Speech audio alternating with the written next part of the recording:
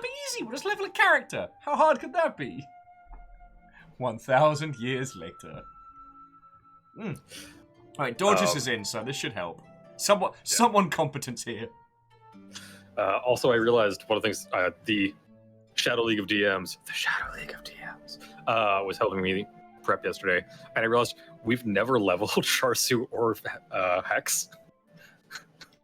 So wait, so Hex has been doing that as like, That's a level 1. Sharsu was at least a level 2, I think, or level 3. Whenever you met him. And Wraith, Watto. We actually, we were saying before we kicked off, like, we'll wait for Dorcas and Wraith and the regulars to get in, and then we'll start leveling Emberlyn. Yeah, so Dorcas, Hex should be more amazing than he is. I still want to figure out a way to, like, Alnus, Watto, both Wraith and Alnus are saying we don't need to level Hex. He's already too powerful. Right? And to the neighborhood loose for Watto, friend. You get the full intro, even though I know you're like a few feet behind the Baron. Yes, like, yes, Lucifer's so far away. There's 2 whole computers between us. No, but seriously, like, on top of doing the podcast cut and everything, thank you kindly, alright? No one is safe from my thanks. Wraith's asking if we're going to be leveling Toothy as well. Toothy does scale, but has not had enough combat experience yet to scale. Or enough delicious street vended food. Or corpses you want disposed of. You know, whatever. Yeah, I don't know how blackened Toothy likes the meat. I mean, mimics live in dungeons. They can't be that picky. Point. And let's be honest, most adventurers are pretty gross. Yeah. They're not a hygienic bunch, you know? Yeah.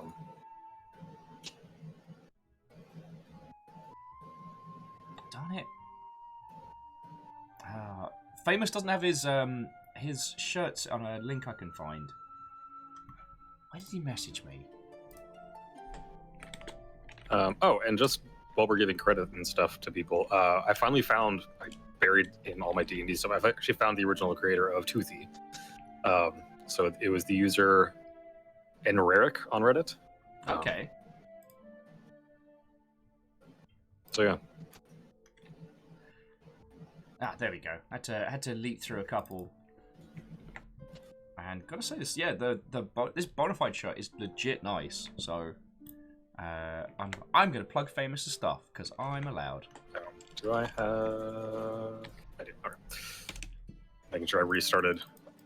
The technical difficulties I was having was apparently there was a Windows update. Yay! And so when I restarted, I want to make sure that I got the bit scraper. Also, whilst we're welcoming everybody in, getting warmed up, as just I guess a heads up to any of you that play either Warframe or Genshin Impact, you're about to get a shit ton of content. So good luck with that free time that's about to be consumed wholesale. Path of Exile as well. Oh, New yes. season's dropping on the 21st. Oh, good. Oh, God. Oh, sorry. No, hang on. No, don't you play us like this. Alright, sorry! Okay, let's try this again. And we're okay! I kind of biffed it there. Sorry, Steppagen, as you came in.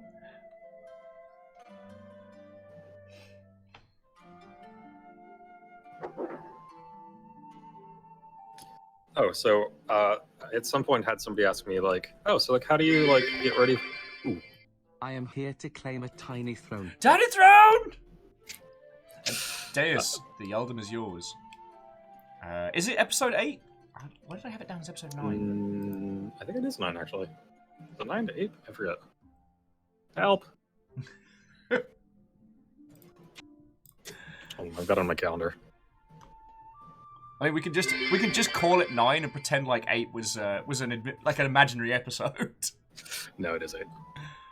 And Stammering Gamer, fucking thank you, y'all. And that's... okay, I think stammering is now at 12 months at a tier 2. The message that Twitch gives me on this side is a little bit confusing, but regardless, thank you kindly. Yes, alright, it is a year.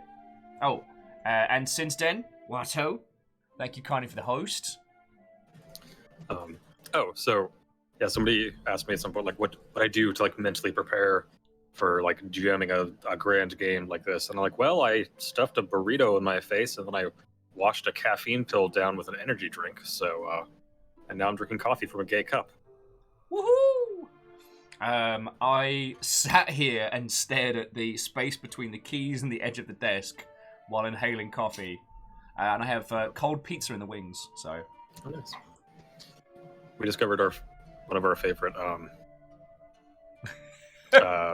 Mexican places opened up a second location that's much closer to us. So it's like a 5-minute walk and back. And Dorcas, we don't joke about that. We don't joke about that in this house. Time and months and years, 2 apparently. Oh, feckin' yo. Hey, oh, you're right. That is 24 months. 2 feckin' years. Actually, cheers to you. I can show you all the proper gay cup. There we go.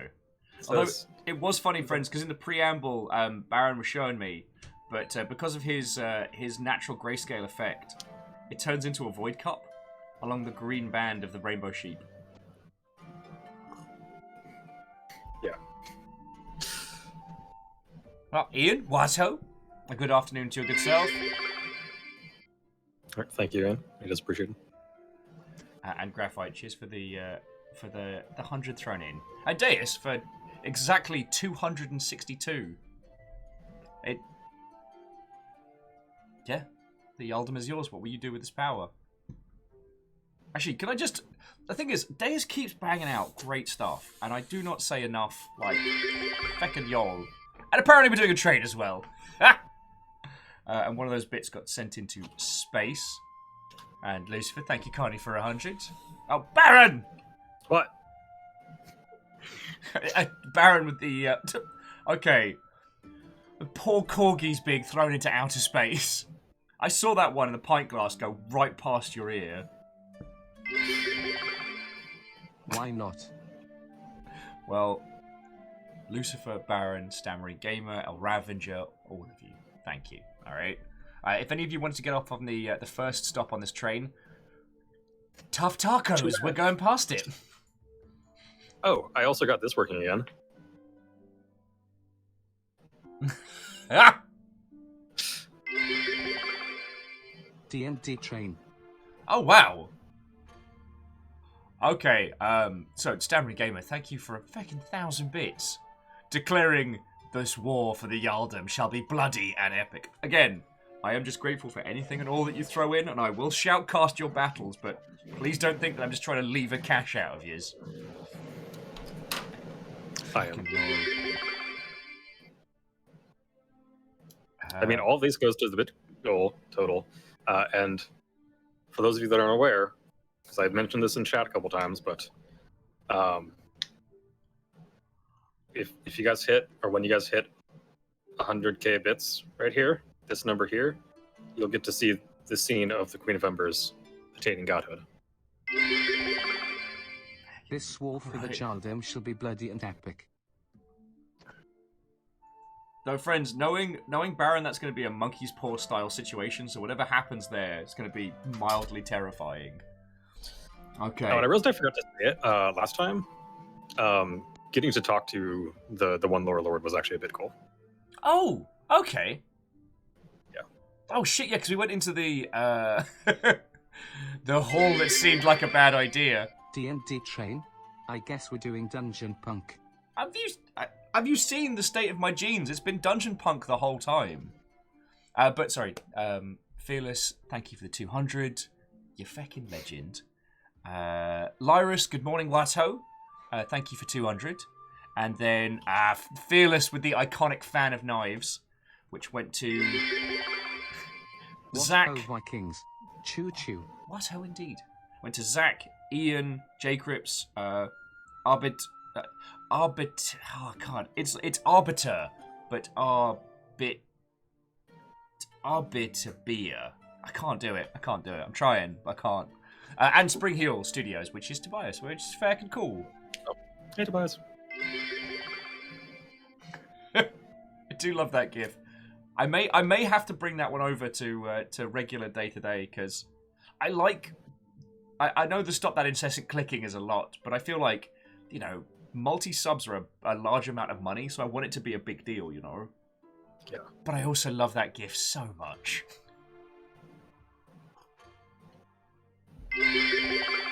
Oh, shit! What did you say?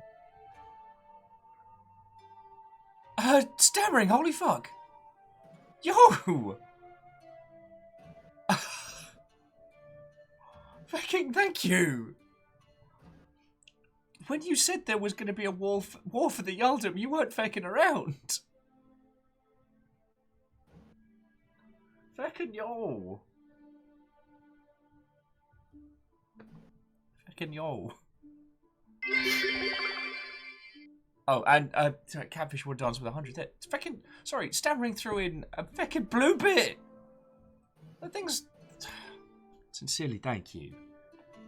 We've screamed past it almost the fifth and final. Like, if any of you wanted to get off at any of the Midian stations, I'm sorry. This train has no chill.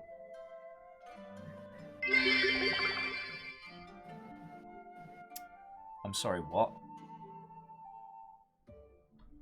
Oh, what did you do? El Ravager, what did you do? I need to go check Tiltify.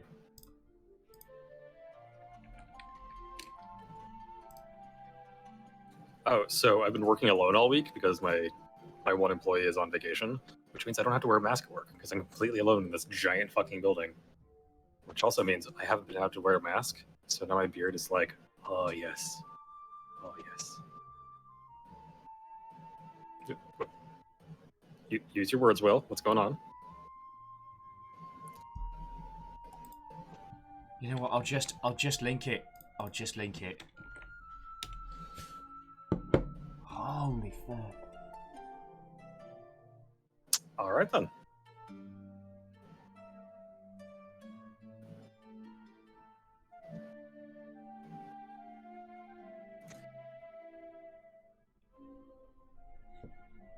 Holy fuck. El Ravager, that's incredibly kind of you. Fucking yo! Yeah, fucking hell! We haven't even started! Sorry, to those of you who must be very confused as to why I'm just losing my fucking... my nurse sideways. So friends, a week from today we're doing a big charity event. That is to say, I'm going to play a brutal old game, and you lot get to mess with me while I'm doing it. I put up the Tiltify page as kind of like as prep for it, because it was getting sent out. And, friends, El Ravager just threw in a huge amount of money. We've hit our initial funding goal before we've even started. I don't know. I don't know what to say. We've got to come up with a new goal, I guess.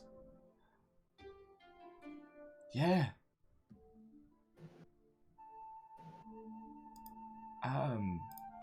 Yeah, fuck. Okay. Weird. Well, it's almost like you're good people raising money for a good cause. That's so weird.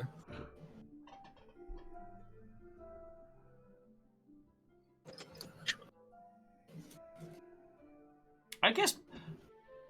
Okay. You know, I was worried that I'd set the goal too high. And I am very wrong. In real time. The Jarl commands El Ravager be knighted. Knighted Sir Ravager! Fucking yo!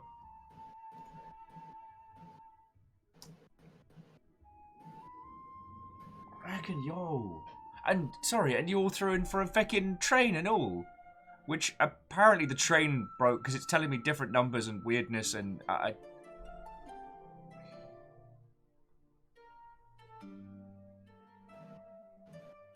fucking yo. Just thank you. I am legit. I'm legit speechless. Thank you. I mean, thank you for throwing in bits because they keep my dumb ass alive and all. It's just fucking yo. I guess. Yeah, let's start leveling Emberlyn while I try and process this shit. All right, because yeah, otherwise you're just gonna have to hear me just slowly break down throughout the rest of the episode, and that's a whole thing. Oh, fucking hell. Shit in hell in a bin bag. Sorry, forgive my swears. Oh, fucking. Let's get Emberlyn's character up. Let's do a thing. So the episode isn't starting officially, so if you want to go get coffees and whatnot, now's the time. And knowing us, if we have to choose stuff and things for Emberlyn's, it's probably going to be like nonsense pyromancy flavored. What the hell should the next goal be? I don't know. I'm new to this. So let me bring up the main screen so you all can see. There we go.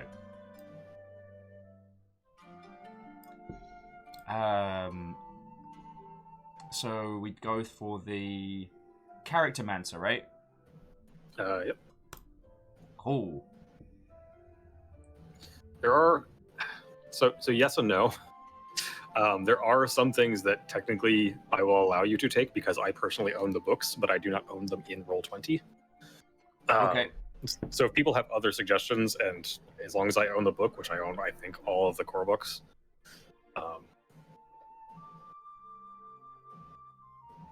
It is fine. Also, this music is way too calm for this, so let me. There we go. Leveling your character. Leveling your character. Ha, cha. To a level.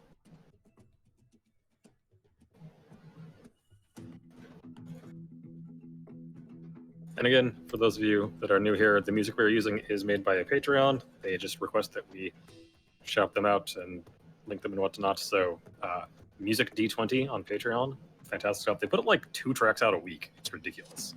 Most of them are completely looping, so like you can just keep doing this. Very cool. And Stammering Gamer, nice. Seriously though, El Ravager, holy fuck. Okay. Get some power metal up in this house. I mean, we could put on some DMK. That's royalty free. Fuck yeah, it is. Also, darn good people. Okay, sorry. Let me roll for us for some. Thank you, caffeine. Thank you, caffeine.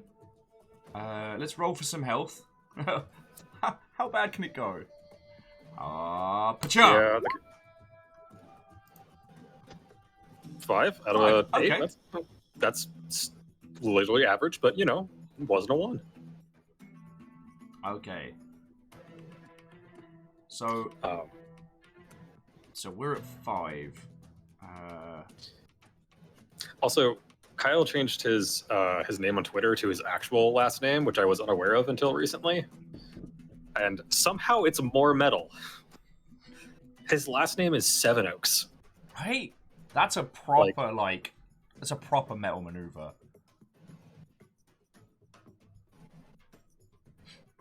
An El Ravager, a war friend, I will. Okay. So class features. So multi-class isn't something we've really gone into, right? No, you haven't. You could if you want to, but that's up to you. You could become Emberlyn Burns, Warlock Paladin of the Queen of Embers. That would make a weird sense. We've been very, very... we've been very, very keen. You do already have a Paladin in your party, who, I mean, currently, his powers are kind of... Still sorry! Oh, and Fred. Good morning, Fred. How are you doing?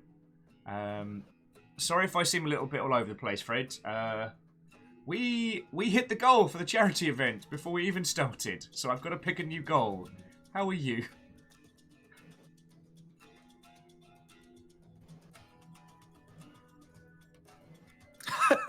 All that's with, just remember which one is the lay on hands hand and which one is the Eldritch Blast hand.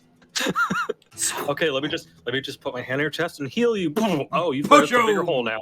That's it. Oh no, the insides are on the outside. Hex, come fact check me on this. The red's supposed to be on the inside of them, right? Or I can just get drunk with power. Ha! Eldritch Blast, heal. Eldritch Blast, heal. Eldritch Blast! Your life and death are in my hands! It would be especially funny because you've got the enhanced Eldritch Blast, so they keep getting pushed back, so you'd have to take a step forward, so you're doing this, like... I'm looking forward to doing, like, Kung Fu Palm on somebody when they get too close. Yeah. I was actually looking at rings recently, because I found out, well, I looked at this core rings, and I was looking at homebrew rings, and I was reminded of the Ring of the Ram, which basically just lets you make an attack roll once a day, and if it hits, it pushes people back, like, I forget if it's 5 or 10 feet. Like, that's all it does, it just, like, pushes them back. And I'm just imagining, like, somebody on the edge of a cliff, and you're just like, oh, hey, buddy, no problem. And then just shove them back off the cliff. No feather fall for you. So Dorcas' recommendation is we take Book of Ancient Secrets, Invocation, where lets us get 2 level 1 ritual spells, like Comprehend Language or Detect Magic, or Identify. Identify would be useful. Now, I feel like we do this every time that there's a session of leveling. How much explosions could we take if we didn't take useful things? Like, at what point can we start really setting things on fire? Did you ever add bonfire to your character sheet? I guess we can't tell right now because we're in the character master, but... Yeah. Deus with, take my hand! Eldritch Blast! I've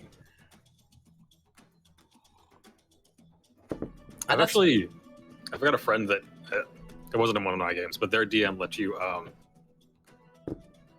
I thought he did Kiza. Well, he picked his gold spells, I forgot he had a level of him. I had a friend whose GM let him use Eldritch Blast if they used it on the rock behind them, and used it to launch themselves forward.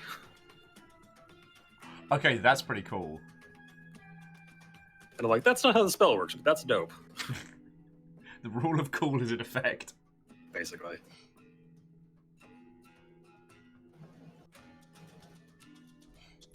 Moose is suggesting if we go full Warlock, recommend taking Agonizing Blast. Oh, that sounds fun. Not explicitly more explosions per se, but high on the list of Warlocks getting ready for war. Okay. Wasn't how the spell works. It is now. You do know that there is a war coming. I do. But I know Bonfire's in the official book, which I haven't unearthed until we've finished Character Mancy. Oh, okay. Agonizing Blast is when you cast Eldritch Blast, add your Charisma modifier to the damage it deals on hit. Which for you is... I think you know your Charisma, right? Yeah, it's a lot. I think you're at +3. That's very spicy. That's a fiery spice. Kevin's like, that's just mean. To everyone who's not us. Eat it, not us, people.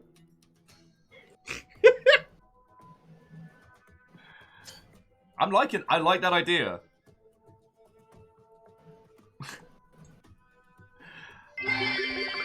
Oh. A queen sits high in her throne of flame while pretenders wage their war. A child of fire shall rise to fame and rend the ones who they've come to deplore. But how the cosmos ends no one can tell, or who shall sound the bell of the child's death.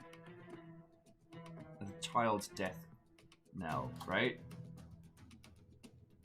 Daughters, I don't know how you wrote this stuff. It's always feckin' cracking.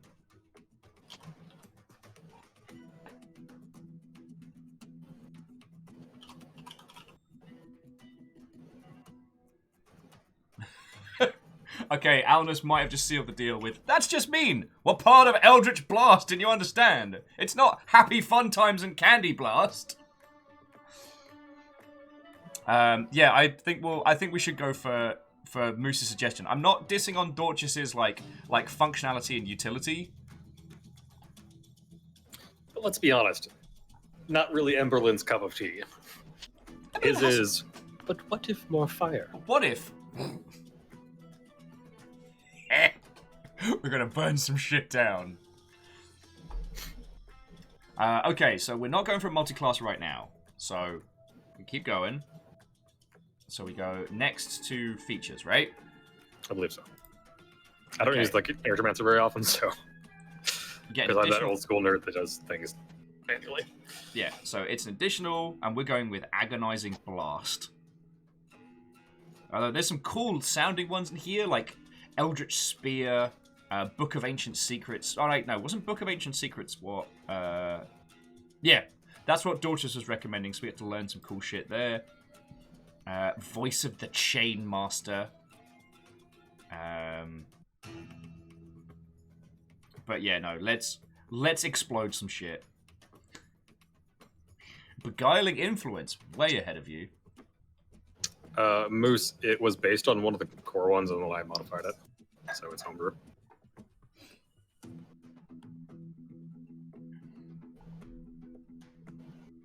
Because that's my thing, apparently. I'm that nerd. Mandatory. Coffee completed. Coffee completed. God, one of these days I'll work out how to get the camera in the right bloody place for Memno. But it is not this day. Right. Actually, like, I think I might try scooting mine back again, because I don't like how close I am to the camera. And throwing Watto. I can see too much of my face. Alright. Okay, so now we're on spells. So this is what we've got so far. We can add one new spell.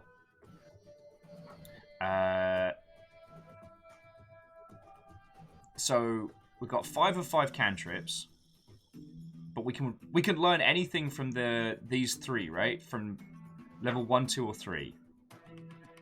I believe so, yes. Now, I'm not actually seeing what you're seeing because it just shows me that you're in the Charactermancer. So. Oh, lovely. So, yeah, currently we have Burning Hands, Fire, Hellish Rebuke, You Did a Mean, Darkness, and we have a variant of Misstep gifted to us by the Queen of Embers. So it's more like a fire of flame rather than a swirl of mist, which is feckin' cool. Actually, I've realized we should be calling that like Smoky Step instead of Misty Step, and that also sounds better than Fiery Step. Okay. So we'll change that at some point. We've also got Produce Flame, Sacred Flame, and Thaumaturgy, along with a spot of the old Mage Hand and Blast. Now, there's a part of me that's like, maybe we should take some level 3 nonsense. Now, Dorcas is thinking Counterspell. And I think Dorcas is spot on with that one, because as they're saying, like, it would fit with Emberlin for a new spell, and it would be the kind of thing that it would only ever be magic that would get Hex, and that's exactly what Emberlin would stop. Yeah. Now, like, Kisa, Vampiric Touch is badass, but how often... You're never close enough to people. Yeah. Our whole thing is, no, please stay away from me. I am very fragile, and I will scream. Please do not touch me, I will cry. I've looked into why, and it's because of like the weird history of D&D. But it really bothers me that Chilling Touch is neither a cold spell, nor is it a touch spell. It is necrotic damage, and it's ranged. Like... Counterspell needs to be invoked with the Emberlin yelling, "No! Bad wizard! Counterspell!" Down! Class feature, false advertising. Yeah. I think that's a class feature that the Duke has. It does. We gotta set that guy on fire. If we see him again, friends, please remind me to just burn him where he stands. We'll deal with the nonsense later. Counterspell, aka power word. Nope. One of the most powerful spells in the multiverse. All right, so I think we're in agreement. Counterspell. And I don't think there's anything else I want to swap out. Like, Burning Hands and Hellish Rebuke have been great. Hellish Rebuke is very on brand for Evelyn. Yeah, Darkness has been cracking because we've got special Tiefling vision, so like we can see through magic darkness. I think we can. Yeah, you can see through even magic darkness with the special dark vision you have. Yeah, and Smoky Step is just feckin' cool. Let's be honest. Yeah, it's also again very in keeping with the like, no, you go over there, I over here. 6 feet, guys, 6 feet.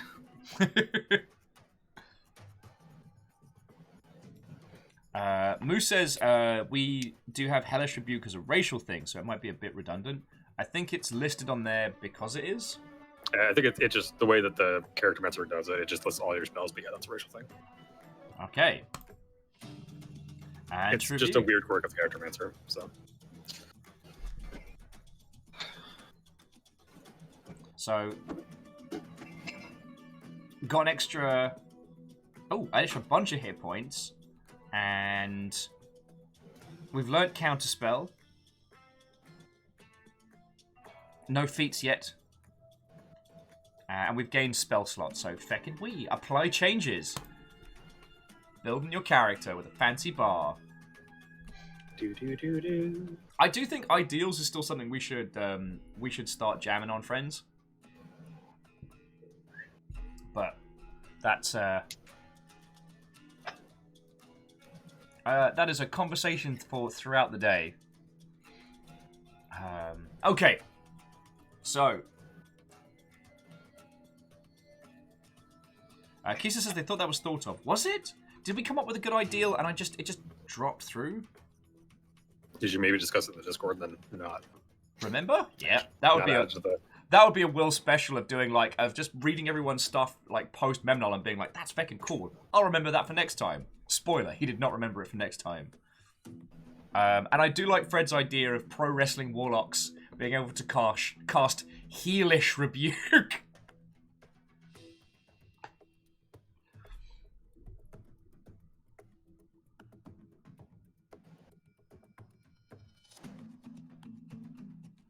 Okie dokie. Hang on, I almost put us in the wrong studio. So, friendos, if you want to go grab yourself some snacks, if you want to start getting yourself ready, we can jump in a few minutes, because I'm going to go grab a slice of the cold good stuff in a sec and refresh my coffee. I also got to decide what our next Tiltify goal is. So that's a thing. Yeah. Can't believe we've already beaten it. Like, feckin' yo. But what if feckin' yo?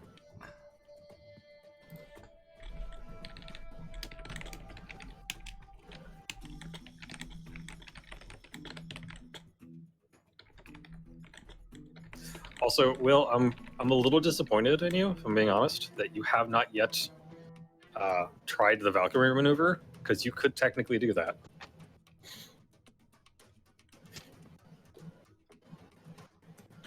I didn't think of verticality. Misty Step Axe. Let's fucking go! Specifically, actually, the way that the Valkyrie maneuver was originally done was she teleported behind somebody and then used her side blade and stabbed them in the back.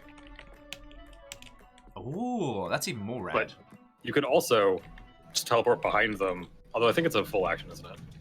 Is it a full action?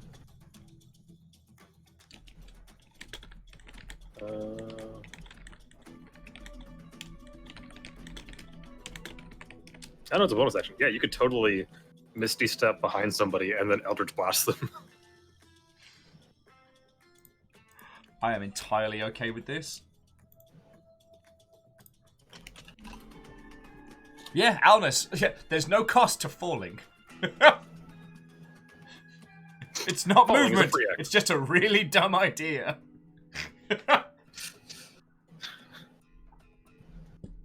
Falling is not only a free action, it's an inevitable action. You actually have to take action to not fall. Yo. Oh.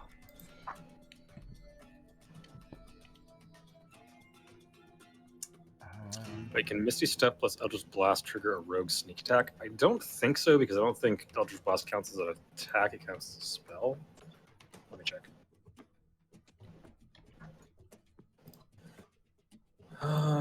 Action. Yes. You can range spell attack. I don't. Yeah, actually, it might.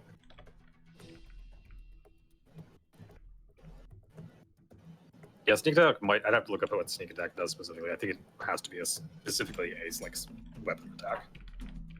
Because the way that D&D breaks things up. By the way, since I just noticed that I'm wearing this, dope ass. You can't tell because it's monochrome, but Pride D&D shirts are, I believe, still currently on sale, and all of the proceeds go towards Lambert House. So go pick yours up. You can pick your flag. You can do Pride. You can buy. You can do trans, pan, ace, whatever.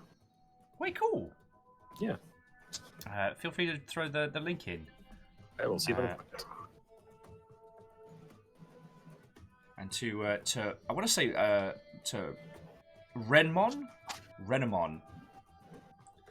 Numbers always makes things so complicated.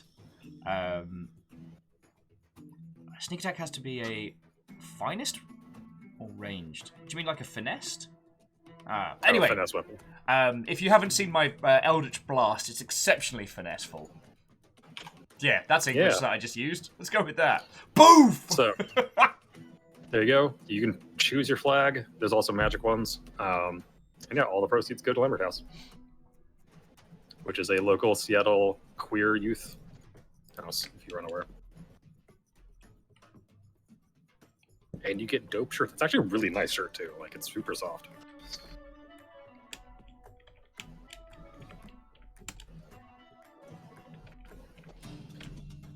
I kind of wish it was tagless, but that's just because I have sunburn.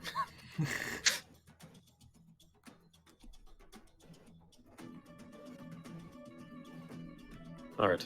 Will, why don't you go get your coffee or whatever? Why does everybody keep changing their Twitch names? I'm never going to remember that. Oh. Well, it's lovely to have you back with us. Bear with me just a second.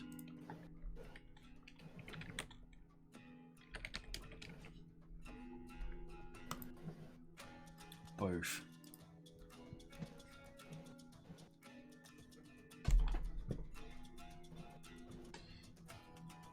Half a chart.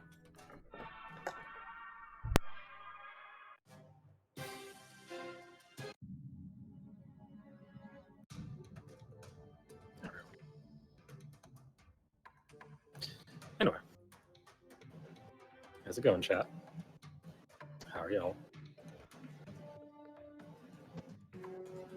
Wraith, you should just change it by like one number. Like you should be like Wraith 261. Just see if he notices. He won't. He's dyslexic enough, he won't notice.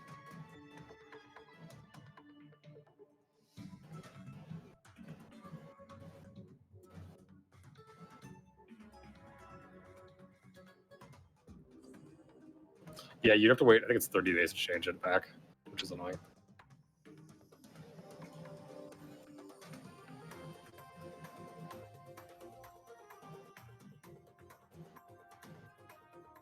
I think things are good. Things are good. Works a little, but you know. Goose.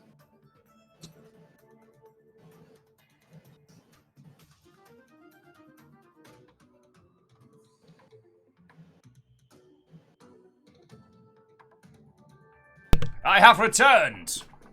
Welcome back. With the spoils of war. Which is also Speaking, just pizza. Speaking of the spoils of war, as you know, never drive drunk, never GM sober, which means it's drink time. Woo! Today, my camera go to sleep. So close. So close. So close. Or did, there we go. The obituary.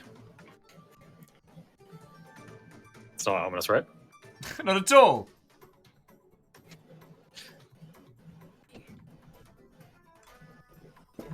Yeah.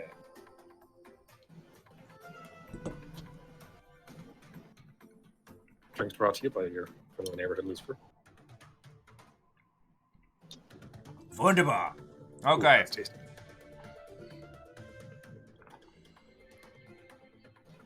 Okay. I mean, it's on the hour. I'm ready to roll. No, Alright. no pun intended there. It was a terrible pun anyway. Okay. So let's see if I can get this right for a change. Alright. Kill the tunes. Nope. Nope. Affect it up already. Nope. Nope. Affect it. Affect it. Nope. No, I made it worse. Feck. No. Hang on. Stop. Okay. Professional streamer. Professional catastrophe. Alright. I mean it now. Now we're doing it. Okay.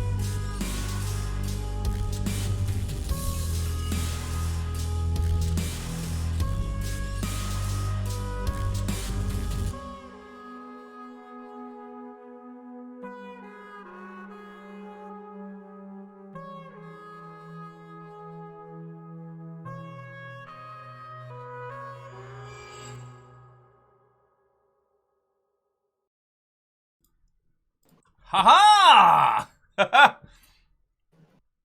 And we have returned with a vague sense of professionalism. Nah. I do really need to update the warning there so it doesn't say gratuitous mechs, because that's not really applicable anymore. Should probably just change it to gratuitous fire. Everything's on fire and burning. Okie dokie. So, memory equals null. Episode 8, not episode 9. It's not the hidden episode. I did update that, right? Yeah. Double Will and Baron. Okay, no.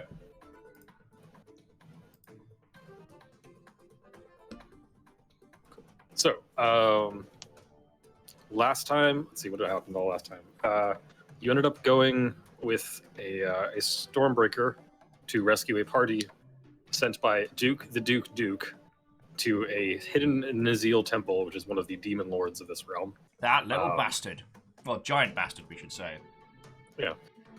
You went through a massive storm, almost got hit by a dead whale. That was fun.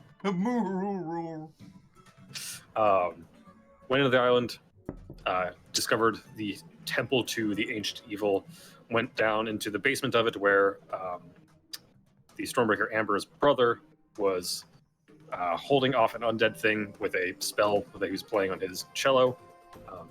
You fought with this undead thing, took some damage, but overall won pretty handily. With a kick-ass soundtrack as well. Yes, well, Amber just sat in the back and played bagpipes. Sharsu has had his faith shattered, and as well as his shell, so his spells are kind of at the moment. They work sometimes they don't. I believe you're potentially going to try and convert him over to be a Queen of Embers paladin. Which would be dope as. You... From the temple, you looted several platinum. I believe it was 5 platinum. A ruby ring that you have not identified or priced yet. And a stone box that contained something that thumped. Yes. And the thing that thumped scared the absolute hot piss out of everyone. Yeah. You took it back to the guild, but not before calling on the Queen of Embers to smite the temple, which she did with giant fire tornado from the sky and just blew it the fuck up. Got back to the island. You and Amber and her brother parted ways. You took the box back to the guild hall, where everybody promptly freaked out and was like ready for shit to go down. You had an encounter with 2 of the gods simultaneously, in which they informed you that you specifically, or at least your queen, are the reason that all of the other gods have gone silent, because they can only talk to you for some reason. Those poor bastards. You opened up the box and you discovered there was this like molten hot giant heart in it that was still slowly thumping. You believe after one of the local priests / wizards cast some detecting stuff on it, it is the heart of one of the first fire elementals. They were like, we don't know what's going on with this, but we should, till it's safe, let's put it in the big fuck off vault where we lock things away so they can't be fucked with. Nothing gets in, nothing gets out, that kind of vault. Yes. You thought this might have been a trap, but decided to go along with it anyway. You got into the vault and had just set it down, when you got a visit from another kind of deity, where one of the lower lords confronted you, told you that you've only met 2 gods. Whether or not you believe him is up to you. Said some vague and probably threatening things, and then left you sitting on the floor with a drink that you previously didn't have. And I believe we ended with you sitting on the floor holding a drink, screaming, "I need a drink! I need a second drink!" And that is where we're going to pick back up, unless you have anything else that I think that I missed. Who was it that pointed out? Because I want to give credit where credit's due. Oh yeah, Compliment Cat pointing out that Baron also killed 3 Tabaxi orphans. Stand on top of each other. Yeah, you guys make random NPCs. They might die.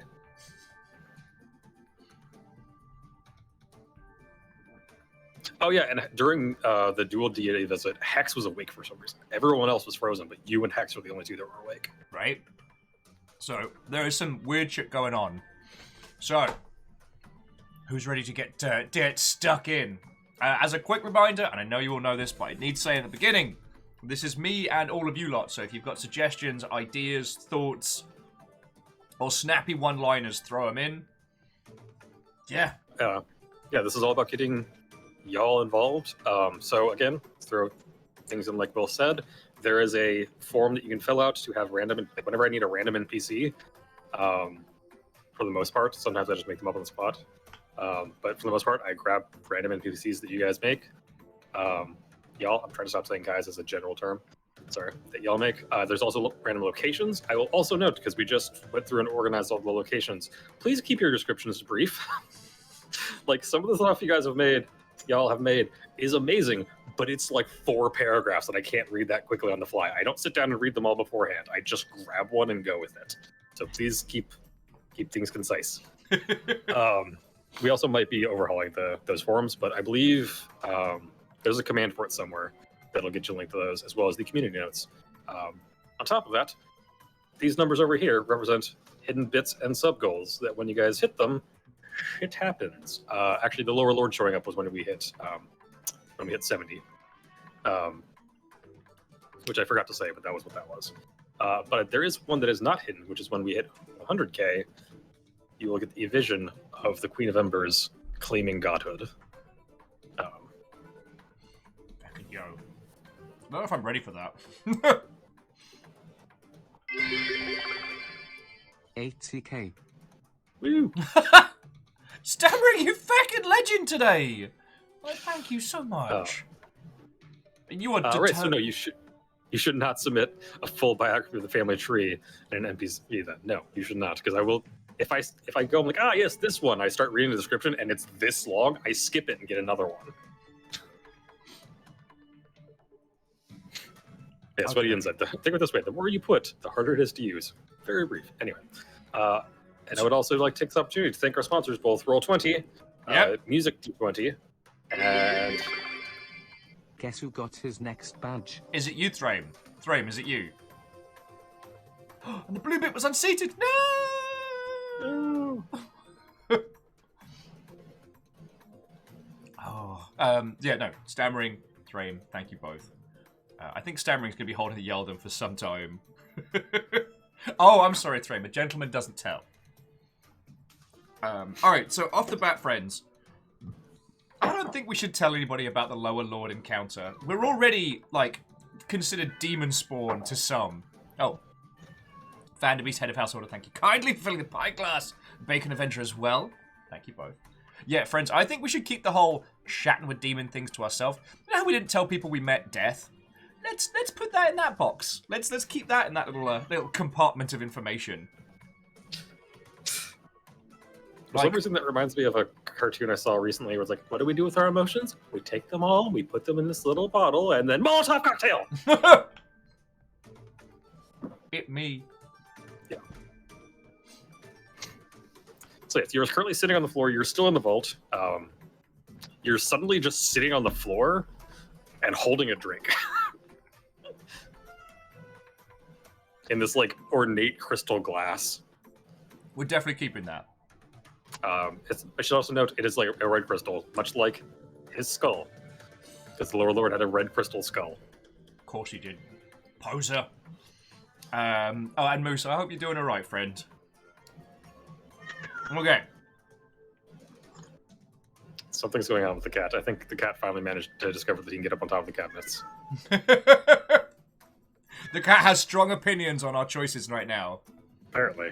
Yeah, I'm also going to agree with Dorcas. Let's get the hot feck out of this. All right. However, before we head out, I would like to do a quick perception roll and see if there's anything vaguely flame related aside from the heart of the fire elemental. Like in the vault. In the vault of bullshit, is there something with a flame stamped on it, or something that looks like an ornate like flame crystal or some bollocks? Because. Yeah, sorry, the cat figured out that he can get on top of the cabinets. Luckily, we don't have anything up there, but we've lived here for 6 months and he's just now discovered this.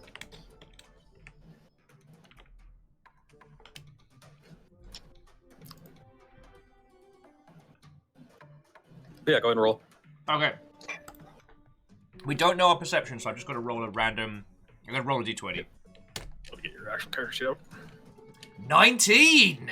Haha! Dang. Okay, so you're looking for anything flame related or crystalline? Anything flame related. So looking around the room, a lot of the things are like in boxes, like this is as like secondary containment, basically, and presumably to stop prying eyes. There is, however, just on one of the pedestals. There's just a flame, just hovering there. Looking around, there's also, with a 19, and your perception is, I mean, 19's pretty high, so yeah. There is what appears to be a think of like the Skyrim like dragon claw like keys. There's something like that looks to be made out of red crystal. That's in like the far corner. And yeah, the fire is like, I don't know, coffee cup size, and it's just like hovering above a pedestal, just like floating. You'll want to Like, steal eternally- some fire?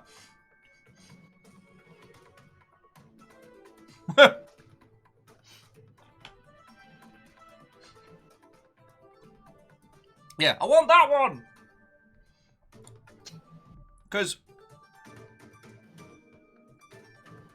Okay, taste it to see if it's friendly. Alright. I would like to walk over to the flame and formally introduce myself. Hello, little flame. I am Emberlyn Burns, Herald of the Queen of Embers. Oh, you're actually going over and introducing Yes. yourself? Yes. All right. Everyone's still confused because you're just like, we're sitting on the floor, screaming, I need a drink, stand up, and then walk over to this flame and then introduce yourself. Yes. And everyone's like, is he okay? I think somebody leans over to Hex and says that, and Hex goes, I don't know. They do things like this sometimes. Just let them do it. Can you roll another perception check for me? I can. 2. Okay. Can you roll a wisdom saving throw for me? Yes, I can. Oh, I can even click the fancy one. 6! So you introduce yourself and you start to think you hear like whispering, and then just like your mind is full of incessant, incredibly loud, like so many whispers that it's loud, and you get dizzy and you like stagger back, almost dropping your glass, and like fall on your ass basically. Ugh. You spill most of the drink. Okay, most of the drink spilled. I look down and look back at the flame and go, same to you too, buddy! Standing up and dusting, like trying to flick the booze off myself. And the horse you rode in on! Let's go. Yeah, and it, like, Loris, that was the good stuff as well. So everyone's kind of confused and they escort you out. They close the doors behind you, again, like giant doors that they close and then replace the magical seals on them. And then you are led back up to the hall. On the way up, Mina actually like sidles up next to you and in kind of hushed tones. It's like, so what was all that? Like 1 second you're standing, and the next second you're on the ground, and you have a drink. Would you forgive me if we just put it under God shenanigans? Just for now. Just for shits and giggles, can you roll me? It's going to be a pretty low DC, but just a persuasion check for me. You don't say whisper. 10. Felt great. Yeah, she's like, okay, whatever. Like, you proceed back up to the hall. Everyone's still like a little tense. Like as you come back in the room, like a couple people like still have their weapons out. And Glassjaw just like waves his hand. And he goes, "It's all right, everybody. Back to your drinks."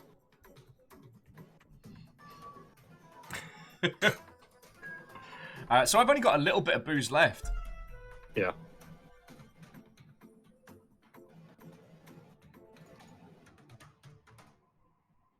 Okay. You do still have the glass though. Like it's a red crystal glass. Oh, and like I said, we're keeping that glass. That's some fancy shit right there. It's like a tumbler, not like a. It's not like one of these. It's like a tumbler, like a whiskey tumbler. This does not change my hoarding nature. Moose is like, I think this is a leave the bottle situation. Should have asked him. Bastard. I mean, what do you get? You're dealing with demons. Could have left some for the rest of us. Oh, one thing I think I forgot to mention, which I now confirm that you haven't told anybody yet. You do now know that one of the lower lords is dead and that the queen killed him. Yes. So there are only 2 lower lords left. Like, there are other demons. Those are just, like, there were 3 ones in charge. And they were constantly kind of fighting each other for supremacy to then, theoretically, if one of them ever did gain total supremacy, they would then launch the war on the gods. You don't say, bud. Whisper has strong opinions on the lower lords. Whisper, I don't know why it's It's Istanbul, Constantinople. There's a song about it. Like, I'll play it for you later. It's a whole thing. So the other element being, like, he told us that there are only 2 true gods. Now, no, he said you've only met 2 gods. we've only met 2 gods. So, if he's to be believed, that means the whole pantheon that we've met so far, only 2 of them have been true gods. Now, with the way the goddess of storms ended up, and how she cursed her lover, like, it might be that they are just very magical, very, very powerful magical beings, but not gods, you know? Yeah.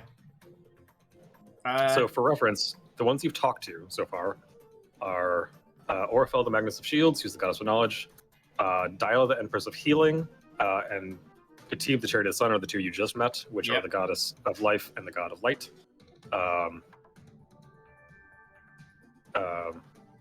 Oh, wait, you haven't met, sorry, not Dyla. You met Amon, the Warden of Trees, who's the god of nature. Alphos, Keeper of the Sea, who is the goddess of tempests. You've met Silik, Herald of Pain, who is the goddess of war. And you've met Jaffa, the Vanguard of Woe, or the god of death. Mm. And of course, the Queen of Embers. Now, AR does make a good point that it might be obvious that especially Death is a god, and spoke about being kind of like the one that promoted the others to godhood. So it might be that the lower lords are just being a little bit elitist. Which, I mean, understandable.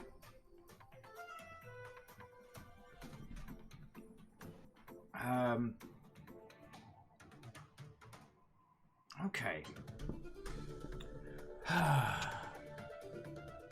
Now, I still think we should go murderate Duke the Duke. I think it might be time to set some. We can't go back to the tea house because we did a dine and dash on them. In your defense, he did a dine and dash on you with this fake I've got this, and then they were just painted rocks. Yeah, bastard. Still mad. I'm still mad.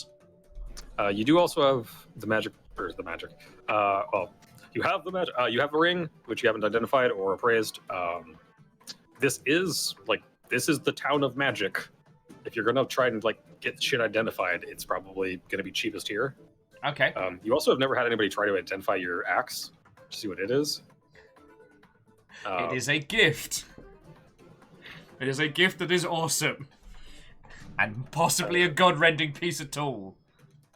And you can also see if there's anything weird or magical about this glass that you're drinking out of now. Alright, so friends, you want to go to we're not going to the Imaginarium. What was it? The House of Wonder or whatever. Still mad about that.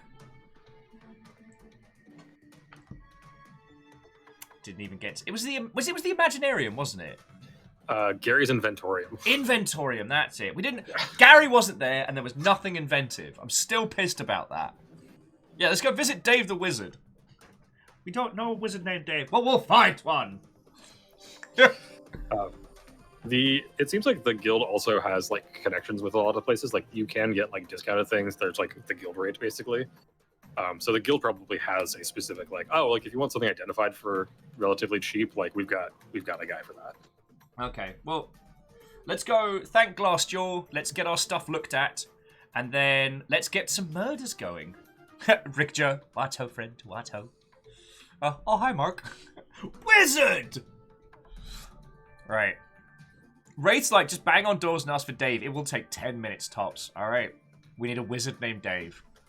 Okay, so heading over to Glassjaw, just being still slightly covered in what was once decent booze. To Glassjaw, sorry for bringing so much drama in on a... Wait, what day of the week is it? Whatever day of the week this is. Time travel's weird. Time travel's weird. It's no worries, it happens. I don't normally...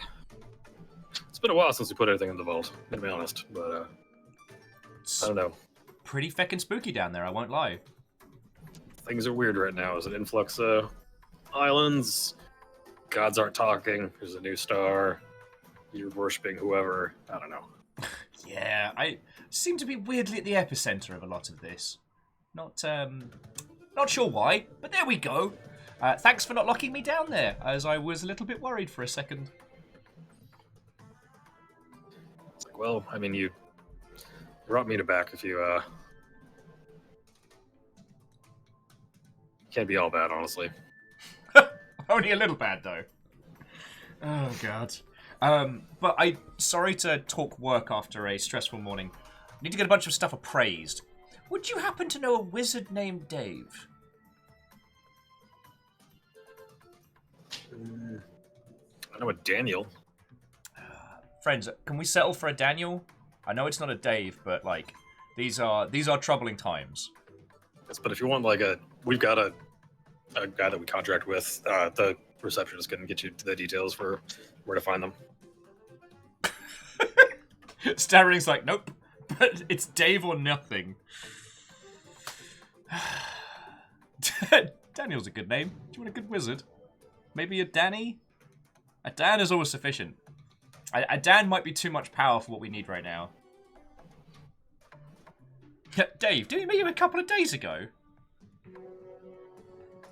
Any artificers named it?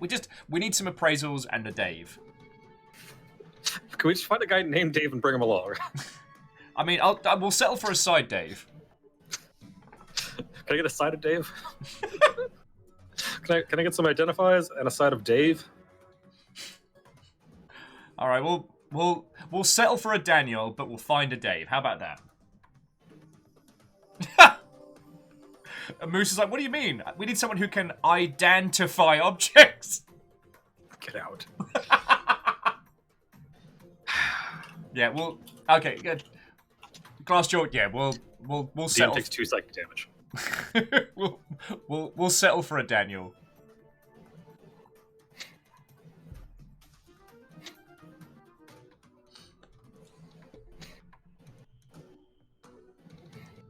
Oh, actually, AR makes a good point. We go with their contracted identifier, and we just call him Dave the whole time. That's a very Emberland thing. Okay, done.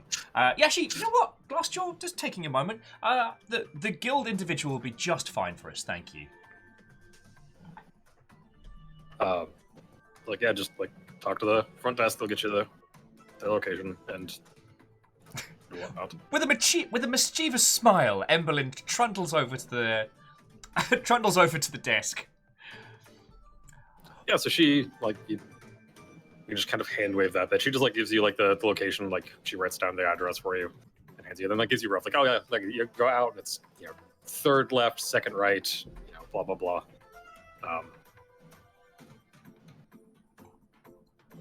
Done and done. Okay. Where's Hex and Shashi? Why do I always say his name wrong?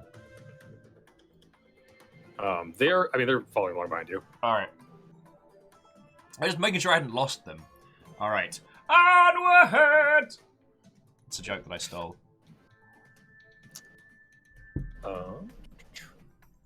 Wraith's like, this is how HR complaints start. There's no HR department in the guild. When they say human resources, they just talk about bodies. Yeah, there's no HR. There's just a glass jaw punching you in the face. Yeah.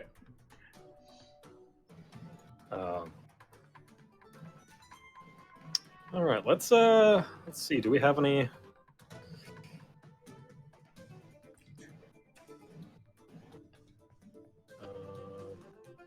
See if we have any magic shops here.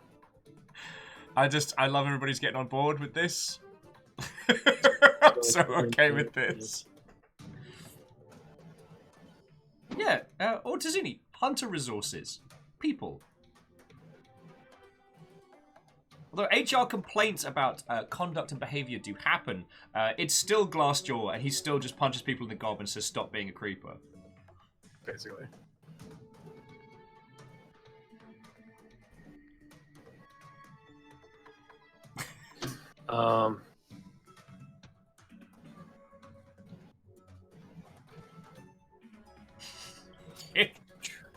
I've got my mischief hat on today. But whilst Baron's fighting a person. I'm trying to think what is our next play at this point? I mean, I want vengeance on Duke the Duke. Like, we will find him and we will burn him. But after that, like, what is our next move, really? You know, there's the information about the lower lords. We've spoken to them now. We don't need Duke the Duke. And official guild policy. I do love your clips, friends. We do know more now than Duke the Duke knows.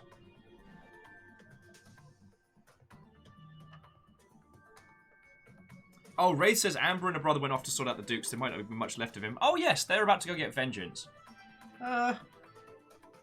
We should have gone with them.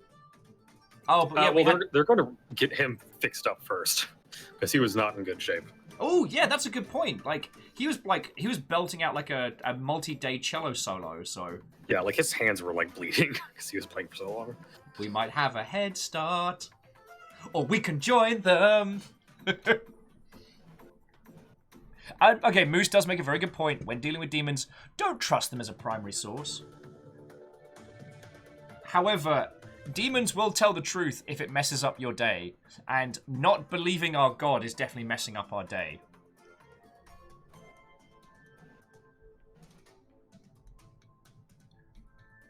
Wraith, I am down for it because like a whole cello bagpipes combo would be fecking hilarious whilst we set a very, very obnoxious person on fire. And yeah, Dorcas, you're right. We are kind to the kind. Taking their vengeance away from them, that's not our style. We just want to help and burn some shit the feck down.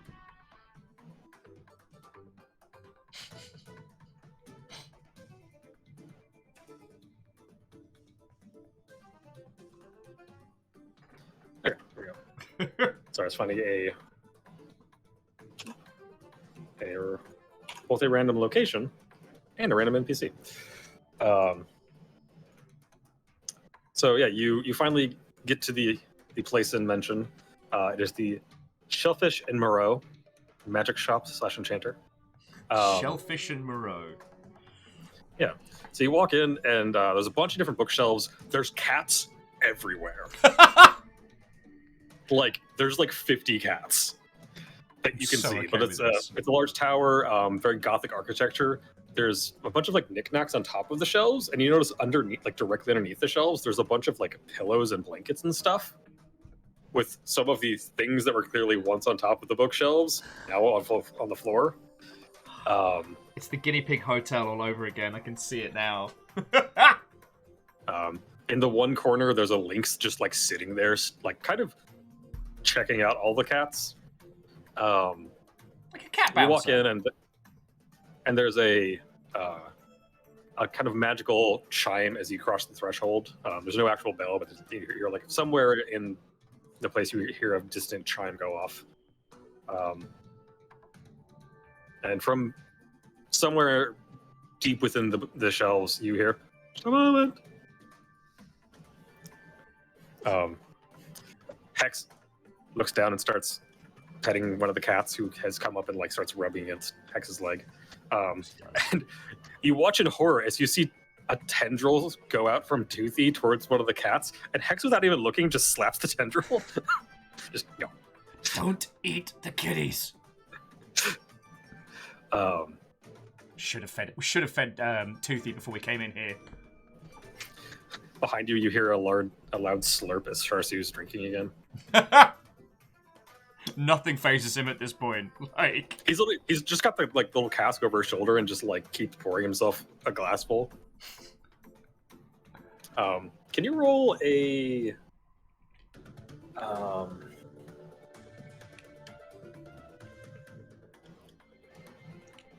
we'll just say a history check, just because it's an int check. Okay. So just 6. Okay. I'm rolling like trash hot garbage. Do you know why I'm rolling like trash hot garbage? Because I do not have my tome of power. Because I'm a feckin' idiot. you went to the trouble of making this glorious box of props and accessories for this very campaign. And in my overworked brain this morning, I completely forgot. There's usually more of a ceremony towards opening this. It has our cash. I think we're back up to 2 potions. I forget, or we have one. You just have one. Okay, but Lyris, they have a trained pet mimic that only copies weapons and is faithful as long as you keep it fed. yeah, but letting it go hungry is a bad idea. Especially since it's currently sitting on Hex's hip. Oh. Almost forgot my medallion. I know. I'm so sorry. I'm so sorry, friends. Yeah. And now as part of the deal, it's kind of a double pun for Emberlyn, but we'll keep rolling with it. As part of the deal to obtain the mimic weapon, the tome. They have to report back to the wizard that they got it from periodically, and like report in like, oh, like Toothy's doing good, like they like seem to like this kind of food, or like we trained it to do these things. So you have to periodically check back in with the wizard and give them updates. Was kind of the deal that you struck to obtain Toothy. Okie dokie. Now I'm ready to roll. And my history check was trash garbage. Yep. So they're just books. Yeah. It takes a moment. That's not what I was having to roll, but yeah, it takes you a moment.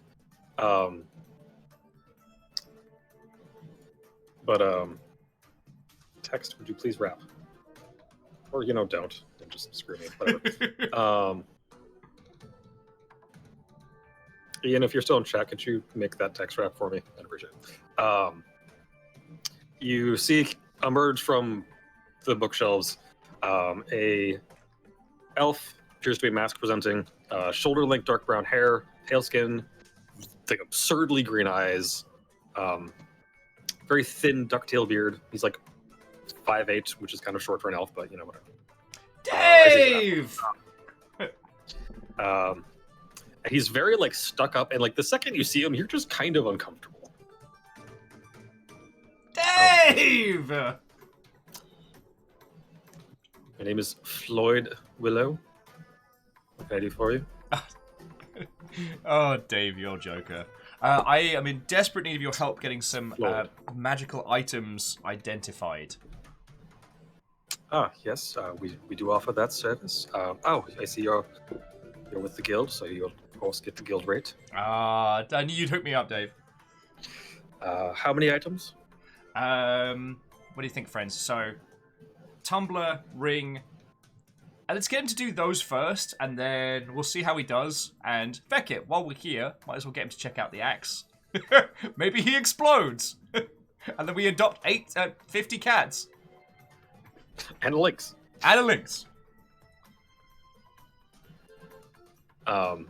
Maybe get him to inspect the mimic dagger. See what happens.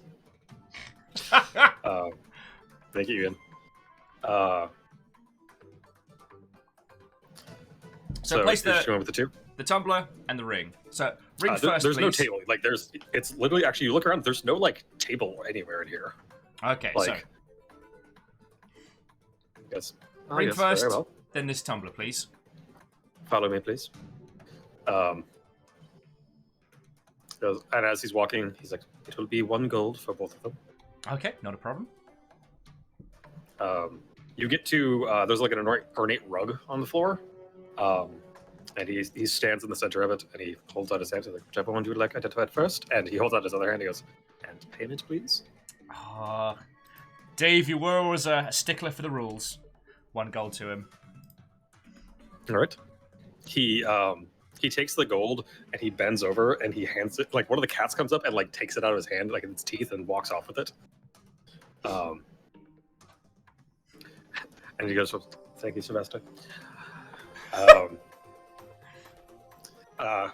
He then takes the ring, places it in his hand, and he holds his other hand over it. And as he like begins to concentrate, behind him, you just see a knickknack get knocked off the shelf and just land on a pillow. And he sighs a bit. They're not cat beds, they're cat safety implements, because they can't leave the stuff alone. I love it. Yeah, there's a cat up top who like clearly did it intentionally, just like meh. Looks at the thing on his right and then like starts reaching for it slowly. Hex is still petting a cat.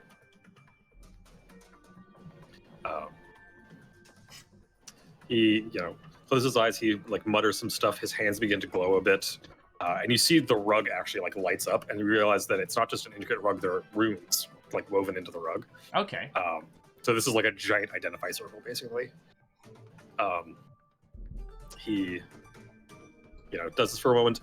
He opens his eyes, and his eyes have gone like white, and they're glowing slightly, and then it fades, and the spell dissipates. He goes, this ring is imbued with the power of the shield spell. You can use it to make yourself harder to hit briefly. As I show the players. Ooh! As a reaction, invisible barrier. Magic force appears and protects you.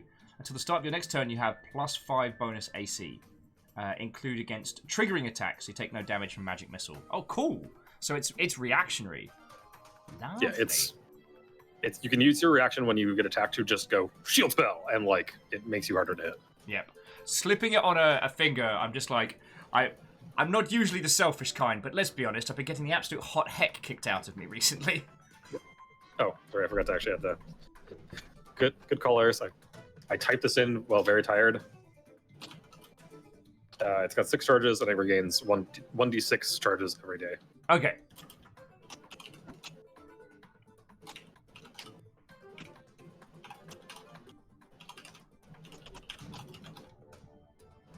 So currently it is actually at full charges. So yeah. So you pop that on, so mark that you have that somewhere. Okay.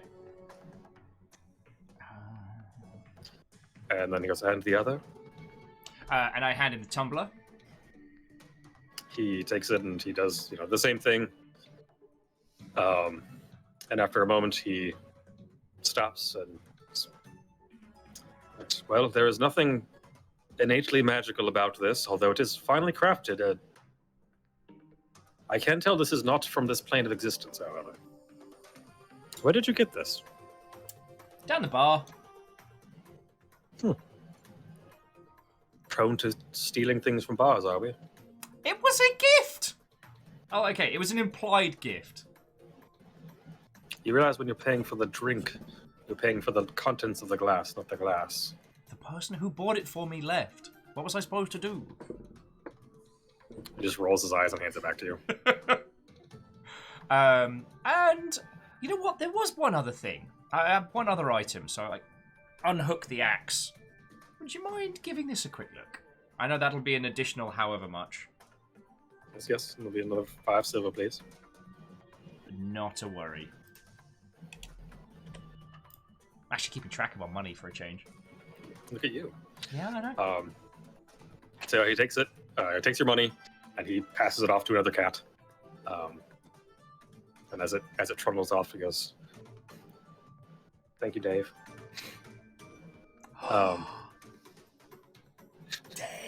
Dave. You look back at Sharsu, and you notice Sharsu has a cat just sitting on the back of his shell. he's kind of reached up and is petting it.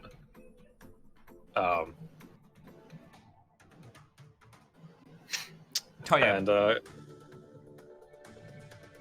yeah, he begins casting his thing again. Nope, that's not what I wanted. Oh yeah. So Loris, we do have a pistol kicking around. We've just never used it. I think you tried once and you like biffed the shot real hard. Are these the Daves of our lives? Yes. Vanderbeest, bravo, bravo, Fred, bravo. So he casts his identify, and then you can see as he's doing this, he suddenly like kind of cocks his head and like squints a little bit, and he stops, and then he casts it again, and it finishes, and then he casts it a third time, And then he finally stops and goes, interesting. This item is not... currently has no magical abilities, but there's some kind of power stored away inside, or like it's ready to be enchanted. This, like, it is very clearly ready to be enchanted, or has something trapped inside that is locked. So what you're telling me, cannot tell you what Dave, it is that I paid you 5 silver and you can't identify a magical item. Kinda sounds like you're not very good at this. Just say it. Roll a persuasion check for me. What? 1! Nat fail! Fuck. Yes. I am in fact very good at this, and I've told you everything that there is to know about this item currently. Some things are just currently unknowable. That's how magic works. Fine, fine. Thank you for trying. I'll get back on. Alright. Now, if you'll excuse us, we have to go meet with Duke the Duke again. Oh. Well, if you see him, slap it for me. Like you wouldn't believe. Alright, and... Still owes me 5 gold. I was asked like 2.5. Guess you're winning. Did he do the shiny pebbles thing with you? Yes. God, I should have seen it coming. He did the whole, oh, I'll cover dinner, and walked out. Yeah. Well, if he drops a few gold, I'll shake it out of him and I'll pass it along. Alice is just loving Duke the Duke. You turn, and Hex is now holding one of the cats, just petting it. It's just purring its little heart out. Aww. Well, Hex, if we find any more magic stuff, we'll come back, we'll hang out with Dave and the rest. It'll be grand. But you need to put the kitty down. We have vengeance to attend to. Oh, okay. I will see you later. And pats the cat on the head and then sets it down. Iris, we can't take the kitty with us. Kitty's not conducive to murder. Accidental murder, observation of murder, certainly, but a cat is not a viable throwing weapon.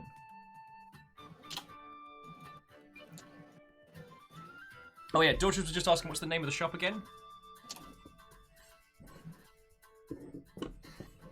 And the guy's name was Floyd Willow. That was submitted by Compliment Cap. Oh, nice. Of the Shellfish and Moreau. We've got cats.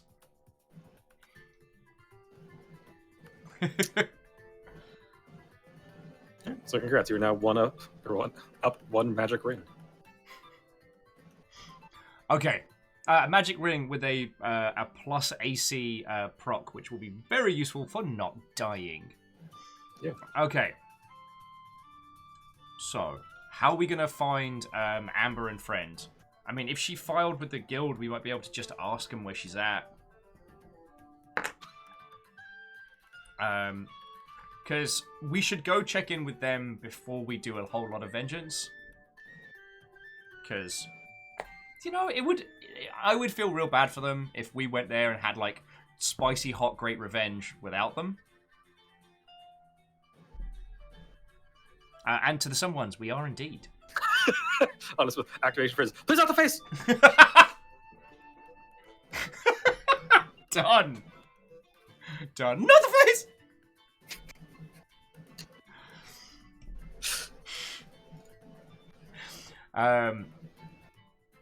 Does anyone have any thoughts, feels, or suggestions on Operation Duke the Duke?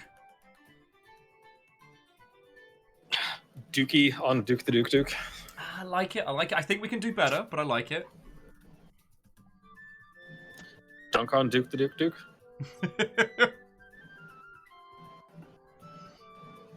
Oh god. AR, that would put Memnull Season 1 vastly in the past of Memnull Season 2. Also in a different universe, but... Weirdest shit's happened.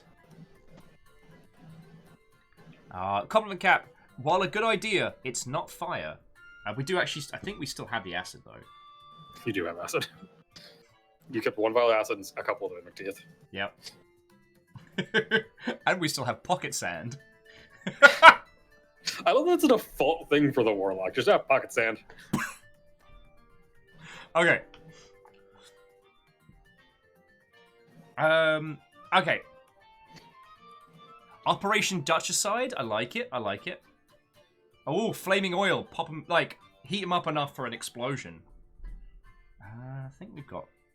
Oh, we can buy some flammable liquids. All right. So... Yeah, you've used all of yours. Actually, to great effect. Let's head to the guild. Let's get Amber's address and go check in with her and her brother. And let's get some vengeance. That's what I'd like to do.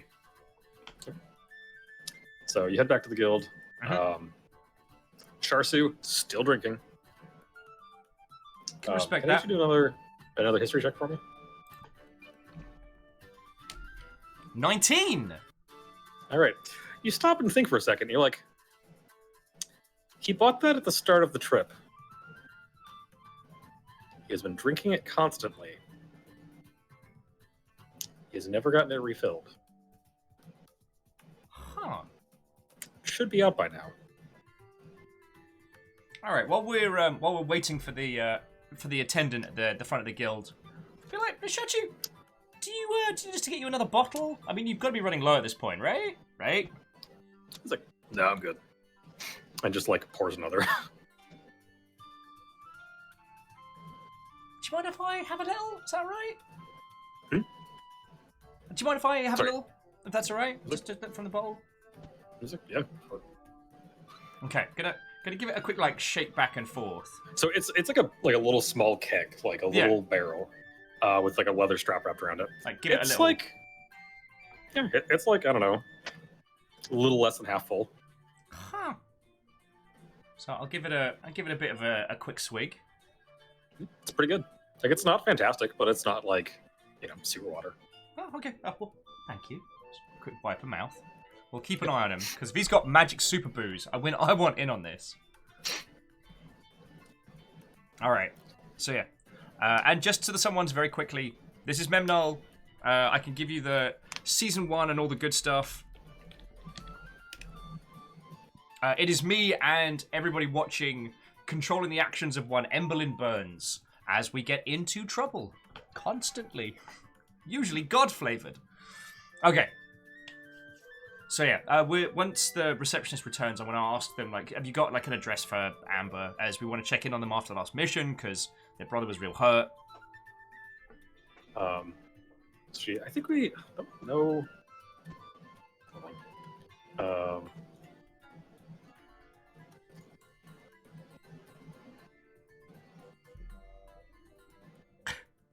Ultrazini's like, it's a keg of holding. Infinibooze. I mean, it feckin' works for the Dark Soulsian universe. I could have sworn we knew the receptionist's name. I guess not. So yeah, she like goes through and she pulls up stuff. And let me grab one other. Let me grab another random location. Da-da-da-da-da. We're going on adventures today.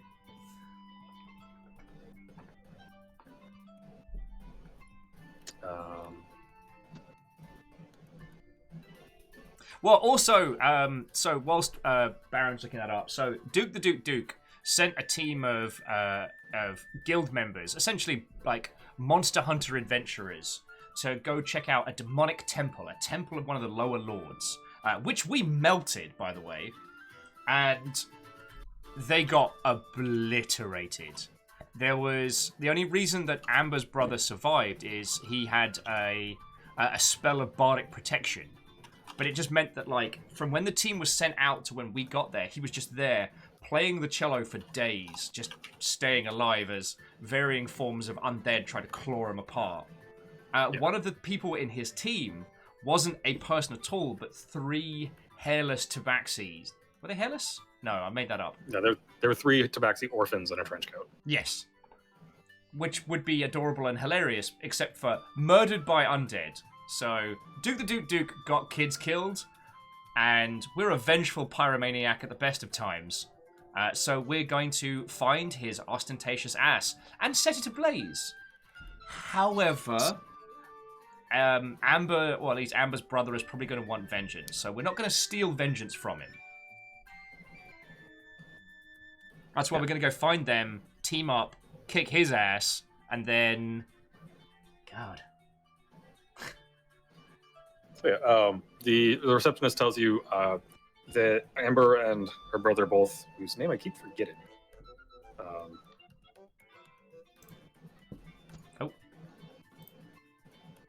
Okay. Taraba, there we go. So Amber and Taraba generally both live or stay when they're in town. They both stay at an inn called Oni's Rest. Okay. This was one of the ones that was from before when I fucked up the NPC or the location form and it didn't have a place for people's names. So if this was yours, speak now, and I will add it to the form so we give you proper credit. Okay. Well, at least there's only one of that place we can go to, so let's head over there. Oh. There's a compliment cap. Okay. Thank you, comp. All right. So yeah, you begin making your way to Oni's Rest. As you're going,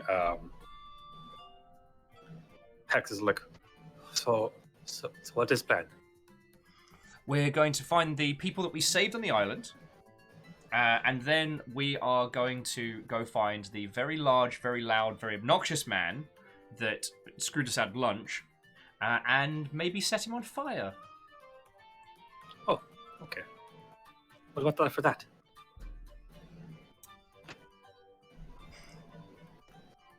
Anything after that, or just is that the end of the plan? Details. You know what? Sorry, Hex. You know what? I honestly, I don't know what we should do next. There's been... You saw the gods, like I did, and they are miffed at me. Well, miffed at my god. And so far, none of them have taken it out personally on me, but I'm worried that that might change. And... I don't know, little buddy. I don't know.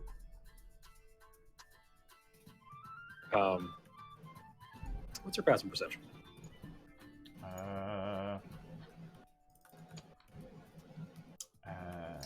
You actually, it's going to be different than what's on your sheet. So. Oh, okay. Okay.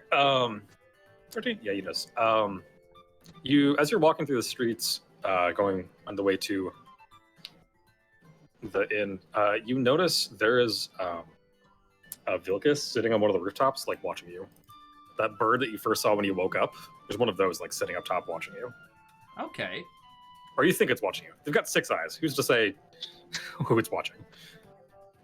I'm going to give it a happy little wave, like a kid on a field trip, like. Woo! Yeah. It caws at you at that weird like. I don't know. Its caw is something that cannot be replicated by any other bird. And everyone kind of looks up and like you see a bunch of people like whisper amongst each other and like fall away from it very quickly.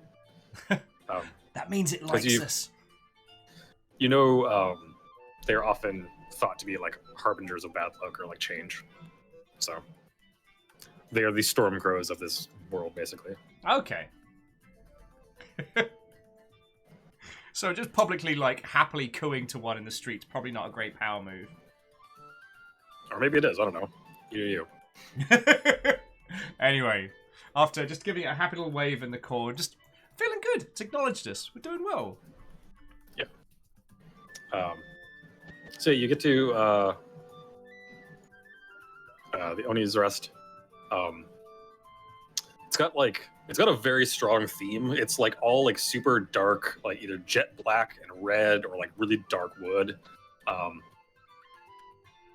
then there's a bunch of the like kind of like the Japanese like Oni, like the demon faces on like both of the doors, and there's like depictions of them on the walls and stuff. Ooh. And yeah, there's styling. There is music going on inside. It is not a bagpipe, and as far as you can tell, it's not a cello, but there's music going on, and there's like people talking inside.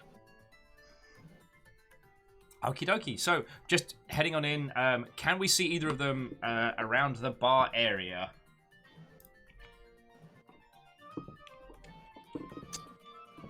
Sorry, I was reading something. What'd you say?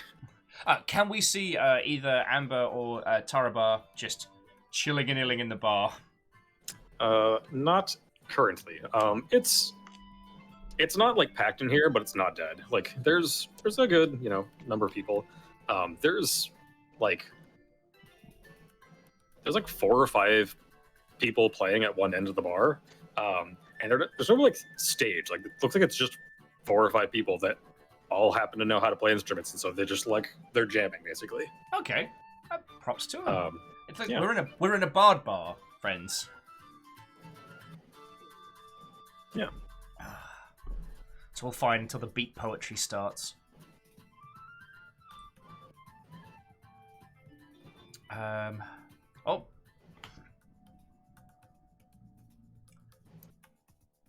How should we play this? We could hang out in the bar, bide our time. We could go upstairs, just knock on some doors, see if anyone's about. I feel that's the play. Yeah, let's go upstairs and knock on some doors. I also just like ask the bartender. I guess. We do have our guild seal. Okay. Yeah, alright, we'll ask the bartender. Alright, heading over to the bar, just kind of doing like a little bit like showing the medallion. Well, the guild seal, not the emblem medallion. Hello there. I'm with the guild. I'm trying to reach a couple of our members who probably came in earlier today, a little bit worse for wear. Yes, so it's a human mask, super good looking dude, like really well kept beard, pretty ripped, honestly. It's like, we don't have any Golden Wake members in here. It would be Amber and Tarabar be their names. Oh no, yeah, Amber and Tarbar, yeah, they're I think they're up in the room. He looked real not okay. Yeah, he has had a hell of a time. We were the team that went and got him. Oh, well then. I can go up and see if they're awake. They look like they might have been, gonna be taking a nap or something, so I can go and check on them quick. You want to pour you a drink and I'll go check? That sounds lovely. Thank you. Yeah. And he points to the other two. Charsu's like, I'm good. And Hex is like, yes. Big drink, please. And one for the Litlin. All right. So he pours you all drinks. It'll be like 5 copper. We throw down a silver just because, like, okay. Cheers for his time. Yeah, he thanks you, and he's like, all right, be right back. Yeah. And he... Hex don't ever change. You're right, Lyris. And then, as you're sitting here, you're like sipping your drink. Yeah. Just kind of like enjoying the music, and then you kind of start paying attention to like the music and like listen to them sing. And you realize, wait a minute, you probably start paying attention because you notice a name, and you're like, but hold on, and then you start paying attention, and you realize they're singing about the Queen of Embers. They're very specifically singing about how she blew up an island. But we only did that like a few hours ago. Well, we did that like a day ago, right? Maybe in change. Yeah, like a day ago. You're like, huh? What? And Hex starts to notice too. He's like, wait, that was us. Are they singing us? Is this our theme song? And like, yeah, it's real catchy. Like, and like they wrap up and then they like switch songs. And right about now, Amber comes down. She's like, oh, hey, what's up? Firstly, we want to help you set the Duke on fire. Secondly, what did you tell them about our little adventures? Yes. Oh, yeah, it's a little thank you. I was hoping to perform it for you myself, actually, but a little thank you for letting me get my brother back. I wrote your song. I was talking with Hex on the boat ride back and told me more about your queen and figured it'd be a nice little, like, get the word out since you're the herald. Thank you. That's feckin' grand of you. Thank you. She's like, yeah, no. She's like, I'm a bard. That's what we do. Okay, you make a good point. Well, play it to your heart's content. Teach it to others. It's really catchy. Thank you. Never had a theme song before. Yeah, Wraith is very happy the fact that our theme song was composed for bagpipes. Yeah. And you can kind of tell that it was like missing a little something, but like it still sounds good. Yeah. Too full. El Ravager's just taking exception to. Oh wow, that one corgi is never coming back. Wow. I think I just saw it do a whole fucking team rocket blasting off there. El Ravager, thank you for 1,000. You fucking ledge. Oh. But yeah,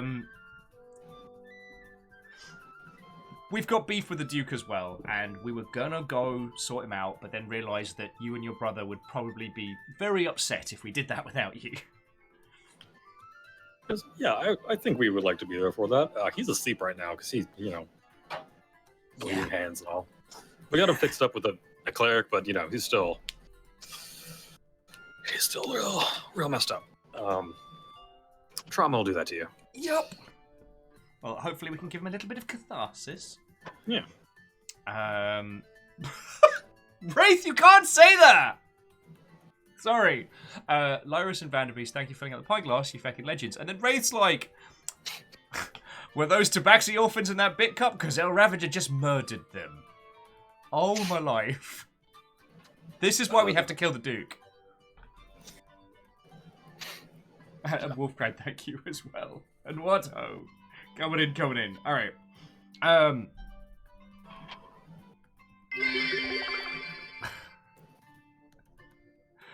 Okay, El Ravager's just taking offense to the bit cup at this point. So to Amber,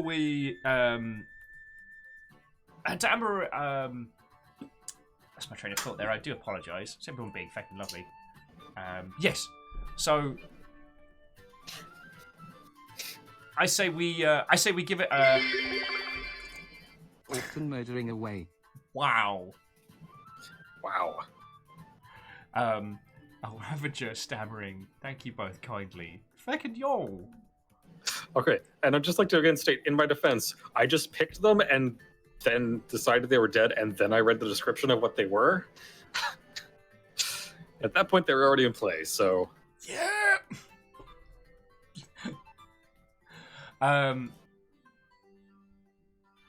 So yeah, what was I trying to say to Amber? That's entirely fine with us. Like, we can pick this up tomorrow, and like, feck it, we're doing pretty good. We can stay here tonight rather than at the guilds. So Wave number 2. Go. Stammering. Like it's supposed to be go, go, go, but it's go. Go. Go. Go. Go. Go. Go, go, go! Yeah, Stammering Gamer has taken exceptional offense to the pint glass's existence tonight. So, but thank you for the 500. You fucking ledge. Yeah, so... Often hear pangolins in Subnautica, innocent penguins in depth. Where does the madness end, Will? Okay, Emberlyn was not responsible for the dead Tabaxi children, alright? That wasn't our fault. That's Duke's fault. Which so what I reckon friends will do is we'll team up with Amber and Tarabar, like, stay here at the Oni's Rest because it's a cool looking pub and they sing about us. Like, they don't do that many other places. At least not yet. It's gonna be so cool. And that way we can all go and hunt for Duke tomorrow together and beat the feck out of him, and then set him on fire. And also, again, Vanderbeest and Lyris, thank you for filling the point for us. I'm on the highway to hell. Just really taking offense to the pint glass today. How have we not propped a train yet? Oh, there was... remember there was one earlier, and I don't think it's been an hour. Okay. I was forgetting about to go along. Yeah, so that's my suggestion. Also, friends, one of the things I'd like to try, if we're going to spend the night here, is see if we can introduce Charchu to the Queen of Embers. The dude's a paladin. He believes in the power of, and I think he would be an excellent first paladin of Embers.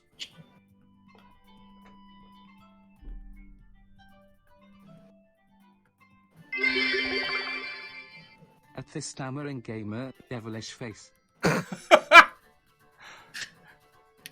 There is. That is hilarious. Fucking yo! Inching ever closer to that 100K. Colin McCap, yeah, absolutely. Suggest a way, friend. We're all in this together. Now, I did like Vanderbeest. Wraith's. No, fucking hell. I'm just dice rolling people.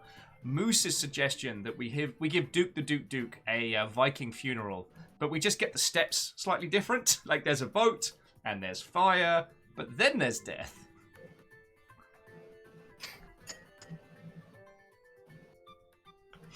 Oh yeah, and Wraith, you're right. He has met the Queen of Embers. I think the goal was to try and convince him to like convert to worshiping her instead of. So that way, he's got a deity looking out for him again, and one that he can like talk to regularly. And okay, she might be able to heal his shell, but she might also be able to give it like a flaming glow to it. You know, that would be feckin' rad. Yeah, because his shell is actually covered in is literally like covered in iron. Like that's part of the order that he was in. They covered their shells with iron as part of their like paladin oath. Yeah, and Moose, you are correct that the Queen of Embers did try and talk us out of that meeting. She advised against it, but no, I had to be insistent because I wanted to do something nice for someone. But yeah, like a molten metal motif for Char-Siu would be feckin' rad.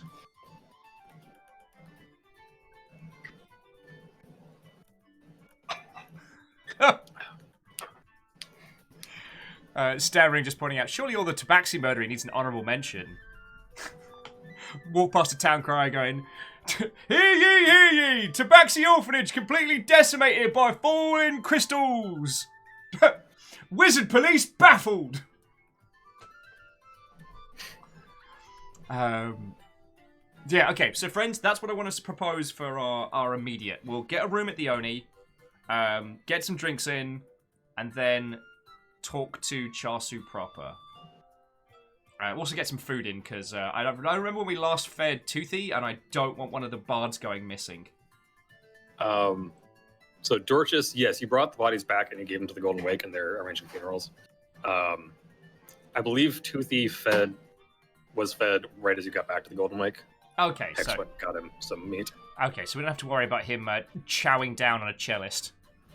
Yeah. Oh come on, that was some good banter there. Yeah. And yeah. All right, so we in agreement, friends. That's what we're doing. Unless anybody has anything to the contrary, so continuing our conversation with Amber, so we're like, right, we're gonna spend the night here, keep our little team together, and then tomorrow, if your brother's feeling up to it, let's go find the Duke. Yes, yeah, I think we can do that. And then the bards wrapped their second thing, and Amber just yells over to him and points at you like, "Hey, this is the guy I was telling you about." And they all just go, "Hey!" And they were like, "Cheers to you!" Like mugging head. Yeah. Not too shabby, bards. Not too shabby. So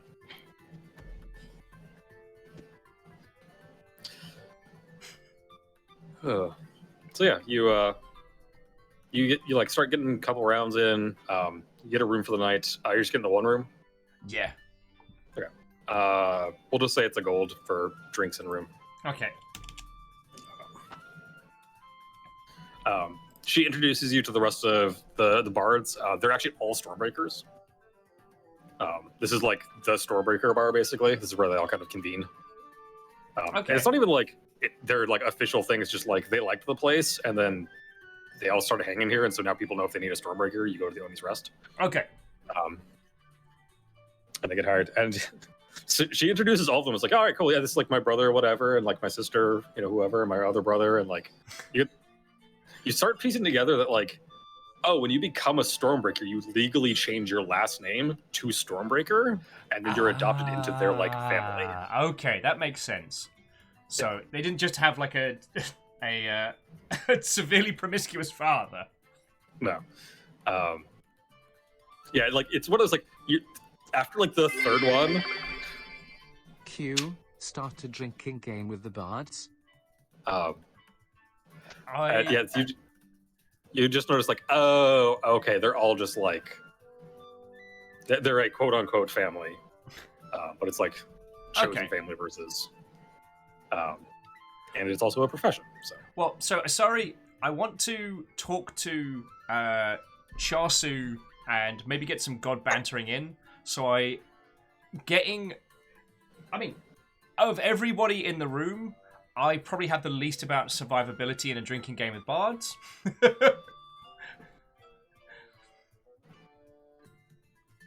And we're the Stormbreakers, and we are looking for our father, that randy bastard.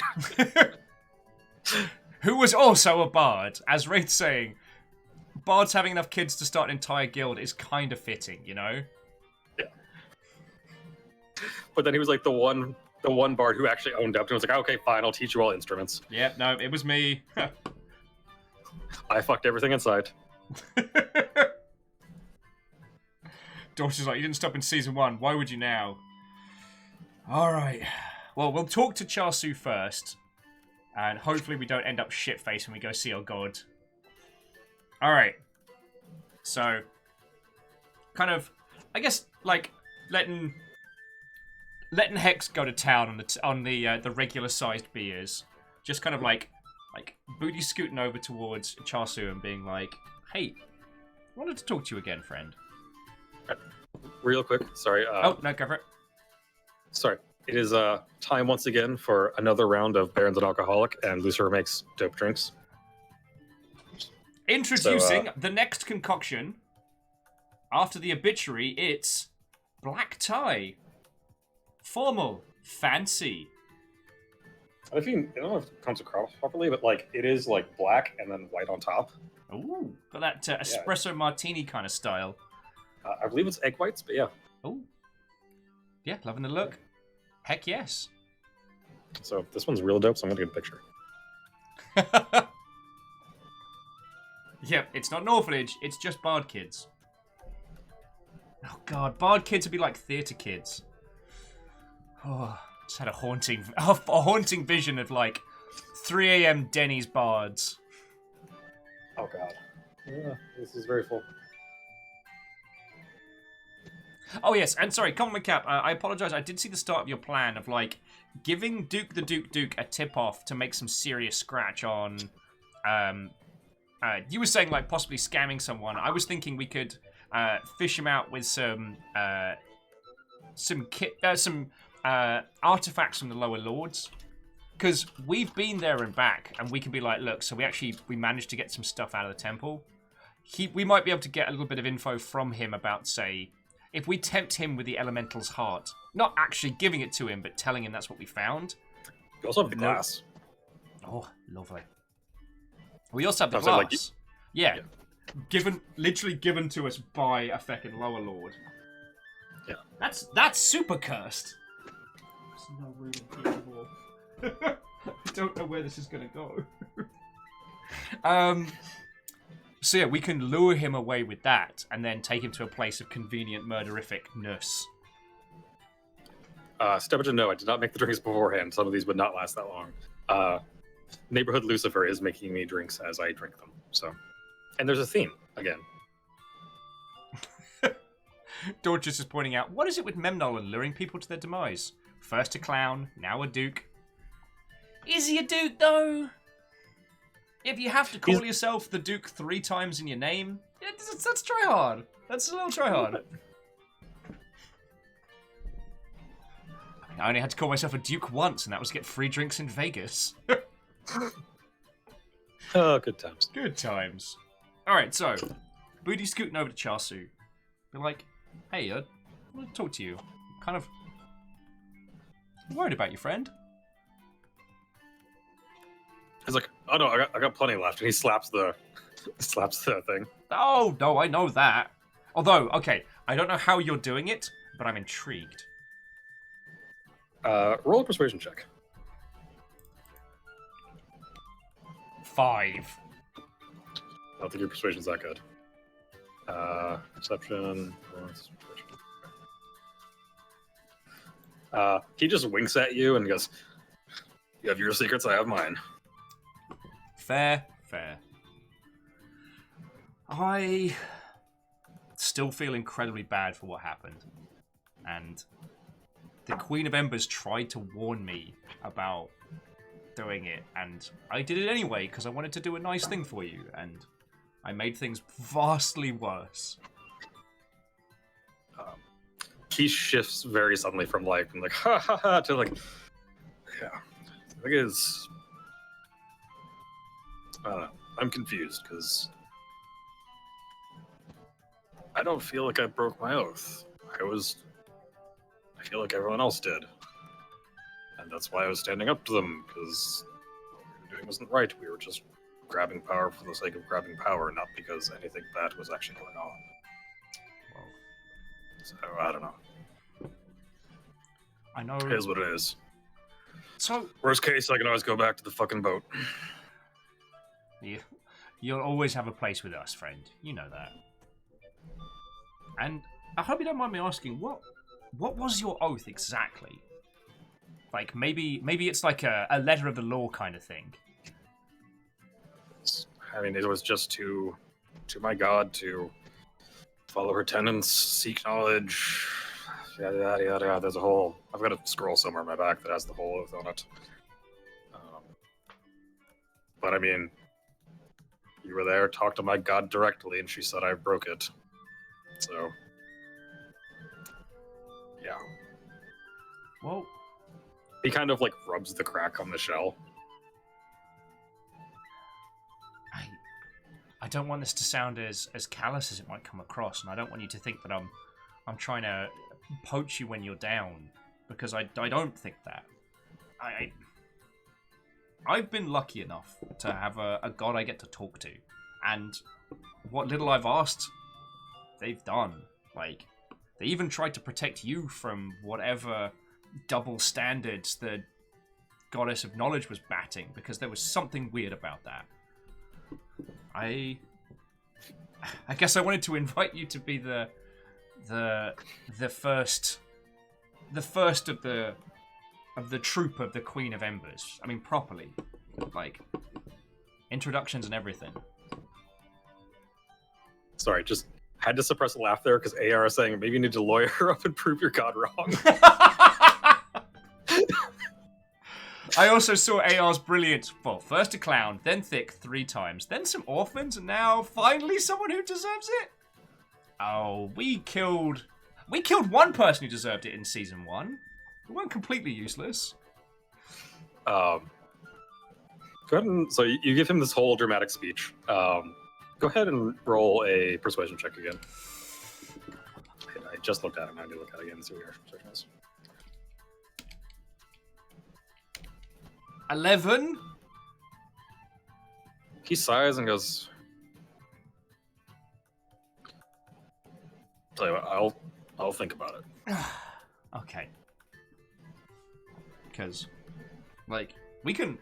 Well, okay. I'm not saying that I have my god's not at my beck and call, but we can sit down and try and make contact tonight.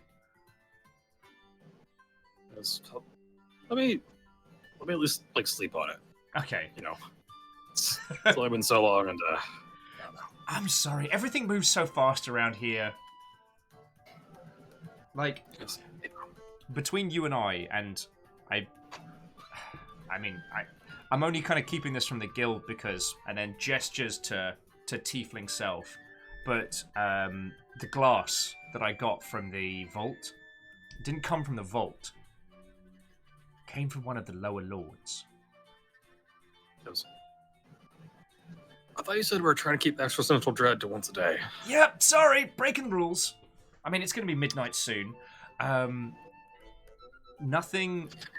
It's like 5 p.m. It's midnight somewhere. And it was interesting, like, he didn't try and overly threaten us. He didn't try and dissuade us. But he let slip something. Or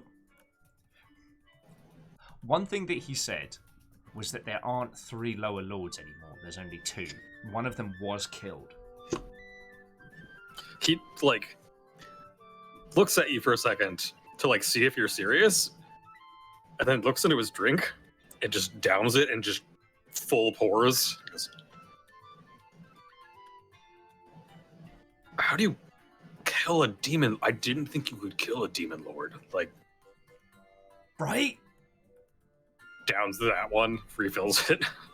Now, again, these are demon lords. Like, they'll do just about anything to mess with us. And if what the other two gods have said is to be believed, when whatever that's happening with the Queen of Embers happened, it severed a lot of the communication between the gods and their followers.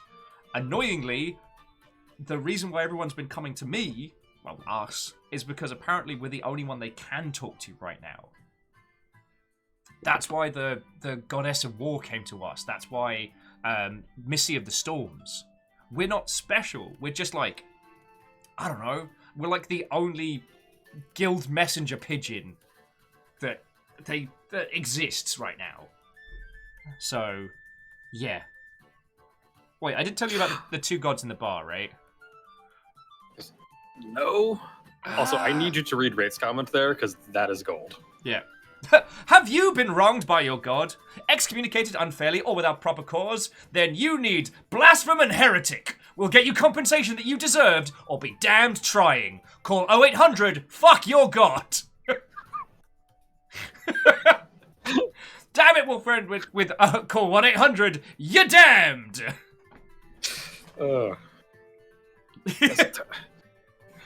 He just looks at you and it's like, how many gods have you talked to? 1, 2, 3. Do archangels count? His eyes somehow get even wider. Yeah, that's why I had to make a run for it from Fandareth. Fandareth? You know, the place we met. Yeah. It's been a lot. Fun. Yeah. So for the record, there's literally only, I think, 2 that you haven't talked to. Yeah. Now. You haven't talked to the goddess of healing and the goddess of trickery. Okay. That we know of. Now the other thing that the lower lord said, and I think this was his barbed comment, his attempts to sow dissent, was an interesting one. And he said that we've only met 2 gods so far.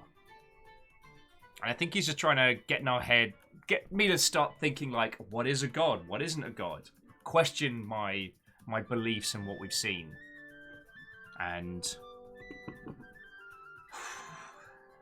I mean, my faith's pretty damn strong, but God, that's how they get you, right? They put those ideas in your mind and then it unravels. Yes, yeah. He takes a long swing and goes, but the reason they're so good at it is because sometimes they tell the truth. And they know more than most people. Exactly. Like, the truth can be far more damning sometimes than a lie. I mean, I keep thinking about what happened with you. Like, you were true to not only your god's will, but also their intention. And yet somehow that was wrong? Like, it just doesn't sit with me. There's something about it. Like, I guess, the goddess of knowledge's intent couldn't have been to take over a city for the sake of power. Like, how is that in... Sorry, you've already thought about all this, I know. I can imagine you've been thinking a lot. He raises his glass and goes, actually, I've been trying not to. I'll drink to that, friend. But...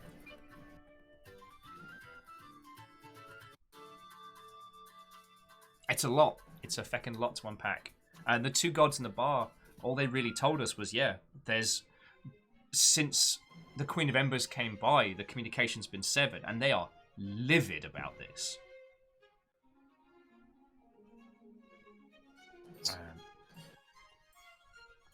That wasn't the track I thought it was. Yeah, that's okay. Oh, I've got. I guess whilst we're having the sharing hour down here in the Oni bar, here's one other curious thing, and I just wanted I don't want you to think that I'm keeping things from you. The last time the two gods showed up, not the lower lord in the vault, but the two gods in the bar, it happened just before we were about to open up the heart, right? Okay. Hex was awake as well. He just kind of like cocks his head at you, like. So, what you've described, when they talk to you, everything kind of freezes. Right. But Hex wasn't frozen. Yes. He kind of looks over his shoulder. Hex is over, like, at the bar getting another round of, like, Very probably happy ordering to- food. Oh, God.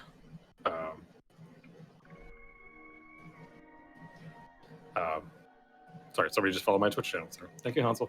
I also know who that is. Because... Yeah, there's something about that little kobold that's...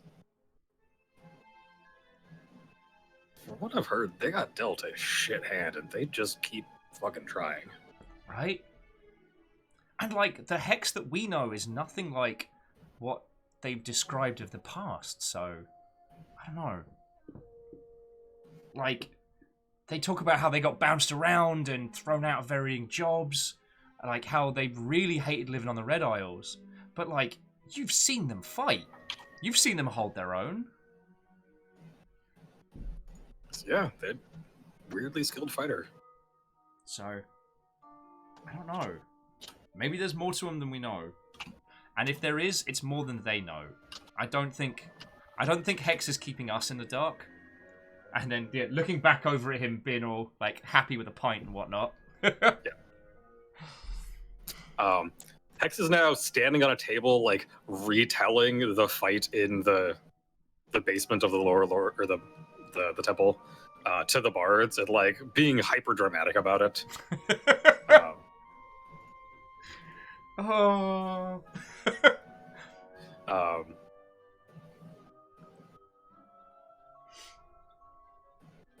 And yeah, it's just like, yeah, I don't know. There's something going on there.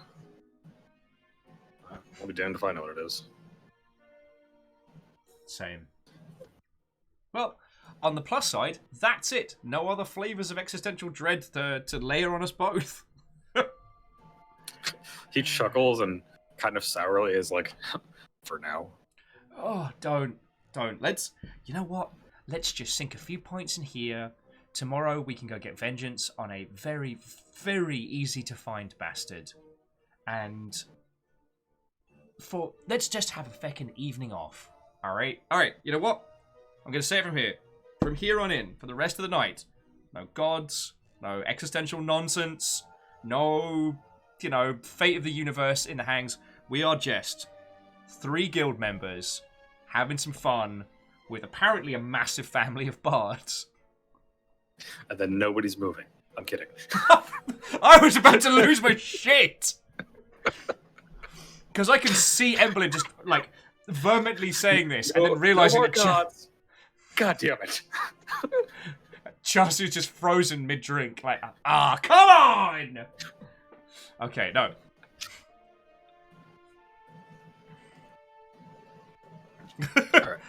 Alright. So yeah, he's like, he raises his glass and he's like, I'll drink to that.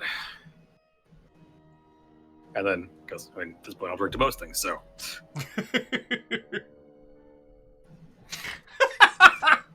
Sorry, Aldous is winning again. The tagline for this bar is, "Here, your family?" Yeah.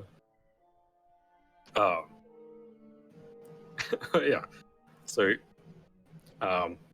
we can kind of like do some hand waviness from here. Like you drink a bunch with the bards. They start telling stories of the various because they actually partner with the guild a fair bit. Because those magic storms aren't terribly uncommon. Yeah. One of them starts telling stories about they very briefly like were hired on like on the up and up, like were paid properly and like made them sign a contract and everything, like by a pirate ship, and like they were the pirate ship's Stormbreaker for a while, and they're like, yeah, that was weird as shit and kind of morally ambiguous because like they did some not good stuff, but they were paying real well, so I don't care. Actually, can you roll a perception check? 10. Perception. Okay. Yeah, you don't notice. But yeah, you like spend the evening doing that. At some point in the midst of storytelling, Hex starts like showing off Toothy and like showing how it like turned into the 3 different weapons. And they're all like, "Oh, that's awesome!" And like a couple of them were like, don't want to be that close to a mimic, but it seems trained. Okay, but you stay over there now." Bar tricks with Toothy. I'm down for this. I'm very down for this. You also like you get the sense that like this is not all of the Stormbreakers. Like this is a much larger guild. Like this is probably on par with, I mean not quite on par with, but it's very close in size to like the Golden Wig. Oh wow. Like, yeah, there's tons of them. I guess Papa Stormbreaker got around. But again, like it's a world that's flooded. Like there's storms constantly, so like you always need someone to help get you through storms. And if you can do that reliably, with magic, why not? That's how you don't get hit with a dead whale. Yeah. Yeah. So you spend the evening of revelry. We'll say, roll a d4 for me. 1d4. 3. All right. You end up spending 3 gold on drinks throughout the night. Yeah. You buy rounds for everybody at some point. That sounds like us. Yeah.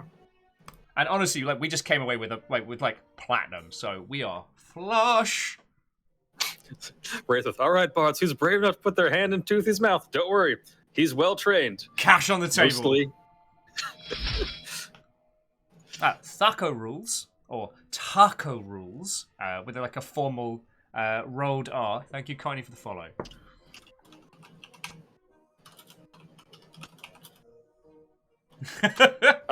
AR, I know what I said there. That was a callback. That is how you avoid getting hit with a bowl of petunias. That's also a reference to like last episode, because you guys almost get hit by the dead whale.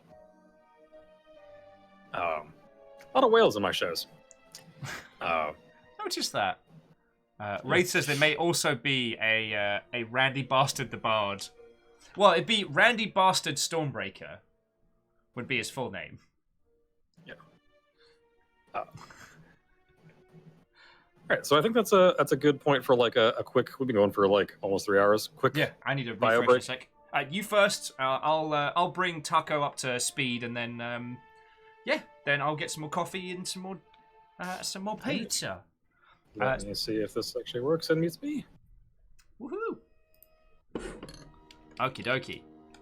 So Taco, hello. Thank you again for the follow. Welcome to Memnull. Memnull, run by the illustrious Baron Sheep, is a curious little quirk of Dungeons and Dragons on this Twitch.television.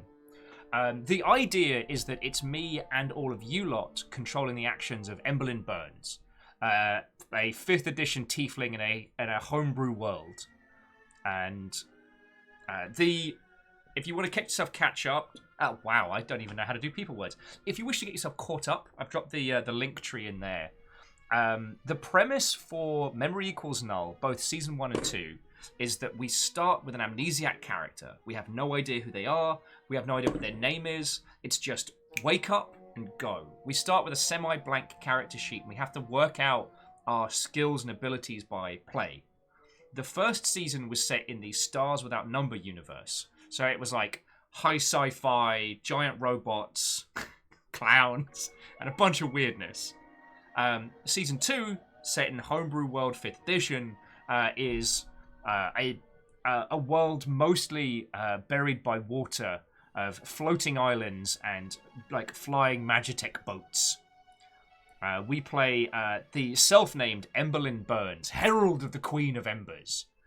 And we are about to find a guy that shortchanged us and got a bunch of baby tabaxis, tabaxi toddlers killed. And we're going to set him the fuck on fire. So yeah, hopefully that brings you up to speed. So if you have any like ideas or thoughts or suggestions of what should happen, like throw them in and I'll pull them through as I can.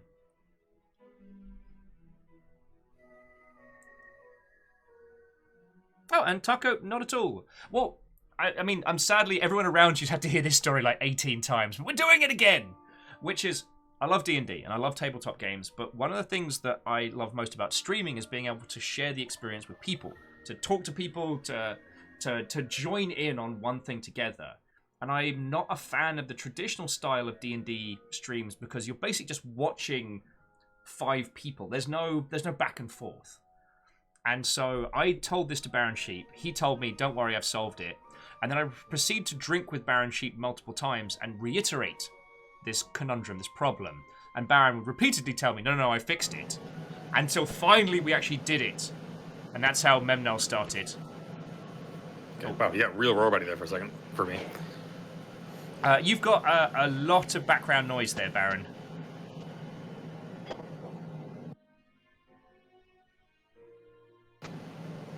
I might have bumped my mic. Is that better? It's like background white noise. It's weird. I haven't touched anything. Like I literally just muted, not muted. I'll just mess with Discord real quick.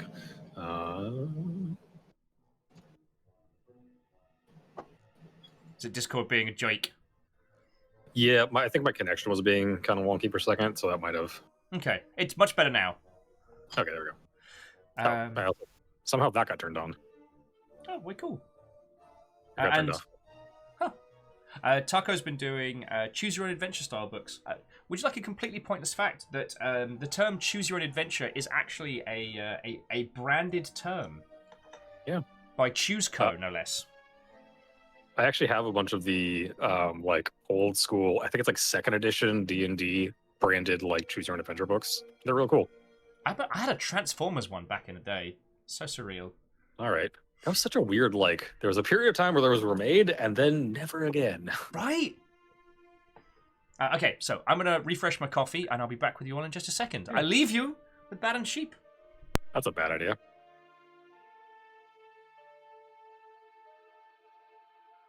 Sorry, I had to also refill my water because I remembered that an energy drink and coffee doesn't count as rehydrating after a night of drinking. And Big Adventure, it probably was the AC fan. I think Discord, for some reason, my my nose suppression got turned off. I don't know why.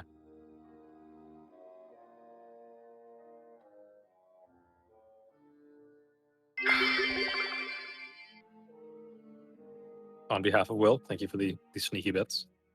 And if you guys want to start a sneak train, like, feel free.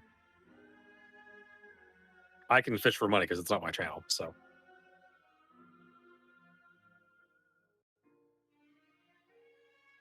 Actually, I still have bits on my account. Y'all want to go for a sneak train? Sneak train? Sneaky train? Sneaky train? Sneaky train? Maybe.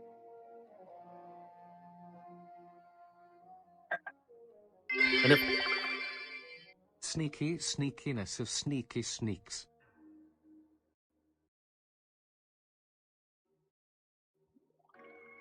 all right, sneak train, sneak train, sneak train.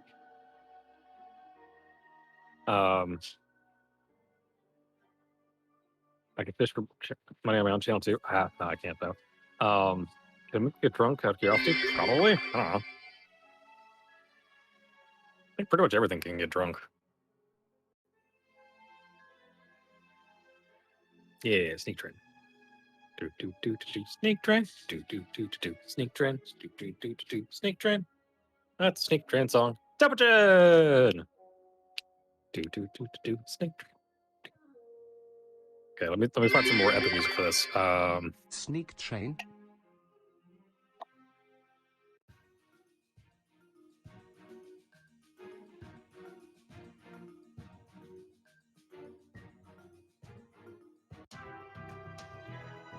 Okay, this song is called "On the Rail." That seems appropriate.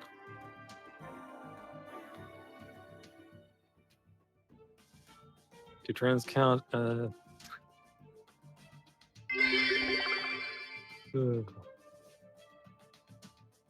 That's gonna be going on for a while, so I'm just gonna shut up. But yeah,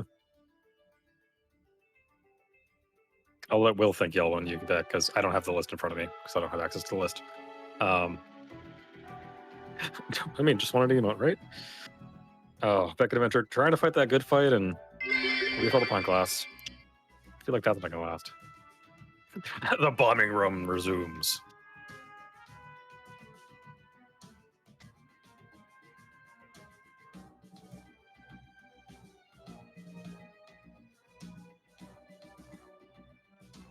So like, is a stealth bombing run? Is that like the Blitzkrieg where you're like flying at night and like? Sneaky train mother hubbards. Inching ever closer to that 100K. Remember, that's important. Oh, we're also at 151 subs. Look at that.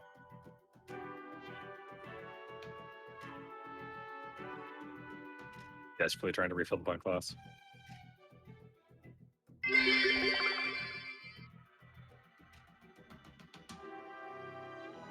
No, I can see that. The Dam Busters. Actually, I guess no. It would be like it would be Night Witches. The all femme pilots from World War I that they would like get as high as they could, turn their engine off, and just glide in so you couldn't hear them coming.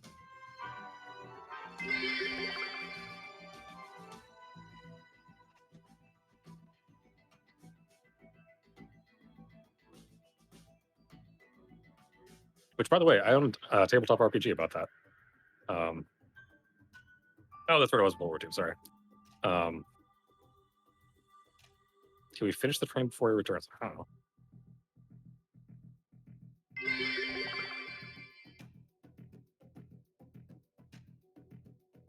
The quest is, can we finish the train before he returns? I mean, probably. Knowing you lot. We'll be all like, oh, it's going to be a calm day. Herper derped. Ah, he's back, damn. I mean, every act calm, act calm. Do trains count as Holy force or fuck! ranged weapons? Because this one is rolling on advantage versus will.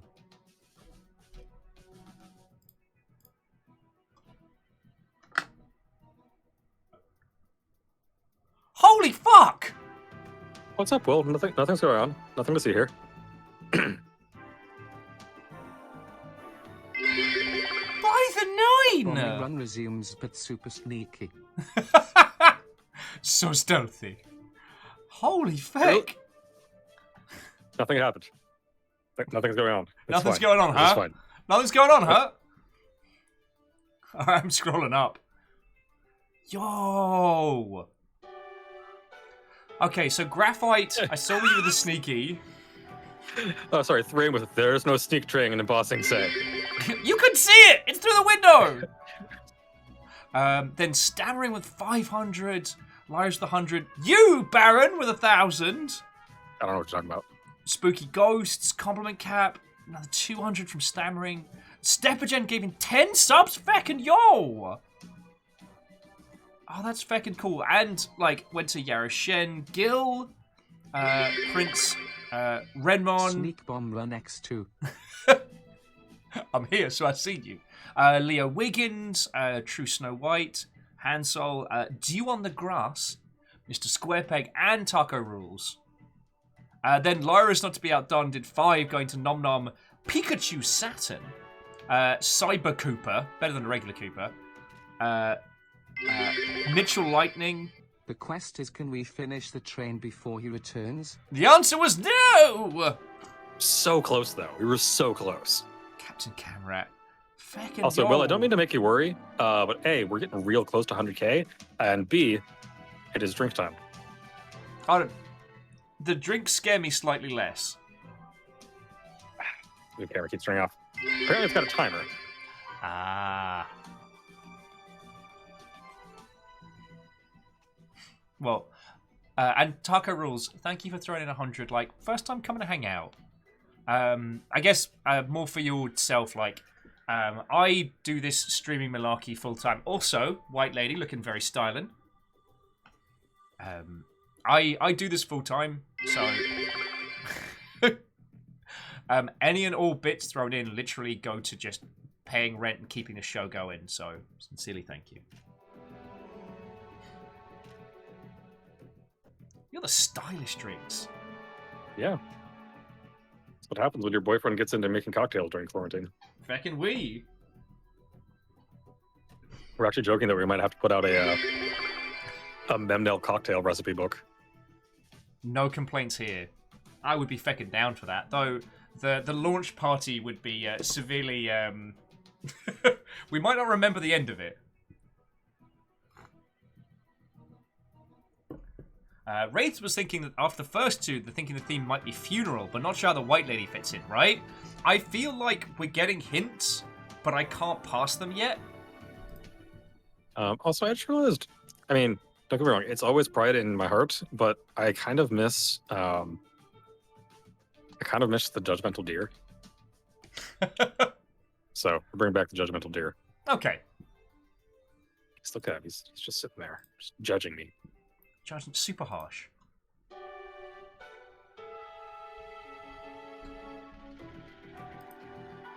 Judgmental deer knows what's up. Moose suggesting we call the cocktail book Devilishly Delicious Drinks.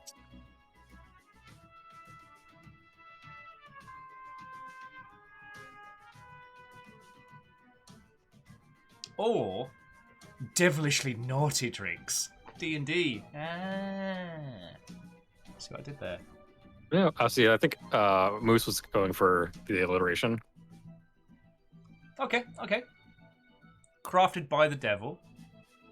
Also, stammering threw in exactly 68 bits to make it specifically 90. That was a crap load of bits and stuff, friends. Thank you so much. Like, Isn't the book called Constitution Save? Fuck, but it should be! Actually, I think there is an official D&D like cocktail. I know there's a D&D recipe book, and I think there's also a cocktail book. Although, you know, if we were going to call it something Memnol themed, it would be Hannah dies in the end. Hannah dies at the end. Hannah dies at the end of alcohol poisoning. Oh. Go to jail. Go to DM jail. No. Oh, anyway, sorry. Sincerely, thank you all. I do worry when we have like Memnol days when everything's popping off that I don't say enough thank yous. So, anyway, I've got a cuppa. I'm ready to roll. Are the alerts done? I genuinely lost track. I believe so. Yes. Catfish Water Dancers. Adorable Dag was the last. Okay. Just making sure. Because don't want to miss them. Yeah. All right. So you spend the evening drinking. You mark down the gold for the drinks, right? Okay.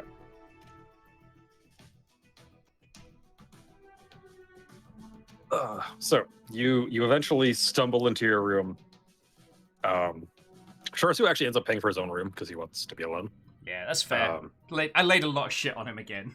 Poor boy. Yeah. Poor guy. Hex, actually, you've noticed, like, basically almost every time that the more you stay in, like, inns and stuff with Hex, they really like sleeping next to the fire. Aww. Little kobold. But they're like, oh, it's all warm.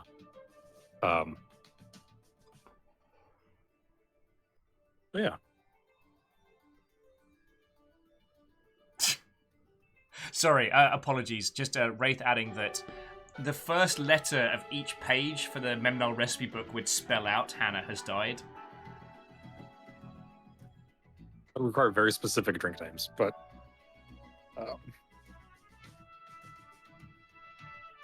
yeah, I'll Graphite. I'll throw some cash his way after. But yeah, I am not contacting anybody. This is our night off of gods. I'm just gonna... Emblin's just gonna have, like, the good drunk sleep. Yeah, so... also, actually, roll an intelligence check for me. Just a straight, like, intelligence check. Just a d20. Oh, God. Ah, no, sorry. Pay no attention to whatever I just did. Yeah, no, we don't know our intelligence yet. Fools that we are. 4. I was hitting the booze hard. Yeah. Anyway. You've forgotten to drink water and will suffer for this the next day. Yeah. That's actually, I was mentioning to chat that's... I came back and refilled my water bottle because I'm like, ah, yes, turns out an energy drink and coffee does not count as rehydrating after a night of drinking. What? Coffee, when were you going to tell me this? Oh, I'm so sorry, Will. I thought you knew. God darn it, Coffee. So sorry. You can't get good help around here. So you awaken the next morning. The fire that you had going has like died down, obviously. Hex is still curled up there. Your window is open, and sitting in the window is probably the same, but there is another one of the Velkus, the birds with the 4 wings and the 6 eyes, All right. just sitting in the window staring at you. Rubbing the sleep from my eyes, I raise a finger up to the bird, and I'm like, just give me a couple of seconds. I'll be with you in a sec. Let me just wake up first. Oh, God. Okay, hello, good morning. What's up? It just caws at you and then like jumps, like it turns and jumps out the window and flies away. Okay, good morning to you too! Oh, sorry, I didn't mean to yell so early in the morning, Hex. If you're even Yeah, Hex awake. like, Crow things, don't worry about it. I need water and lay on hands. Okay, let's go downstairs. Alright. So you woke up pretty late, so it's like 10. Like you stumble downstairs.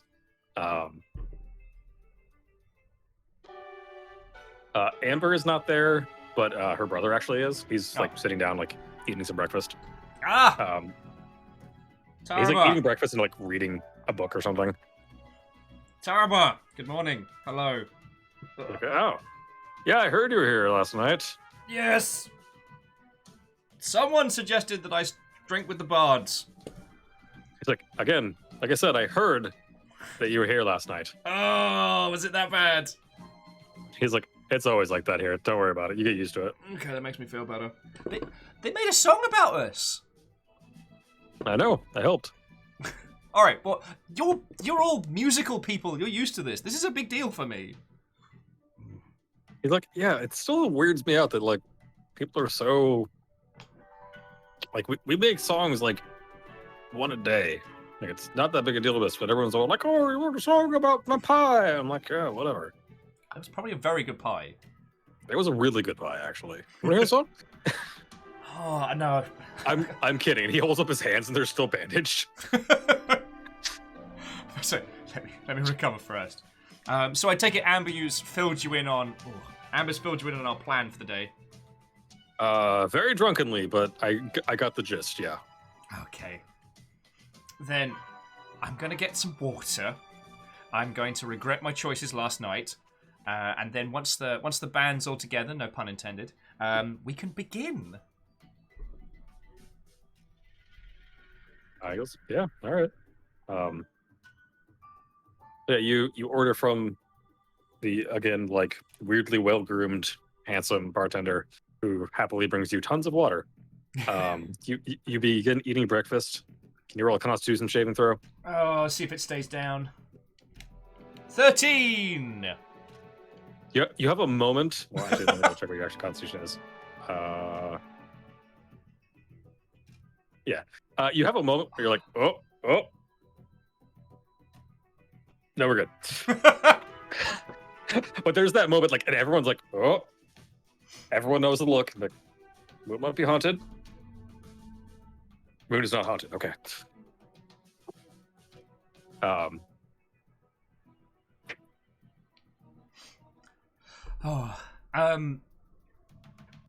What I was going to say, because Ray was pointing out the Queen's going to be very happy about people writing and singing about her exploits.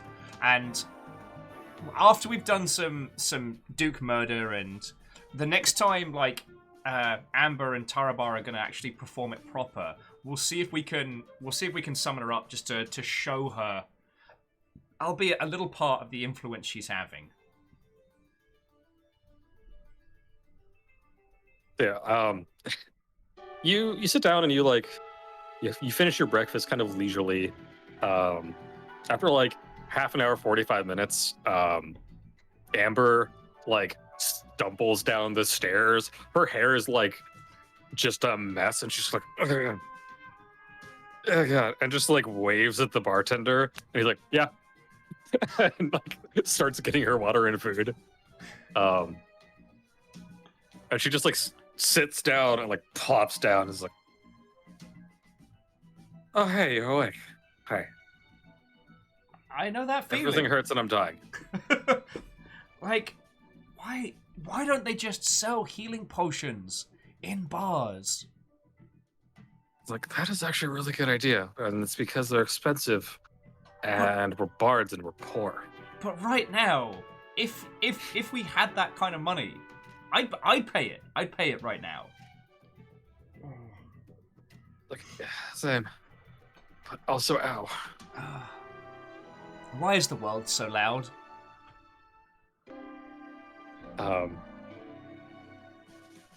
Yeah, so she gets her food delivered. She's like, so we're still gonna go. Yep. Fuck up, Dick. Yeah. Okay. Here's what I'm thinking. Matey Boy's gonna be skittish if we all just show up hands on fire. So, I'm gonna try and lure him to a place of our choosing. If he knew what everybody got sent in to pick up, then I'll be able to use that info to lure him to our location. Hopefully. It was the heart of a fire elemental. You know, just that little old MacGuffin.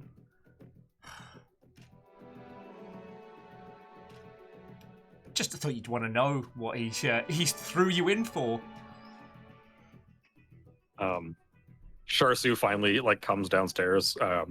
He actually seems a lot better off than the rest of you. He's practiced now. So yeah, he orders some food and like sits down. He's like, "Wow, y'all look. I'm sorry, but y'all look like shit." Do you want to know the truth? I feel worse than I look. You know what the trick is? Lay on hands. I got to go work this morning.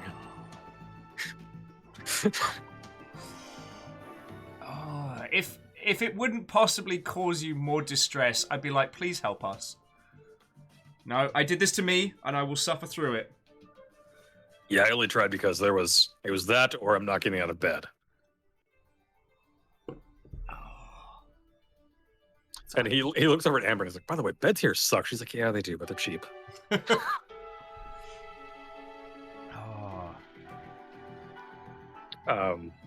Where's Hex? Hex was like cleaning up in the bathroom.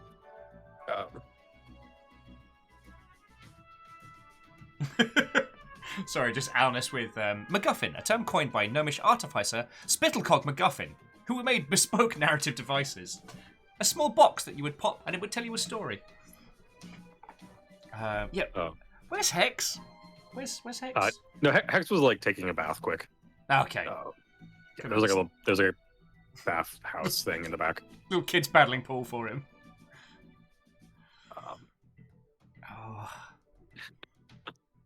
Moose just realized that paladins are cursive-based characters with the built-in way to end a hangover. Paladin of Dionysus, here I come. Right?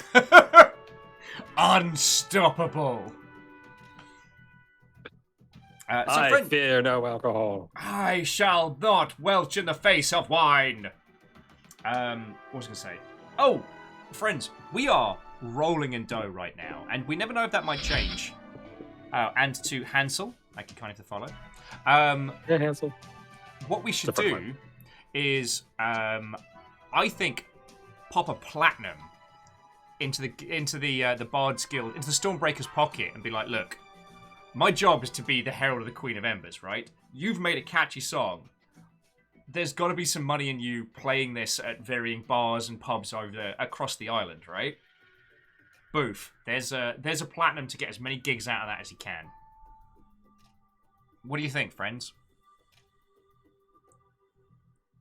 Because... Sorry, honest with it, it's just the winter scene, but it's a little lizard in a bucket. just little feet up, fees. Hex living his best life. Kind of tail poking out the side. Toothy's doing a tiny swim. Yeah, you just see pseudopods come up occasionally.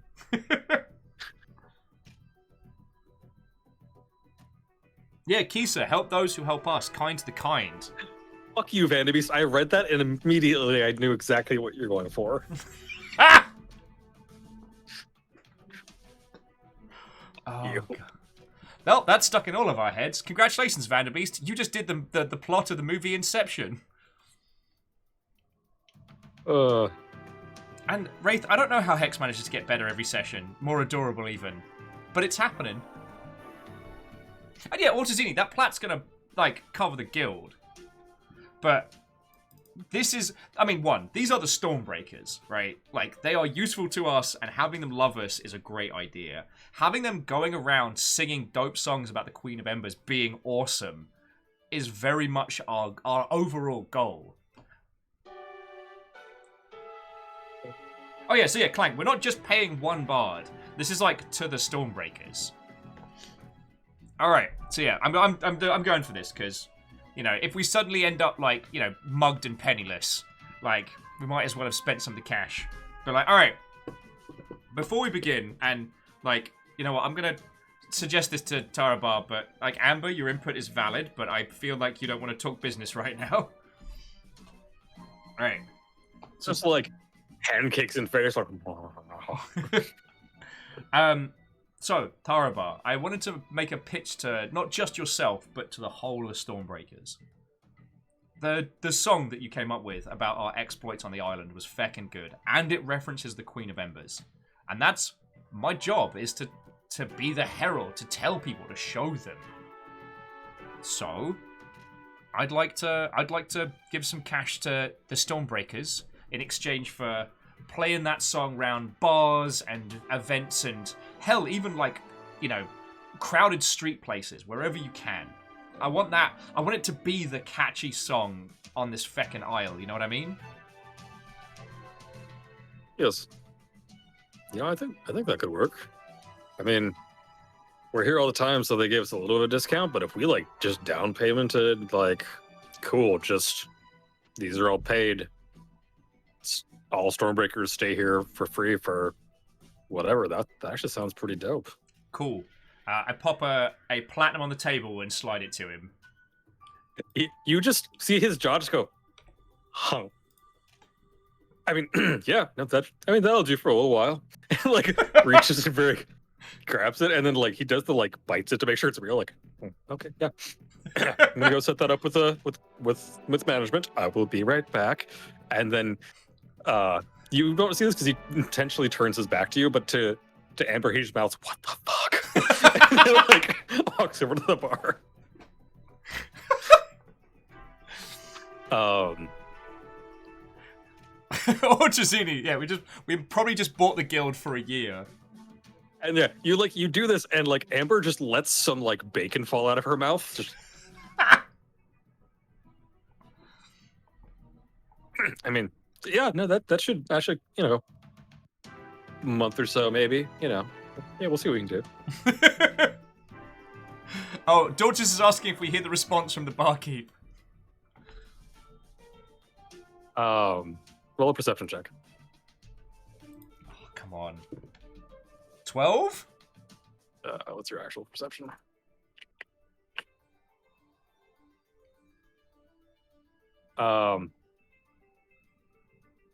I think you just hear, "Who did you murder?"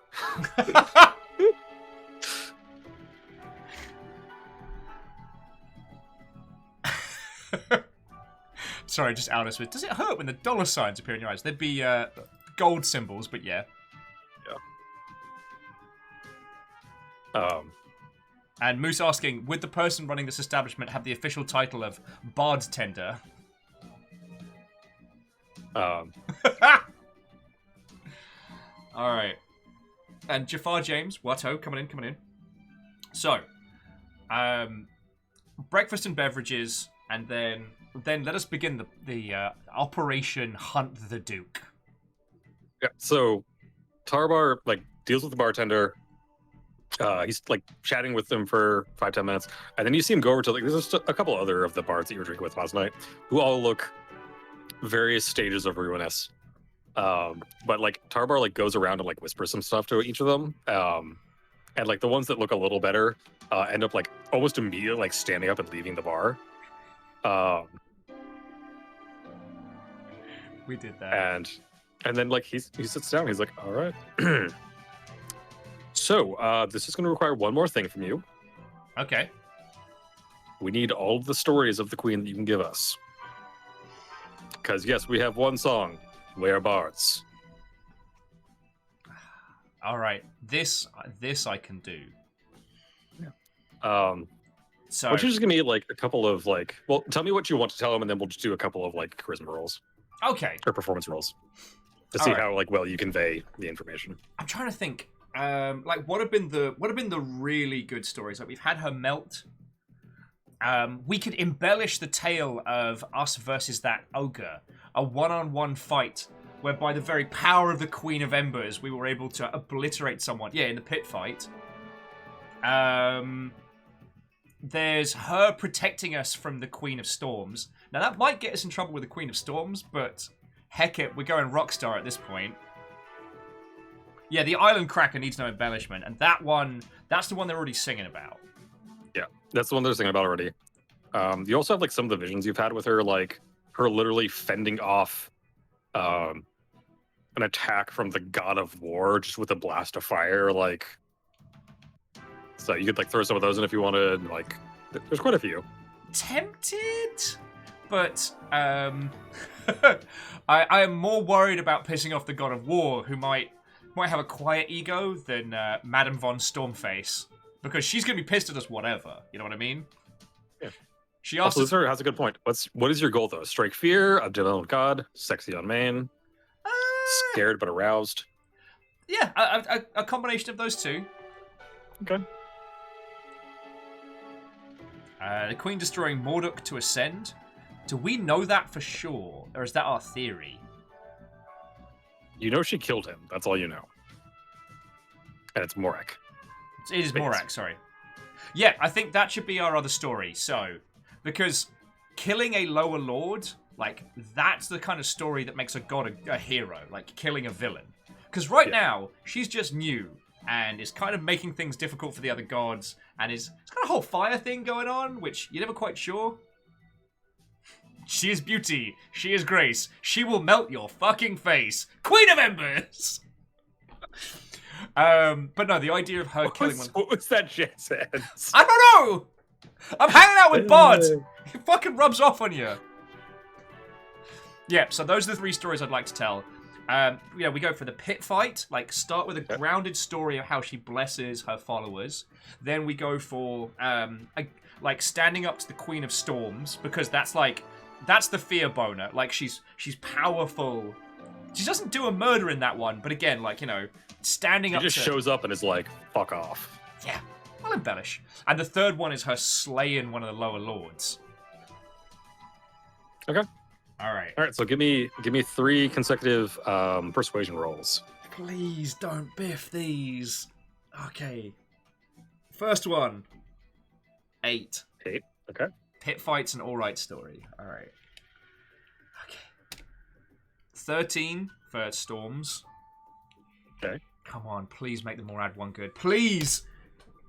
11. Okay. No, so no, yeah, no ones, no terabeds. So yeah, he's like taking notes. Like he pulls out, some parchments, like takes some notes, and like, you do a decent job of like conveying these stories. Like you're no bard, but you're decently charismatic. He's like, all right, I think we can work with these. And at this point, he's actually had a couple of the other ones couple of the other bards like gather around so they can like hear the story as well, and then they all like start like okay, and they go off in a corner and start like workshopping songs basically. Also, fuck you, Moose, with it's a new spell, Burning Jazz Hands. And I'm agreeing with the whole Lucifer's whole rumor in St. Petersburg vibe, you know. And they say she even murdered a lower lord. Yeah. So yeah, you do that. It takes. I mean, you try to embellish as much as you can yourself, so it takes you like, we'll say, an hour and a half. So it's creeping up on noon at this point. Okay. So yeah, you're gonna go try and find Duke. I am. We need a place. We need a place to stash him, or well, to do him in. Actually, I mean, heck, Amber would be the person to ask on that one, right?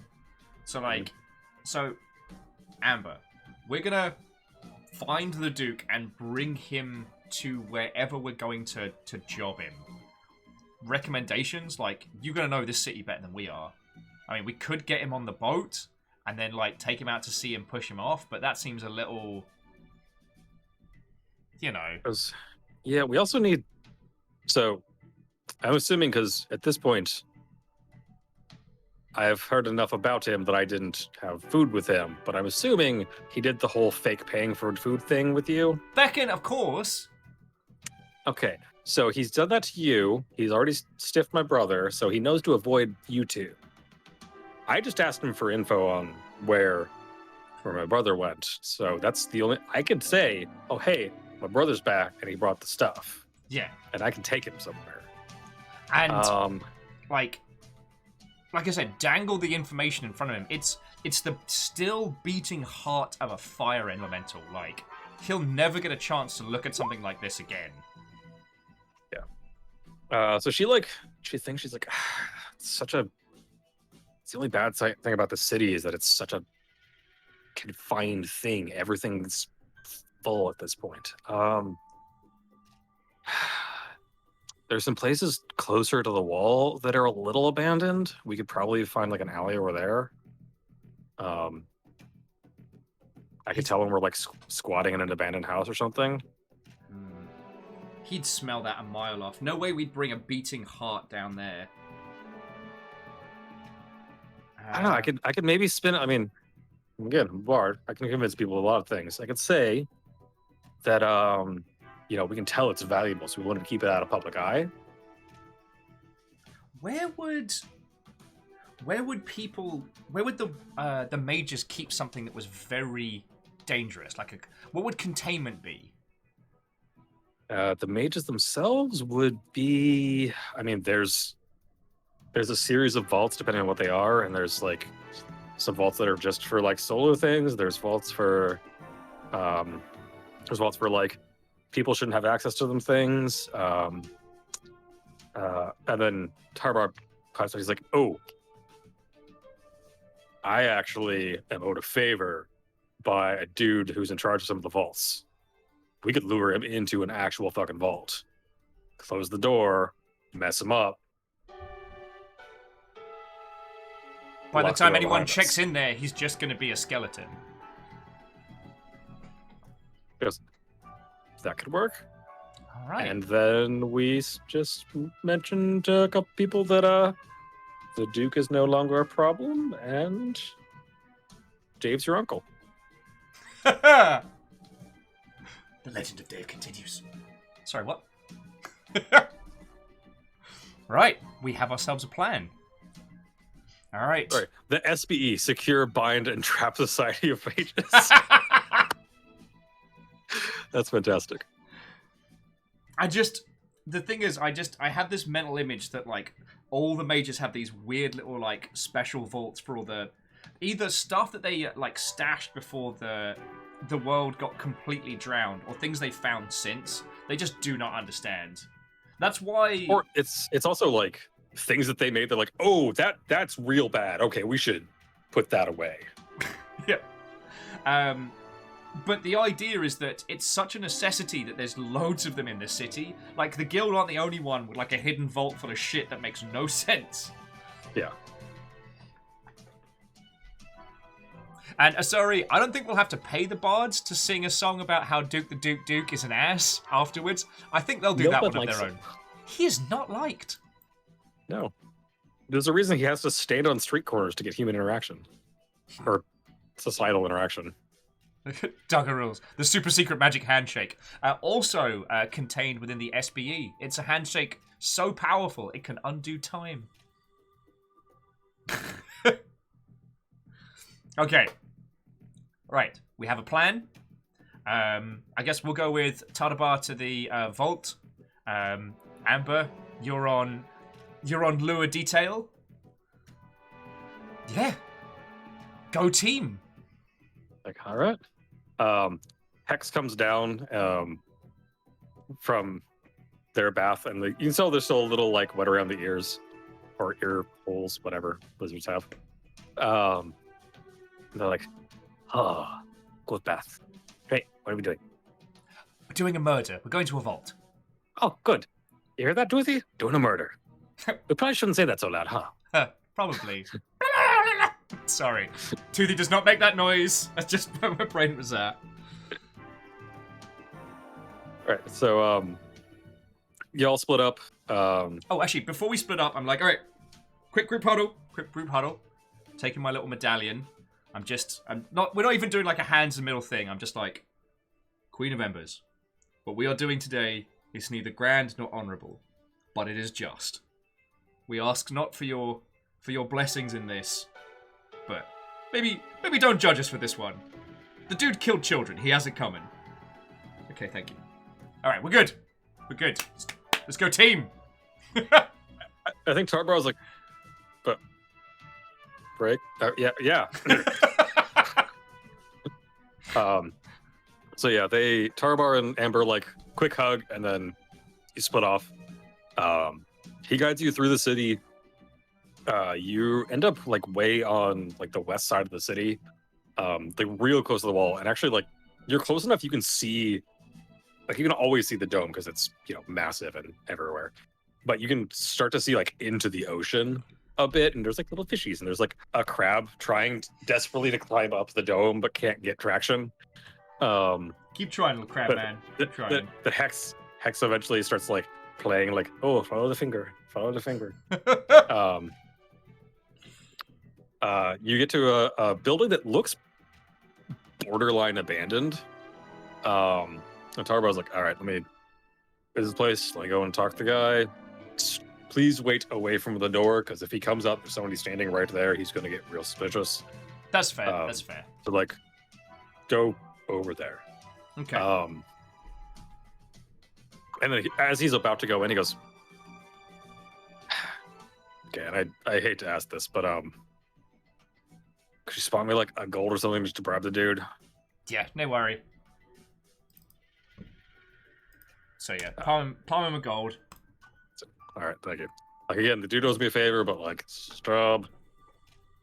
So I'm gonna at least make sure he's taken care of. So all right. So yeah, wait over there. I'll be back. Okay. Also, Vanderbeest, what we could do is we could pay them to play He Had It Coming, but do we want to introduce the musical of Chicago to this fictional world? Are we that powerful? Dare we play with the fabric of reality?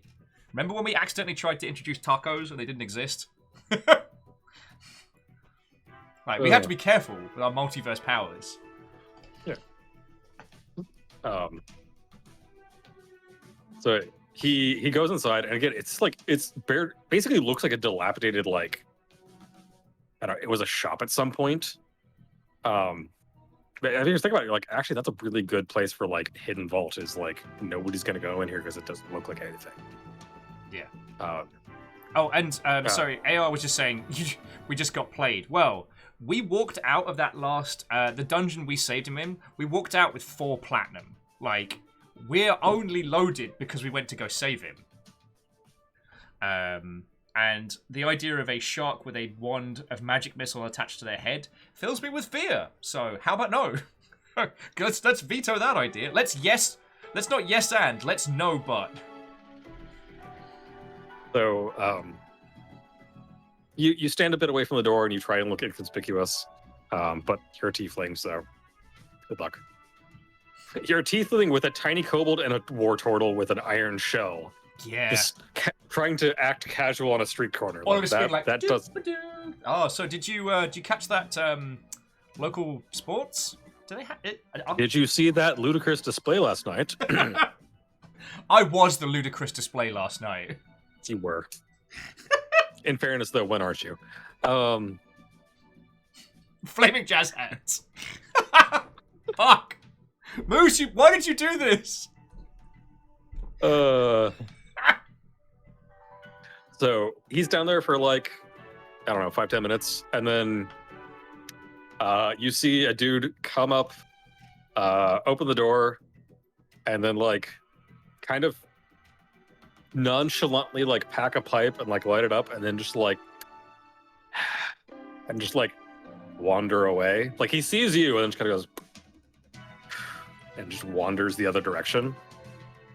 Okay. And then you see him just like focus out and like gesture you in. All right, let's go.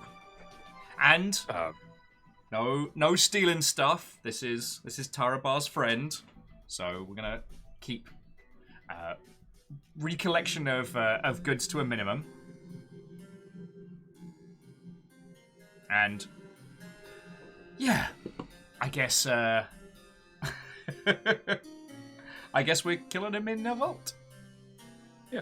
So you go in, and again, it looks like it was at some point a shop. And he leads you past the counter into like the back storage room, and then he pushes on a section of wall that gives and slides it open, and then there's a spiral staircase down. And you go down, and there's a couple of like very clearly like magic light sources on the way down. They're just like, not ever-burning candles, but like just they give off light things, so they're not smoking up the place. And you go down like a while, like it's 4 or 5 stories deep. And then you get to the bottom, and there's a tiny room, and then just this giant stone door that is like halfway open. The tiny room is pretty terribly lit. Like there's one tiny little torch on the wall, like magic torch. And then you go into the room, and yeah, it's very similar to the guild vault, but much smaller. Okay. It's maybe it's like 50 by 50 by, I don't know, 20 feet tall or so. And there's a few pedestals in here that have things on them, but most of the pedestals are empty. And you, I was like, so what I'm thinking is, the door swings inward. I was like, so I'm thinking we just stand behind the door, she lures him in, push door closed. Job's a good one. If he tries anything fancy, if the room fills with darkness, don't worry, that's me. Like, good to know. Wouldn't have thought that the herald of a god of fire would be able to make things dark, but I guess whatever. And for a little bit of a flash of theatrics, I believe I can do it with thaumaturgy, of just have my eyes glow with like a fiery, a fiery heat. Yeah, you can do that. Just give a little. Just, I'm full of surprises. I was like, all right, so I guess now we play the waiting game. The fire go. I doused the fire and go, yeah, I should have brought some cars or something.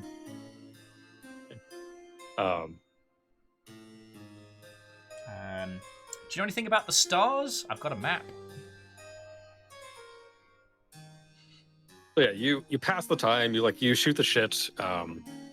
He tries to get a little more information about you from the Queen of Embers. So give me like one more like performance roll just to see if you like offhandedly mention like something that he enjoys that he might turn into a song. Okay, here we go. 12. All right. Trying to think what you would possibly offhandedly mention, like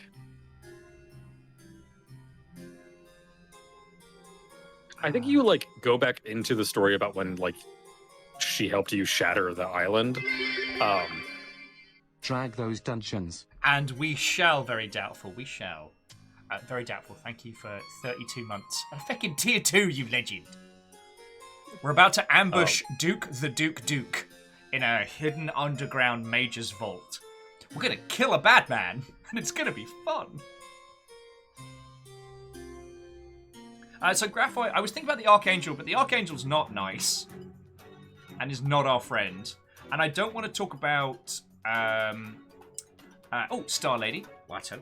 I don't want to talk about her past as a person, because we want to talk about the Queen of Embers, not the person who became the Queen of Embers, you know? So I'm trying to think of another story. You know, feck it. Let's tell the story about how she facilitated Charsu meeting his god. Like, I could feel like that would come up in conversation. Like, Charsu's in the corner kind of drinking. I'm like, yeah, I'm responsible, and I feel bad about that. And like, the Queen of Embers tried to warn me, and she tried to look out for us, but I had to be a pig-headed idiot trying to help my friend. But yeah, you tell him this story. He's like, okay, cool. And then after a while, you're like, just shoot the shit. And then he just like holds his hand up, and you hear the wall that he pushed on, and he's like, up, like. Yep. So everyone gets behind the door, and you hear eventually you hear the footsteps descending down. You hear, oh, why is it so dark down here? Couldn't they afford decent lighting? Mages and all their money, you'd think that they could at least afford a decent light spell.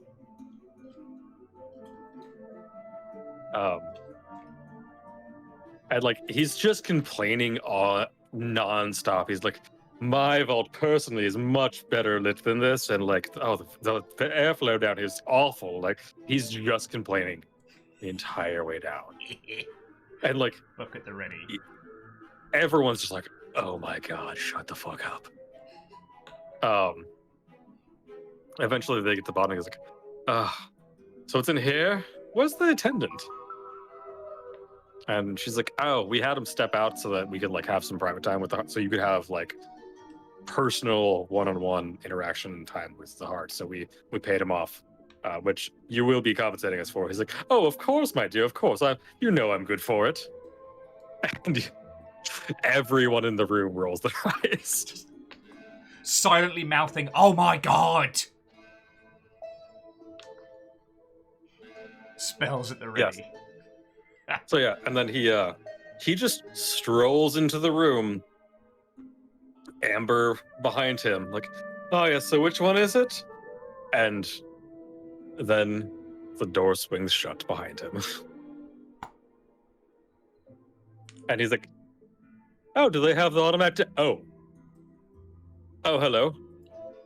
Hello indeed.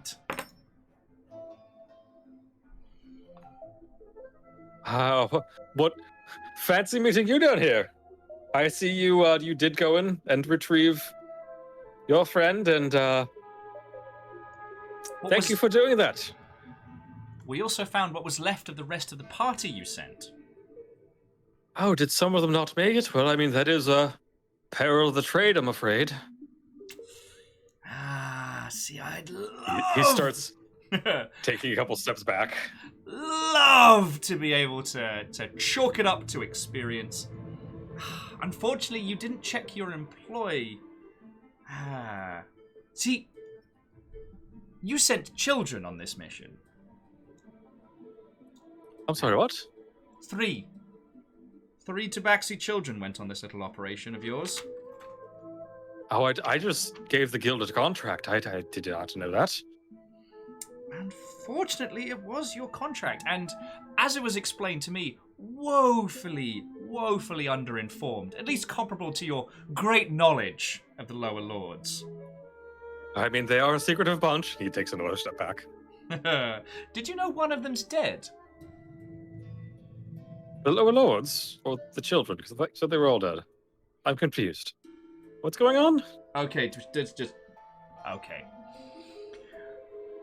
I cast Create Fire in one hand, and do you really want to? Do you wish to interrupt me? Thank you. The added light is a benefit. So the heart's not here then. I just look around. I'm done playing with this fool. All right. I cast. I cast Encompassing Darkness. What was it called? Sorry. It's just called darkness. I cast Darkness. All right.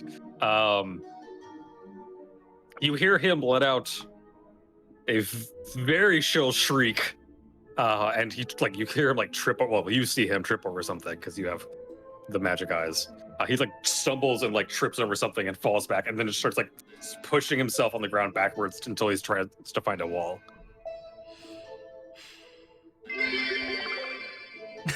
Quick, attack and the then darkness! He starts being he's like, oh no, so I can pay you. I am good for it. I'm sorry about before. I just had left my actual coin purse at home. Whatever you want, just And again, yes, I am going to cast Thermagy for full-on red glowing eyes in the darkness. Yep. And I will slowly move towards him. It seems, dear Duke, you have no friends left in this town. And honestly, skimming us on a cheap meal is an insult rather than an injury, but people died on your orders. And I'm sorry, but that won't stand. Yeah, I'm mad about these tabaxi. I'm fucking mad about this. It was 3 kids in a trench coat. Hex would have had 3 tiny friends, but no! So how do we want to do him? I don't want to do Burning Hands if we can avoid it, because it is a cone, and they're... I'm sorry. Definitely not remotely sorry. Racist, can we cook him from the inside out? Maybe with Bonfire? Bonfire's not the character sheet, it's in the Book of Spells. Oh yeah, for those of you who just joined us, when we start this campaign, Baron actually gave me a physical book with plot notes and all my spells in. It's fucking cool.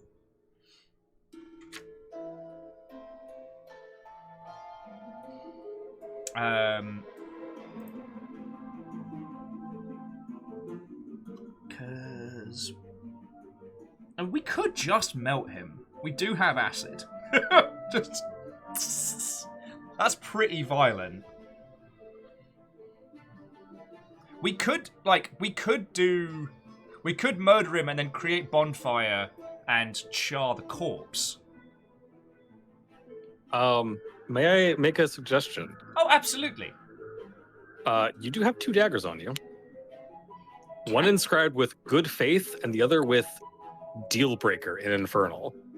Oh. Okay, now this is a... Yeah, no. I'm gonna draw deal breaker and just straight for the heart.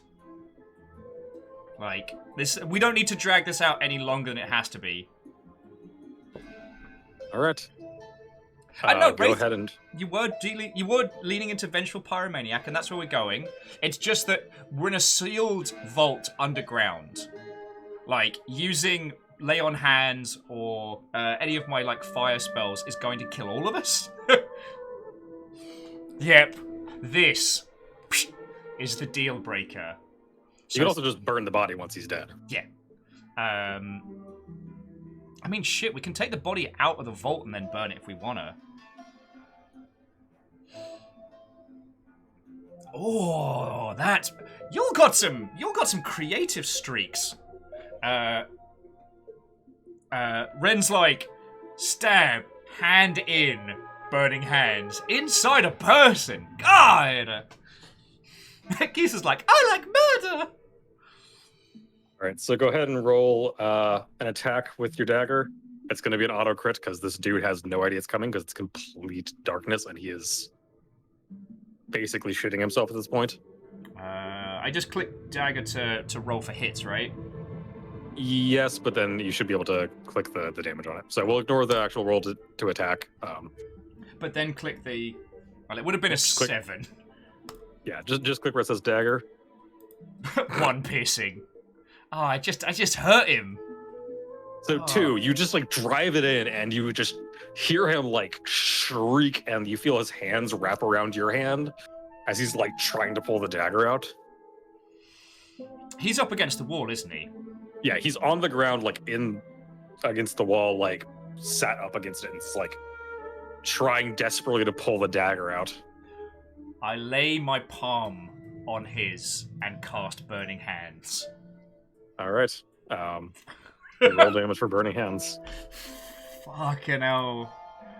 Are we the baddies? All right. So that we're gonna also say it auto crits. So you do 28 burning damage as God! he just shrieks and then goes limp. Okay. I dismiss darkness because I don't want people to see that, but... Yeah. And then I take a beat and a pause and just please apologize to your friend who owns the vault about the smell. I tried to keep the fire to a minimum. Yep. But now we've got a body.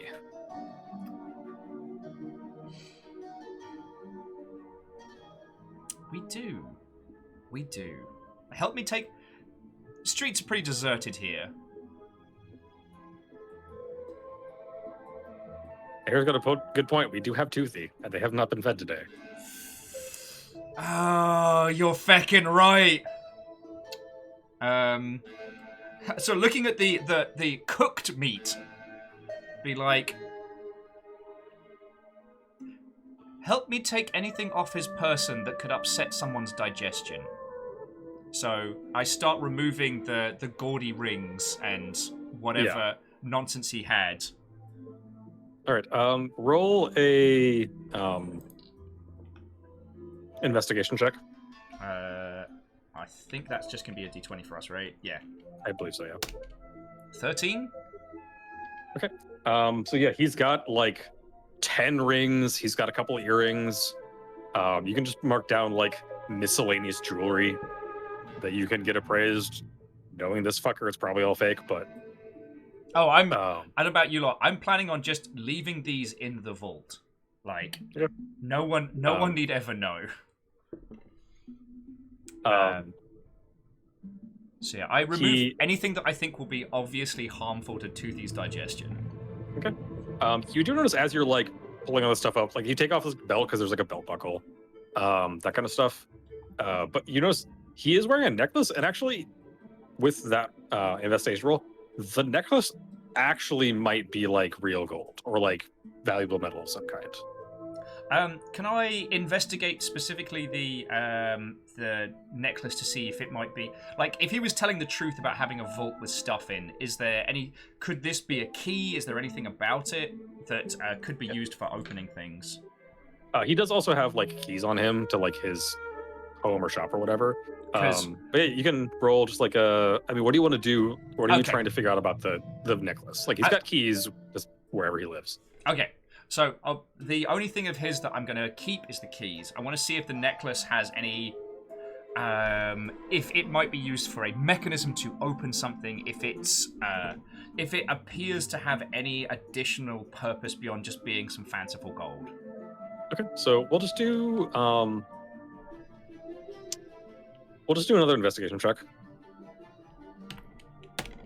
12? All right, turning it over, it is a at least gold-colored necklace, like fairly thin but like nice fine chain.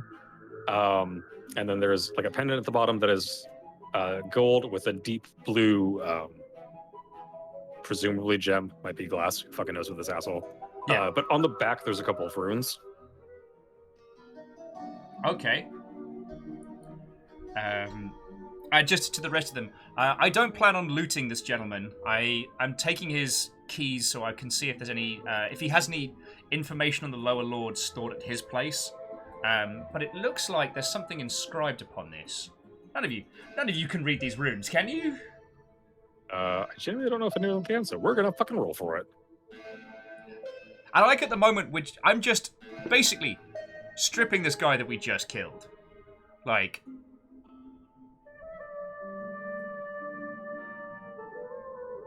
Okay, so both Amber and I keep fucking blanking on his name. Tadaba. Tadaba, thank you. They both look at it and go, motherfucker. Okay, now you've got to tell me. They both look at you and go, it's a fucking medallion of bluff. So that's how he's able to bullshit his way through things. Yeah. Like, she's like, I fucking dated a guy that had one of these. Asshole, by the way. Tarber goes, same. It was the same guy, actually. He was an asshole. She's like, so if you're not going to keep that, I will take that, because... Well, again, I'm a bard. No, I doubt we're going to find a stash of real gold at this guy's place, but no, I tossed the medallion to Amber. Like, okay. Use it. Because I feel like Emberlin's not the lying sort. Emberlin is a herald and occasionally a shyster. Occasionally ridiculous, but not like into like obfuscation. Yeah. Yeah, a bard with a bluff relic. That's powerful. Good times. Yeah. So I'm just keeping his you strip keys. down anything else that would be harmful to Toothy to eat, which you think. You're not sure what all mimics eat. Right? I mean, they dissolve adventurers, so they've probably got pretty sturdy constitution, but I wouldn't want to hurt his little digestion. Yeah. So like, once I'm finished, I take all the fake jewelry and stuff and put it on one of the shelves in the vault, as if it was meant to be there. Oh, like one of the empty pedestals? Yeah. Any of the clothes I just fold and put like underneath a box or something, again, as if it was meant to be there. Yeah. And then I turn to the Emberlin, Charsu, and to Amberlin, Tarabar, and Charsu. And it's like, so we have a way to get rid of this body. Its name is Toothy, and you don't want to be here when this happens. We should wait outside. And then I get down to Hex's level, and I'm like, I know this isn't how we do things usually, but could you ask Toothy if they could eat that? Toothy goes... Sorry, Hex, could you ask Toothy if they would be okay eating that? Hex goes, they hurt kids.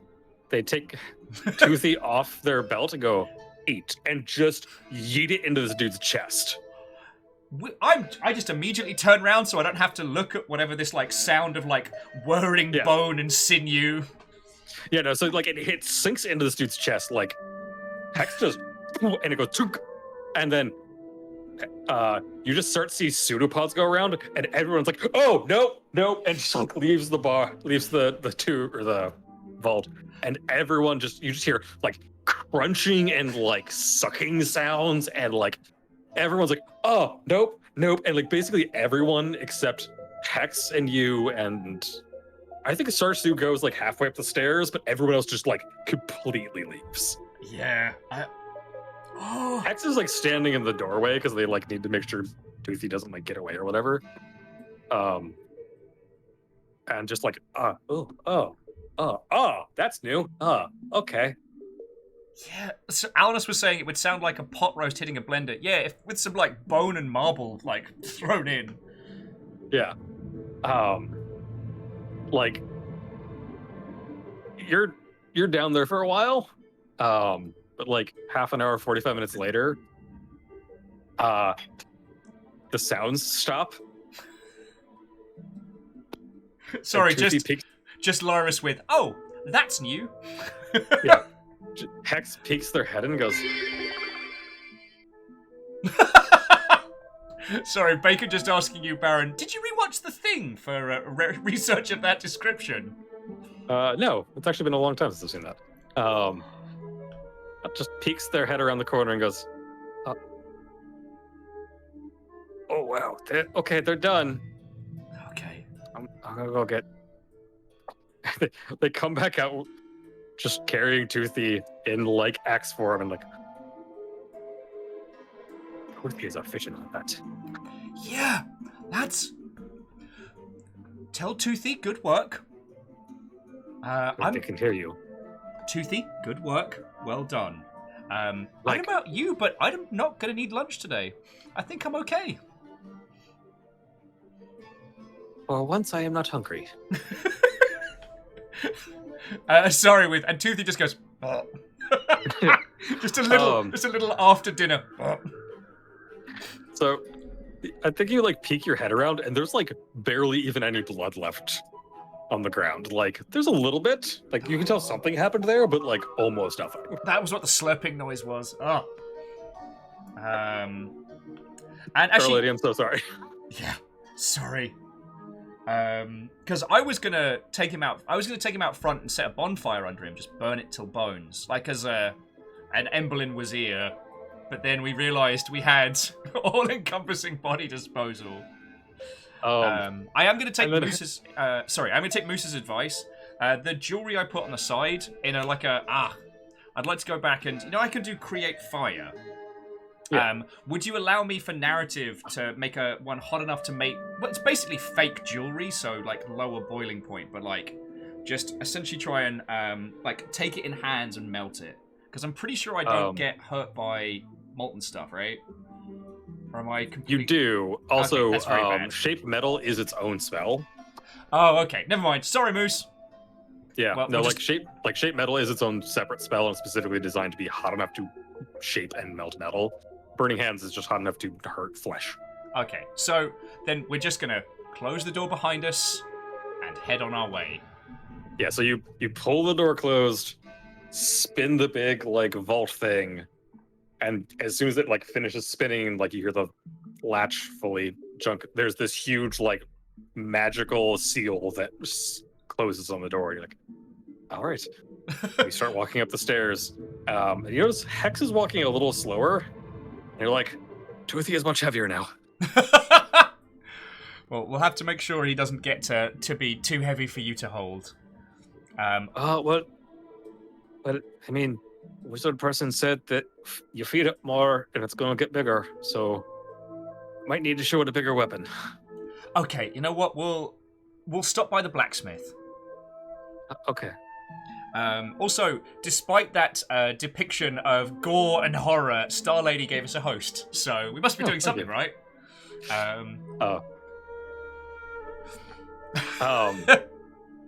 So you get up top, and Tarbar is like hand on wall, has just been sick in the street, just like thought I could keep it in, could not.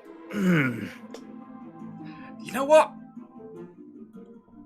Not gonna blame you. Not gonna blame you. Oh, right. I hope you'll forgive me for dealing the final blow there, but I guess I got a little carried away. That was. Gotta be honest, I'm not gonna lose sleep over what we did there. I'm gonna lose sleep over what we did afterwards. Welcome to my life. Do you know there's a guy that makes many of these? Oh, that's terrifying. Yeah, it's really terrifying. How's there slice left? No, I'm okay. I'm okay. Nope. No, I'm okay. You know what? We don't have to talk about this anymore. Okay. Yeah, okay. Let's go somewhere else and drink till we don't remember this. Well, how about you both head back to the Oni and we'll meet you there. I want to do a quick once over of the Duke's place and see if he genuinely has any research materials on the lower lords. And if he does in fact have a vault. And then I'm going to find out how flammable it all is. I'm sorry. So George says, can we get them to train a mimic to take the form of an instrument, like bagpipes? Do you really want to start blowing into a mimic? If you make one wrong move, you've got an angry cephalopod attached to your face. And or in your mouth.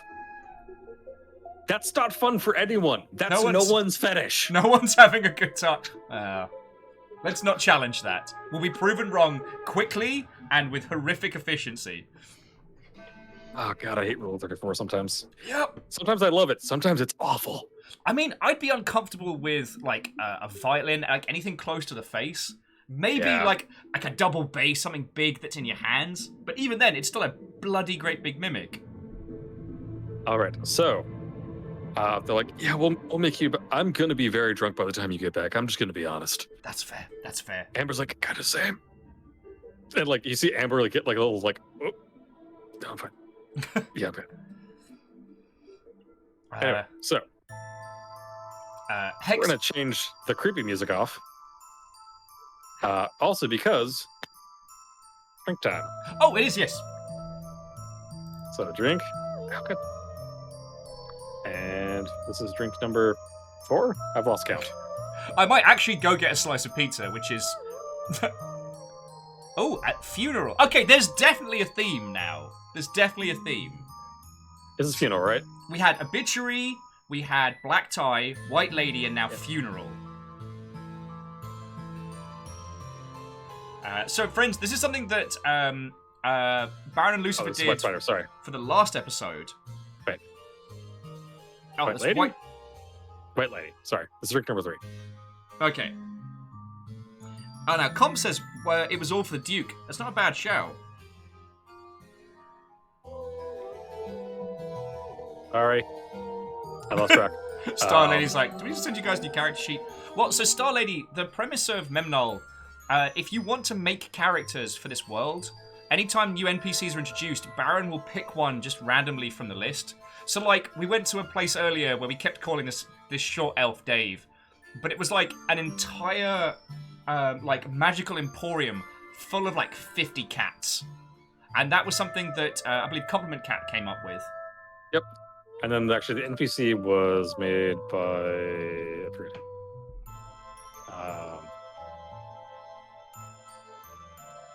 Yeah, Dave's a cat lady. Although his name's not actually Dave, we just insisted on calling him Dave, and he was not happy with this. I think he overcharged us because of that. Also, yeah, actually it was Compliment Cat's character as well, so... Oh yeah, the Ethereal Guinea Pig Hotel, that was another one. Where we ended up having a really serious moment. So we're in this adorable guinea pig cafe, recovering from this huge emotional beat. Oh. Alright, so you have a drink. I'm going to take a quick break, because I realise I don't have water, like an idiot. So I'll be back in... Yeah. I got ciders for later. Yeah. About to go. Alright, back in a second. Away with you. Totally not going to start a train while you're gone. But yeah, Star Lady. So yeah, basically this was the result of Will being like, yes, I love playing D&D and I want to do it on Twitch, but I hate just ignoring chat constantly. I'm like, oh, I can do that. And it took Will and I getting drunk together 4 times, me keep being like, no, I can do that. I know exactly how to do that. And finally convincing him to do it. And now this is season 2. We're coming up on 2 years of doing this. And yeah, we changed the format up every season so far. The first one was sci-fi. The seasons have nothing to do with each other other than the base premise. So the first one was sci-fi. The second one is obviously high fantasy. I'm not sure what I'm gonna do for season 3, if/when that ever happens. Maybe Cyberpunk? That could be fun. Do like a Shadowrun campaign. Anyway.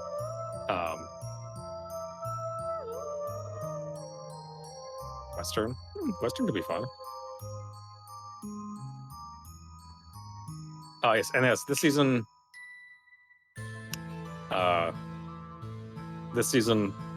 I do have the Shadow League of DMs helping me, so I have a bunch of DMs that help me with background stuff, including creating The setting, the lore, the maps, all that stuff.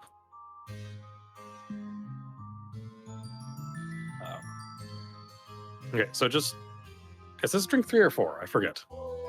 I genuinely don't remember at this point. This is 4, right?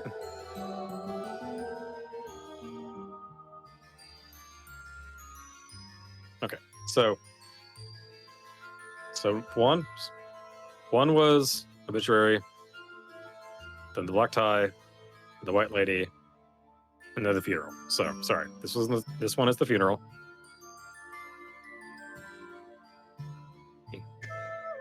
Funeral. There is a number 5. Yeah. Season 3 escape room plus get home. Actually, we at some point want to jump back to the world of season 1, and do an escape room style like one shot where you're on a ship trying to escape from the fox, which was the hive mind symbiote thing that infests people.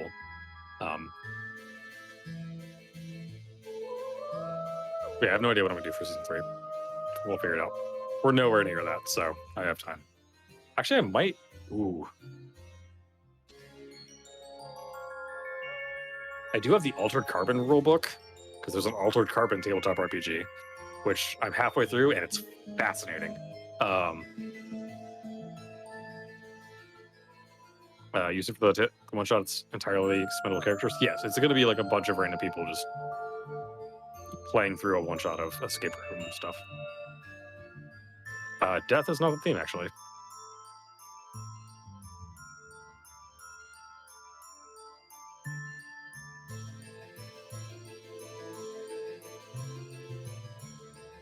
Tabletop escape room, sorry. It's a escape room style one shot, basically.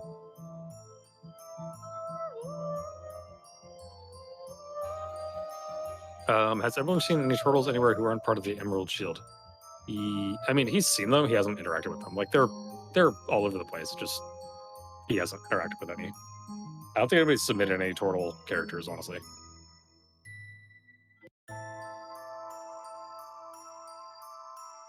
He supposed Blaze in the Dark is out, given the flashbacks wouldn't interact super well with the whole amnesia thing. Probably not. I also haven't read Blaze in the Dark. Like literally, I have a copy sitting up there that's still sealed, so I would have to. Are you submitting turtle? Okay.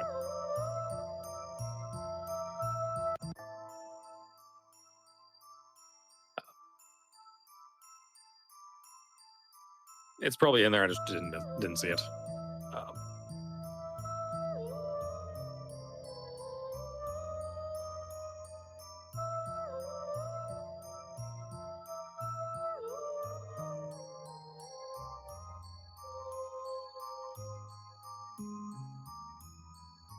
Yeah.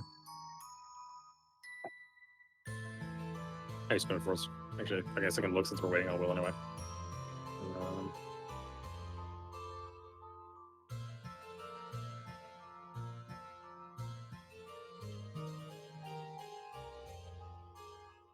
We have. Oh yeah, okay. We have 2 turtles. We have 2 turtles and 2 tritons.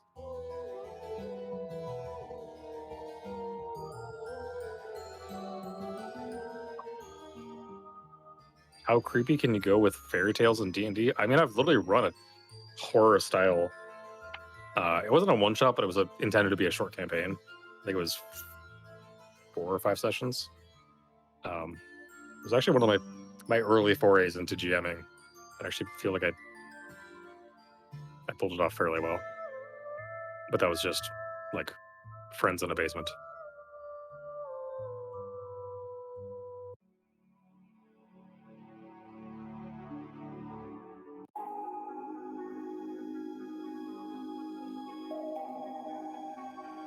Oh, this entire section of this playlist is just creepy. Thank you all for waiting. We just did a murder, the whimsical song. Do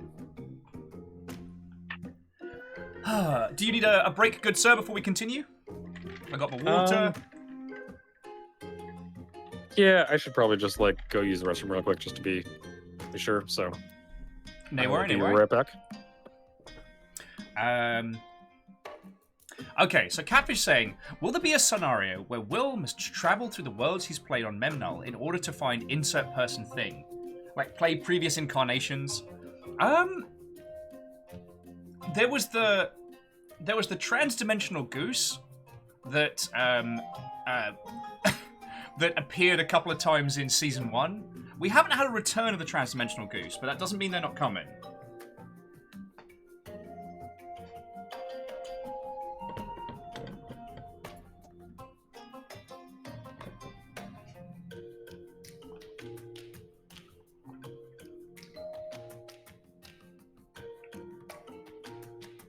Like,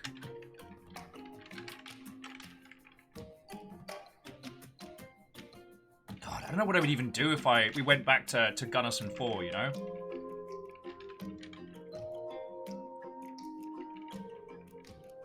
Oh, that's a good point, yeah. So, Catfish Water Dancer, you may or may not remember, well, all of you, we had a West Marches style campaign going for a while called Oak Hollow, where the goose did show up. It was the patron of Tuna's character, one of the 3 gnome brothers, the woefully underpowered idiot totem pole of gnomes.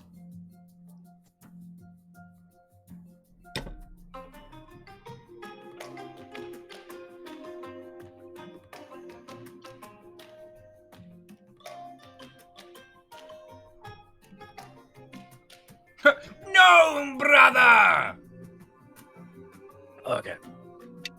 And sorry, I've spoken to Baron about the one-shots. We haven't had a chance to go over them yet. I don't think it's something we're going to be able to do soon, but it is something we're looking into. I am very busy at the moment, unfortunately.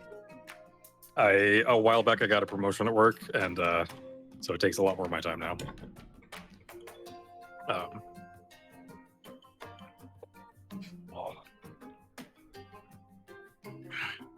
Oh, and friends, what Moose is talking about, they ride into battle with the gnome turrets was going to be Moose playing as a dragonborn with a gnome on each shoulder, working like firing turrets, and or a baby holder in the front and a baby holder in the back. So then you've got my gnome wizard on the front with his battle shoe firing from the chest of a dragonborn, and then one on the back like covering the rear. All right. We'll get something out there, but anyway. Okay. So I'm taking our little squad over. Actually, I'm just gonna. I should ask Tarabar and Amber before we go. I was like, oh yeah, sorry. But before we head back to the bar, do you remember where the Duke's place is? I probably should have asked him that before we killed him. I'm gonna see if either of them actually know.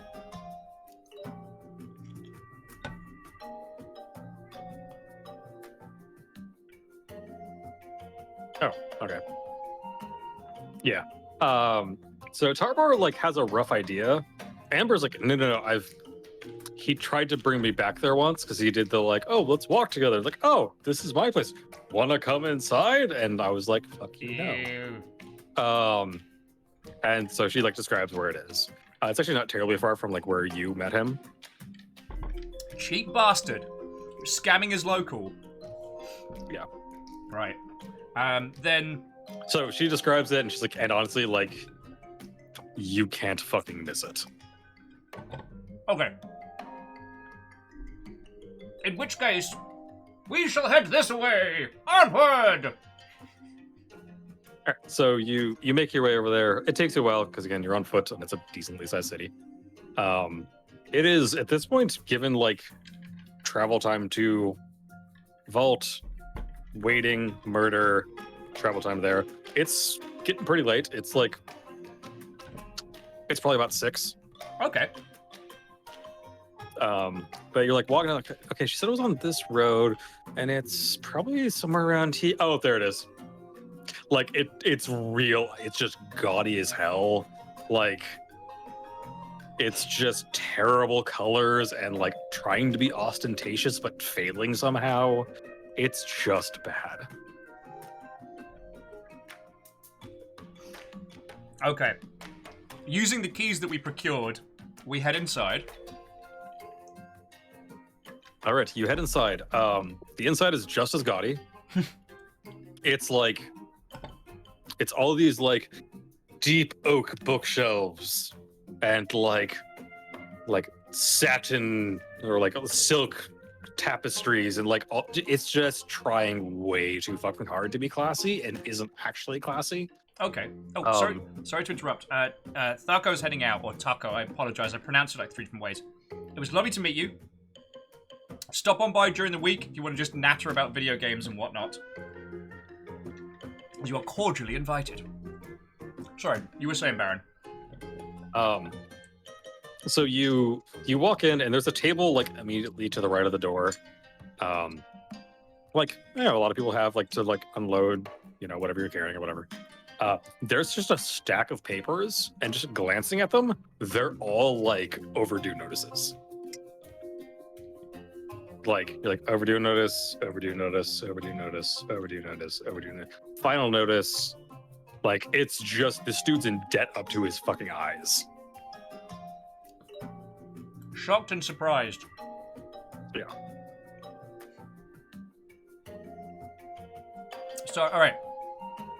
Hex, Chasu, spread out. We're looking for whether he has a hidden vault or not, if he's just talking nonsense. And anything that looks like it might actually be serious, you know. I doubt he's gonna have a book that says things I know about the lower lords, but we'll have a look out. Yeah. And I'll be honest with you, friends. I'm looking at these due notices of paper, and I'm thinking Tinder. I'm thinking, because we've got a candle on our person, just do the old like candle on a stack of papers. Just light it, let nature take its course. All right, so I'm gonna have each of you roll probably a couple investigation checks. So I'll have you go first. Okay, first one. 9. 9. Let me look for actual investigation. I don't think you know your investigation. Okay. And then I'll have Hex. What can that Hex? Again, Hex rolls weirdly well because it's Hex. Bless that little dragon. Bless that little kobold. Sharsu doesn't see shit. So going through, you actually do like you find his like office. Also, this place is like decently sized. Like you walk in, there's this little like foyer area. There's clearly like a living room or like a room where you entertain. There's like a library. There's like his office. There's a bedroom. There's a bath. You know, all this stuff. You walk in and you find like his office, and you notice like, yeah, there's a bunch of stacks of paper of his. He was legitimately trying to do research on lower lords. He was just also a shit person. Okay. So you're gonna have to like comb through it, or you can just like grab a stack and shove it in your backpack.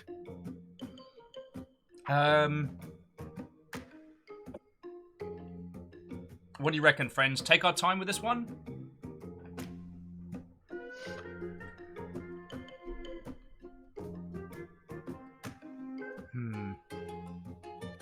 Because it's not like anyone's expecting, but knowing our luck. Okay. Yeah. I'm with Dorcas, grabbing stuff. Focusing on books, but yeah, grabbing what we can. Okay. So there's actually like you grab a stray box and you just like start. Like there's a bunch of books, there's notebooks, there's stacks of paper, there's a couple scrolls. Like you just like anything that you just skim through it. If you even see like Nazil or lower lords on it, you just like shove it in the box. So just mark that you have a box full of papers on the lower lords. Okay. Box of papers, lower lords. Sharsuit waddles in and he's carrying a box. And he says, I found the kitchen. He's got good wine. Had a good wine, dear friend. Now I have good wine. Yes, now you're thinking. Um, Sorry, just Compliment Cap saying, in the same place where someone would have a lovely picture of their family, like hand-painted as a representation, he has his, he just has insurance fraud that he's very proud of, just hung up. no, it's like a tasteful nude photo, or like nude painting of himself. Ah! Yeah, no, we gotta burn this place down. Oh no, AR, we are not getting toothy drunk. That's a horrifying idea. Drunk mimics equals no. And from, I think the living room, you hear Hex go, I think I found something. Okay, let's go investigate. Okay. You go in, and Hex had like pulled the rug up, and there's like a hatch in the floor. Oh, So, like, I was walking on it and it sounded weird, so. yeah, and Wraith, of course. Hex cracks the case. Okay, let's have an investigate. I was like, but endpoints and like it's locked. Oh. Like there's a big old padlock on it. Okay, and sorry, you do make a good point. If we burn this place down, while it does remove evidence, it does get rid of like things that we might have missed. So we can decide if we're going to do arson in a bit.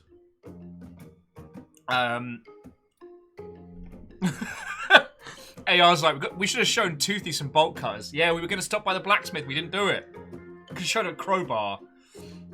Okay, I'm going to try the keys. 20 episodes in the future, you're just using Toothy to like cut off fingers and toes of a torture victim.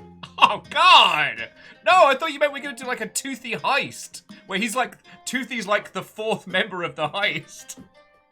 Yeah. But Wraith, as we've discussed, Emberlyn does not know the shaped metal spell. Like, his fire is hot enough to hurt flesh, not permanently melt metal. We got to get better, friends. We need to be able to do like that jet fire style from our fingers. But that's a goal. Okay, so I'll try the keys that we took off Duke the Duke. Okay. I'm just gonna. I know it's not technically a thing. I'm just gonna have you do like a luck save to see if any of them actually work, or if he like hid the key somewhere. We don't know our luck, do we? No, so luck isn't an actual stat, so just roll a d20. Oh, okay. 15. All right. You like go through and like that one doesn't fit, that one doesn't fit, that one doesn't fit, that one doesn't fit. Wait, does that one fit? And like you jiggle it a bit, like it's. Sorry, this is a weird thing for my profession. It's a very new key, so like it's a very tight fit, so you have to like jiggle it, and then it like clicks open. You're like, oh, okay, all right, and down we go. all right. So you open the hatch. There's a ladder down, and you're just heading down. I'm heading down first. All right, you take 3 damage as you step on the first rung, and spikes shoot out and stab you in the leg. Ah, P! How much damage was that? 3. 3. Okay, I would like to roll to not scream. Yeah, roll a Constitution saving throw. Oh, I do know my Constitution though. 8. Nope. You're like, fuck! Fuck!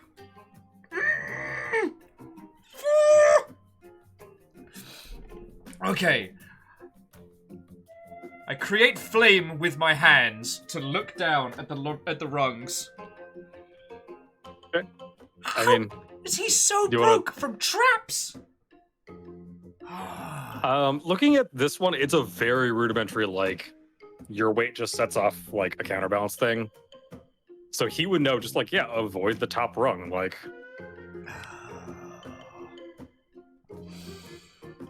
Do you want to, like, investigate to see if there are more traps? I'd like to have a look, yes. but otherwise it'll just be like Operation Face Check at this point. Alright, so we're rolling a d20. 19! Where the fuck was that when I needed it? Okay, so you're careful, and as you're going down, you're like, okay, next one. Don't see anything. Like, you gently tap it to see if it, like, moves at all, because as you step to the first one, it, like, moved. And then, like, halfway down, there's one. And so you warn the others, like, okay, like, so rung 1, rung 15, and then, like, rung, like, 19. Like, the last one from the bottom, like, this is a big ladder.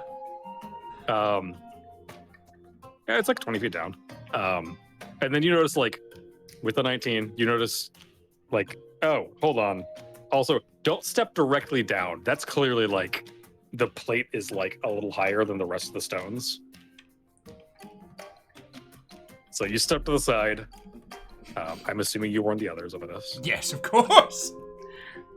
And this is why I went first, because if something had happened to Hex, I would have been more livid. And then it's actually a very similar thing to the vault you were just in, except this one, like, there's a short little hallway. It's like a 6-foot hallway. And then, yeah, there's a door. It's not a huge door, but it's a little larger than a standard door. It appears to be mostly really, like, dense, thick wood with, like, iron bands down it. Okay. All right. Time to play Do These Keys Fit? So you're just gonna walk down the hallway?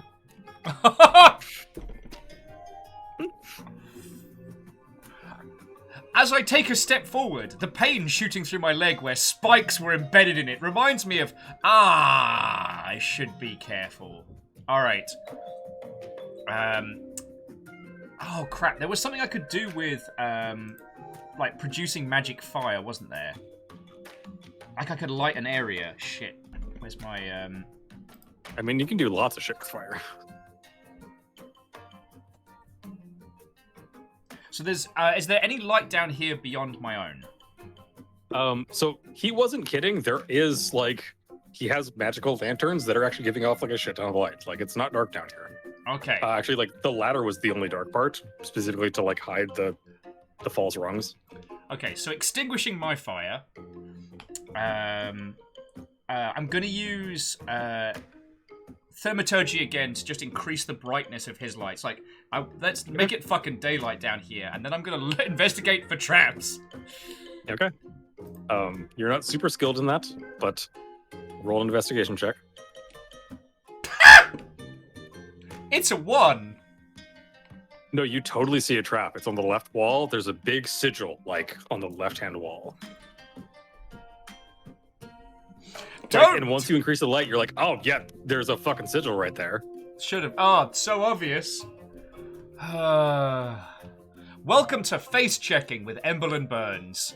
So, confident that I've seen the only trap that must be there, I walk forward towards the door. Fuck my life. All right. As you step forwards, you take... Oops. Okay, you take 3 fire damage halved as you walk forward and just fire just erupts in the hallway. But you're a tiefling, so you take 1 damage. So I'm just perturbed and on fire. I'd be like, oh, fuck. And then you notice the rune that you saw on the wall is the place your hand here to deactivate. Like, fuck. At this point, I'm as annoyed as I am angry. I'm singed. I'm in pain. I can't believe this bastard is still pissing me off from beyond the grave. I continue to walk forward. Okay. So you get to the little, like, the door. Again, it's not quite a full, like, I mean, most doors are like, what, 4 by 7 or whatever. It's a little bit bigger than that. It seems like it's probably pretty thick.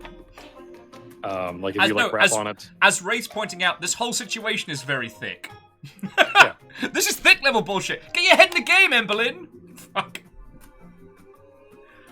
Oh my life. Okay, sorry. So door is a sturdy piece of construction. Yeah, it looks like it's banded iron, but like thick wood door.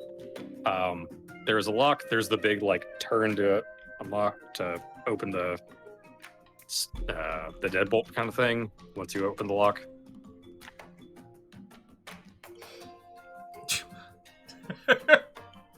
No, because sorry, in Nightmare, people make sensible decisions as opposed to me. All right, so again, gonna try the set of keys as we have them. Roll another luck save for me. 5. None of these keys fit. Like it's one of those, you look at them and like none of these keys are even the right shape. Like you don't even have to try to fit them in. They're not the right shape. It's specifically, it's like instead of the standard like up and down key, there's like a center hole and then there's like 3 like spirals out from it. Like it's a really oddly shaped keyhole. Okay. Chasu, firstly, touch the rune. Then, do you think you could bust this for us? I can't find the key, and I have neither the time nor the patience after being repeatedly singed to want to bother trying to pick this bloody lock. I don't even know how to pick a lock. I might do. Maybe I've forgotten. So Sharsu like puts his hand on the rune, and you see it like glow for a second, and then you hear like this kind of crackling as magic dissipates. He carefully steps forward, and then like nothing happens. So he's like, yeah, he joins you over there. You just want to try and like brute force the door open? Yeah. Okay. So Sharsu's gonna. Dude's got weight and an iron shell. I don't think that's a terrible shout. And a war pick. Yeah. Warpick's actually probably a better shout, isn't it? Yeah. You ever seen a hooligan bar? Actually, I have. Also, everyone, Google hooligan bar. They're dope as hell. But they're breaching tools the fire department uses. But I only know that because you told me. Yeah.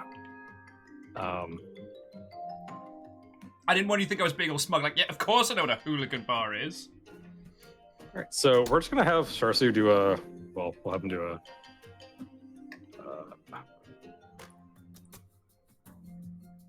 All right, so yeah, he like takes his war pick out and he like slams it into the crack, like where the door meets the frame, and tries to start like wedging it open. He gets a decent chunk in there, and like isn't quite able to. He goes, all right, well, I have an idea. Okay. Hex, get in here. Like, Hex, you are amazing, but you are small. Give Emberlyn your war pick. We're gonna try and wedge that in there, and then all of us together are gonna try and just brute force this door open. Okay. I'm gonna get the god-killing axe out and try and help them as well. All right. So you all like.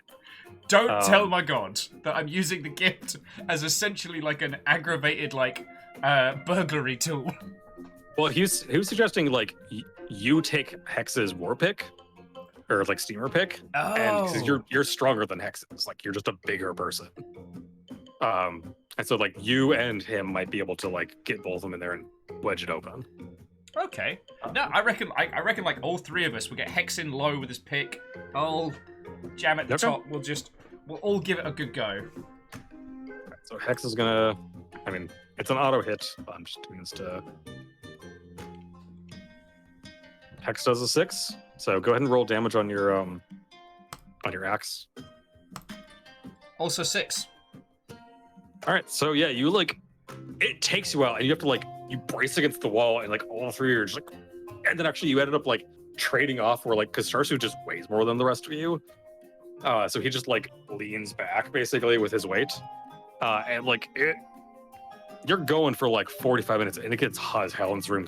There's 3 of you exerting energy in this tiny little hallway, but after a while, you finally just crack it open, and the door swings open just a little bit.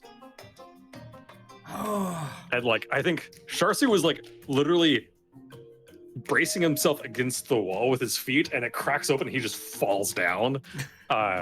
Hex was doing the same thing and falls on top of him, and you were like doing the like leap around so you don't fall on the butt.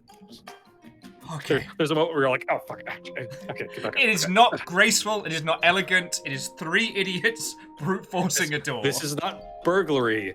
This is breaking and entering. Yeah, as AR says, me being set on fire certainly didn't help the heat. Yeah.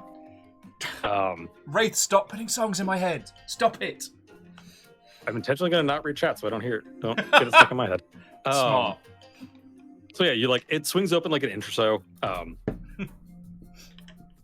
Sorry, just Lyris with, hey, don't call Hex an idiot. Fair.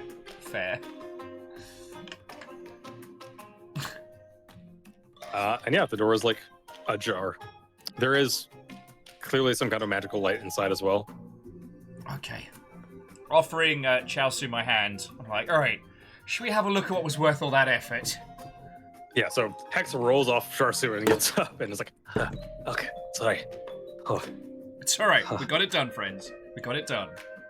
I'm sorry, it's my first breaking and entering. Oh. No, it's not. That was a lie. This is like my seventh. I'm very bad at it though.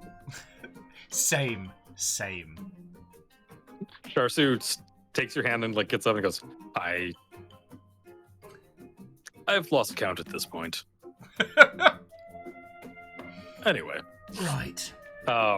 Sharsu just like pours himself a bit of ale, takes and the entire thing, swigs it down, and then just kicks the door open. He's earned that. Yeah. So yeah, the door swings open. No traps go off, but you're presented with 3 pedestals. There's like 2 in front and 1 in back. Okay. There's things sitting on all 3 of them. Oops, 21 months. Oops, 21 months indeed. Sir John Bacon, thank you kindly. Okay. So yeah, let's... that's the Sir John Bacon superpower. It's like Bacon Inception. And just Colin McCab asking, wait, is this campaign Hex's redemption arc or Sharsu's corruption arc? Yes. Why not both? Why not both? Both is good. Okay, so we've got 3 obvious pillars. So let's have a look at them. Okay. So on the front left one, there is a single ring.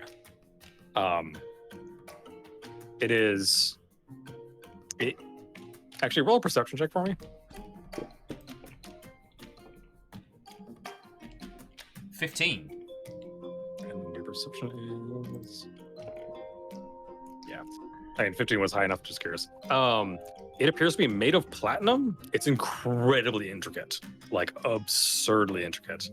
And then at its center, there is a red crystal. Okay. That almost seems not like a cut like gem, a like organically grown like crystal that someone then shaped a ring around. Okay, that's coming with us. But I don't immediately put it on. I'm just going to... We'll take it to Dave. Okay. Okay, and on podium number 2. You're on the back one or the front right? We'll go front right. Okay. Also, whoever gifted us up to Star Lady, that's fucking cool of you. Oh. House Carl doing their shadow hunting thing. So on the front right one, there is a weapon. It is a like chain whip. Ooh. Like, are we talking like Castlevania-esque or like flail mace kind of style? It is a whip that has like blades on either side. Fucking hell. Can you do me another perception check? Shit, yeah, I can. 11?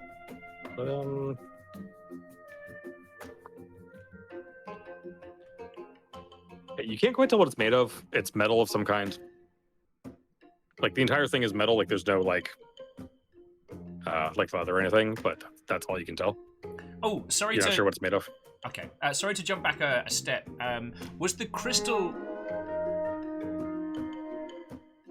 Okay. Thor of Go Pirate Software has just brought in 101 pirates for us. Feckin' Watto and welcome! We're doing burglary crimes! Also, happy birthday. Also, happy fucking birthday, Thor. You fucking legend. I check Twitter occasionally.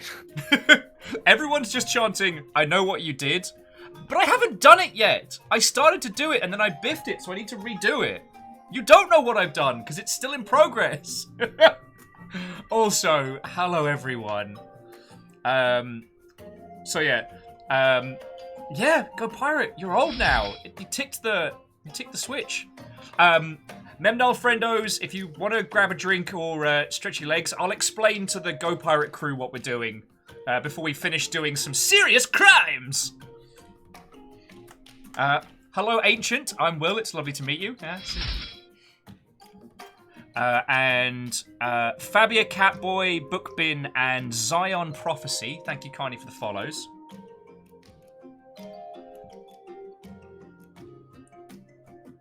Raid's mentioning the gnoming of Thor.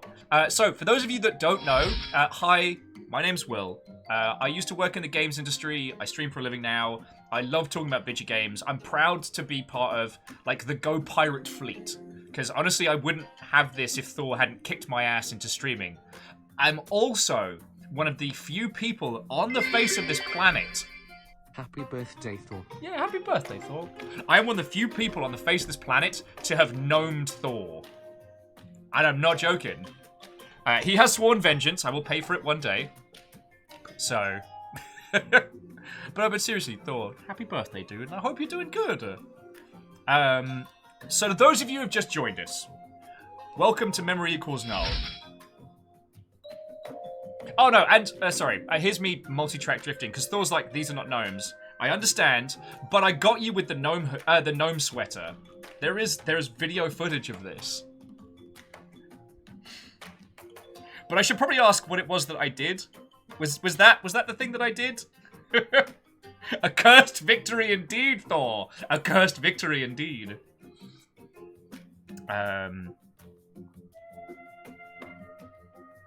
So yeah. Lovely to see you, dude. Again, like, feckin' yo. Yeah, Kisa, I still don't have my revenge gift. Feckin' planet. Getting into nonsense. So yes, so to those of the Go Pirate Software crew, I welcome you, Watto, to our Viking-flavoured nonsense. And Lyris, thank you for gifting a sub to Thor. That's feckin' cool of you. So we're doing Memory Equals Null. Memory Equals Null is a D&D game, but it's a little different. It is the brainchild of Baron Sheep over there, our illustrious DM. And it's different from your usual, like, on Twitch flavoured nonsense. Oh, and Git Ned, thank you kindly for the follow. The idea is it's me and all of you lot controlling a character. Each series we start with a new character with a blank sheet wakes up with amnesia for some reason, and we must piece together both who we are and who we want to be just by playing and exploring the land. So, you know, you can shout out one-liners, suggestions, ideas, thoughts, and feels. You just missed a brutal murder and an even more horrific body disposal. And the guy that we just murdered, Duke, we're currently going through his stuff. But apparently I have the trap-checking perception abilities of an idiot bowling ball. So I've just been being skewered and set on fire. But we finally made it into his vault. We got a spangly ring. We just found like this Belmont-style like chain whip that looks awesome. And yeah. Okay, Lars, you're right. That's a good way of putting it. We have a pet mimic. It ate the body. It was pretty nasty. Lots of slurping noises. Yeah. So yeah, friends, come on in. We're gonna be rolling dice and making poor life choices, and you are cordially invited to join us.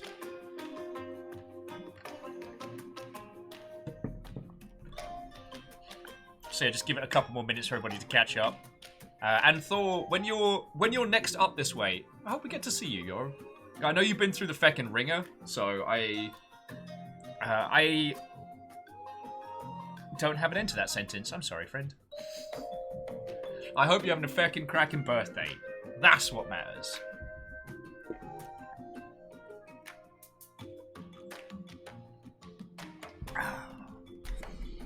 Okie dokie Lokis. Graphite's describing our current situation as it's straight up Home Alone in here.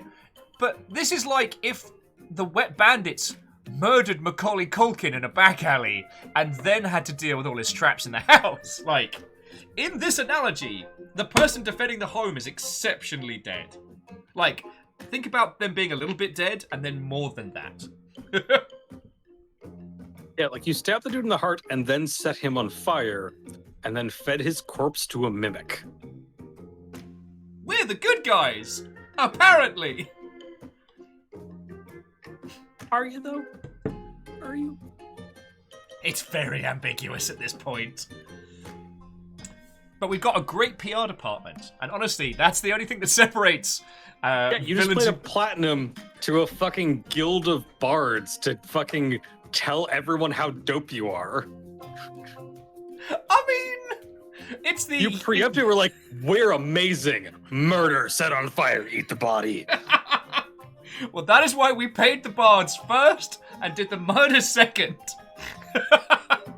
Because when you think about it, like, we murdered him nasty. Like, darkness, burning eyes. Like, it was not...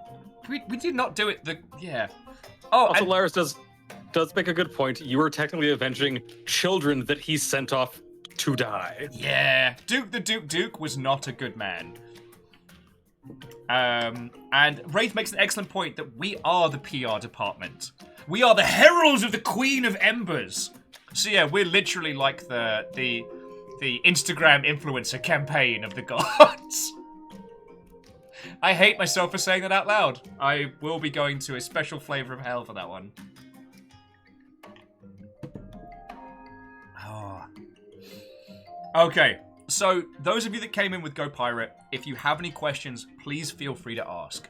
I'm going to proc the Memnull link tree, so you can all, if you are curious as to have a listen to Season 1, or if you want to catch up with Season 2, each season's kind of standalone. The first one's like giant robots and mechs and shit, so that's cool.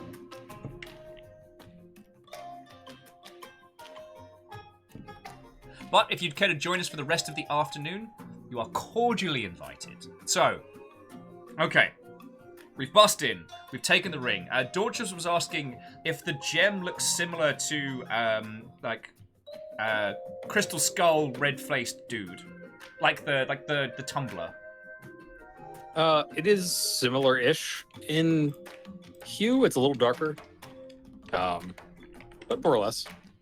They also asked if the chain whip looks similar to the ones held by the statues in the temple that you were in. Yep. And yes, they're almost identical.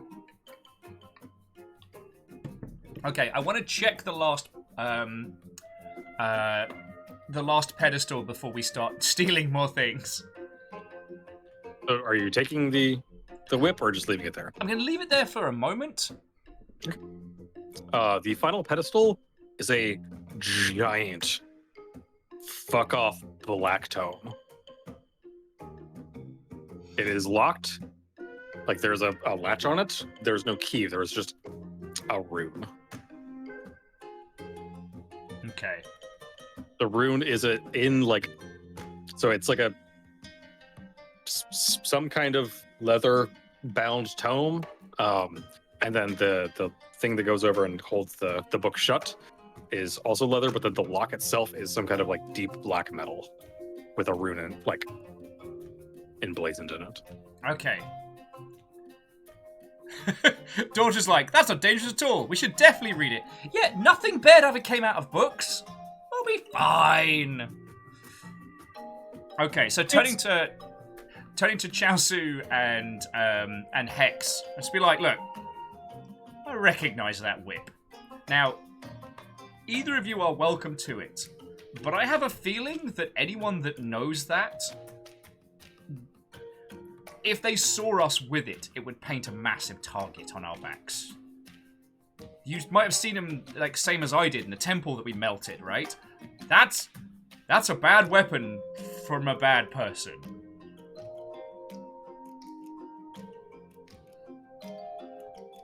So I'm not playing leader steals everything, but I think we should take it and keep it hidden. The book is probably a terrible idea, but I'm going to take it anyway. Yeah, Hex goes, I mean, we could teach Toothy Whip. Would you like to teach Toothy Whip? Toothy, would you like to learn how to be a whip? You just hear this, like, gurgling burp/fart sound. He's still digesting Duke, but I'm going to choose to take that as a yes. All right. Show Toothy the whip, and then we'll stash the real whip. And yeah, Wraith, you're right. We could put the whip into the vault of bullshit. So yeah, Hex goes over and picks the whip up and like lays it out, and then takes Toothy and is like, Toothy, weapon, whip, and like basically runs Toothy over the whip, and you see like an eye appear and like take it in. And he goes, oh, okay.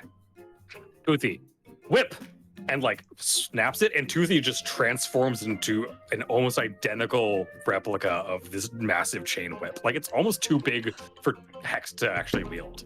Like has to wield it two-handed. We made the tiniest Belmont! And Hex is like, oh, I don't know how to use this. We'll get some practice in a safe space, all right? Oh, okay. Toothy axe, and Toothy transforms back into an axe, and they reattach it to their belt. Okay. So yeah, I'm gonna bag the OG whip and the tome. Okay. Yeah, you take all three. You take the ring, the tome, the whip.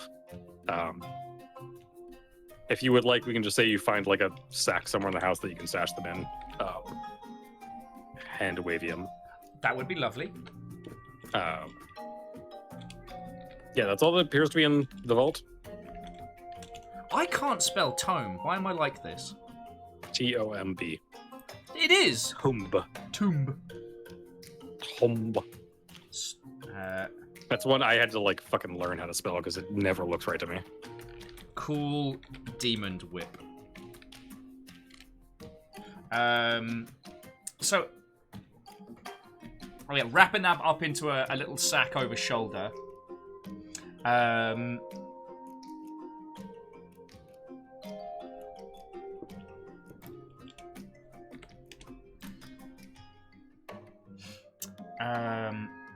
Oh, sorry, you're right. It's T-O-M-E. Sorry, T-O-M-B is grave. It's tomb. No worry. So, let us. I really kind of want to set fire to the place. Does anyone have any cases as to why we shouldn't set this place on fire? There's still a bunch of like possibly research about the lower lords, which could be useful, and is all flammable. But we did steal a bunch of it. Yeah, you have a box of research materials. Like you found a decently sized like copy paper sized box and like stuffed all the stuff that was at least like on his desk and like the immediate area into it. But Lyris is like, but did we steal the right bits? Graphite does say vengeful pyromaniac.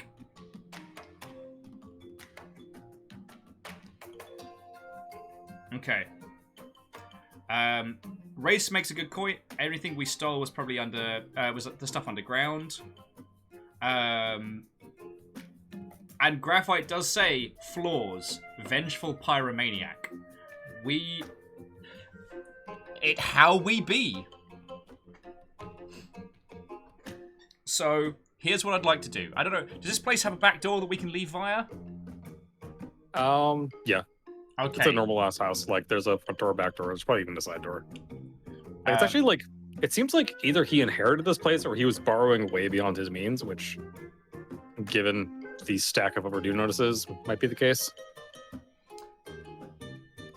So taking the stack of overdue notices and heading up to the incredibly disorganized office, using the candle we've had since the beginning, which we shall no longer have.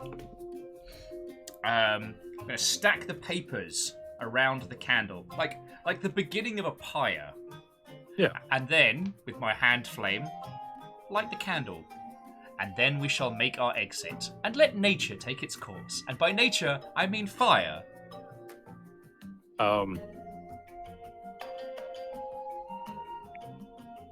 So, yeah, I think you do that, and then Sharsu just... This thing goes... Yeah, and he just takes his keg, and just opens it, and just walks around the room. And just like, he just does a very slow trundle through every single room in this house. And then he finally like shuts it off and it's like, thumbs up. I'm like, we should probably go though. That's gonna go up like, yeah, let's go. It's like, good lord. Let's skedaddle out the back quietly, friends. Yeah, so you walk out the back. Hex goes, keys. Oh.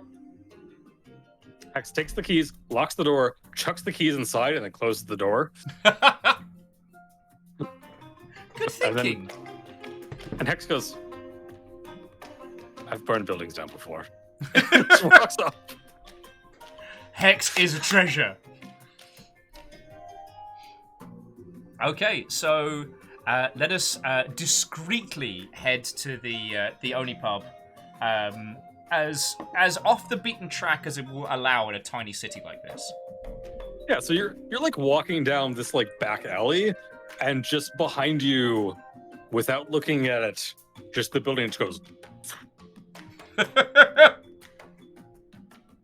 Somewhere in the distance, you hear a bell start ringing, and the magical like hydromancers start running to set this fire out. The whole city's surrounded by water. They know what they're doing.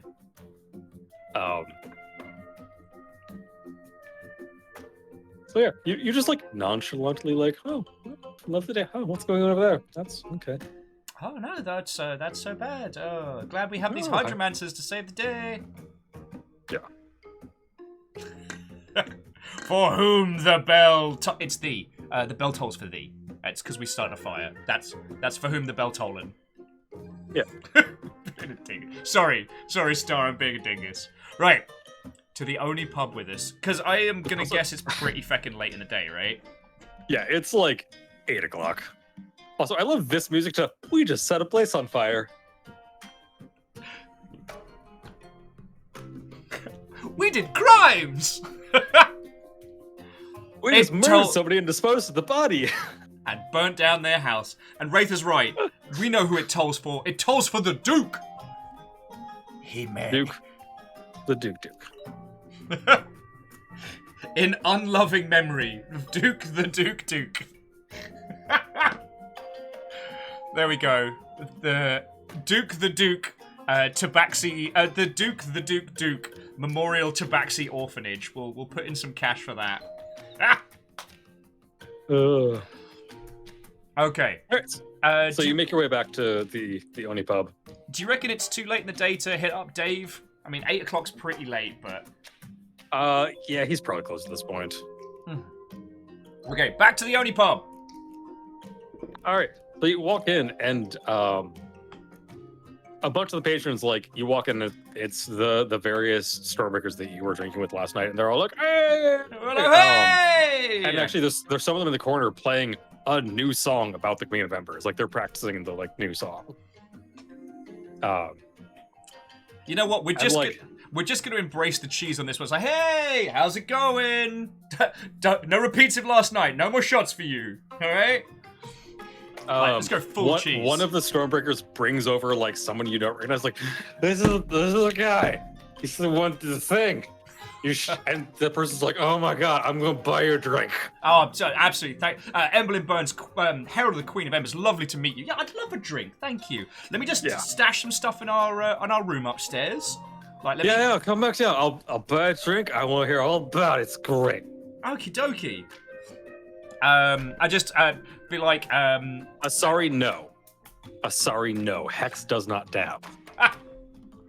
So yeah, just to bartender and be like, look, can I grab the same room again? Are we cool?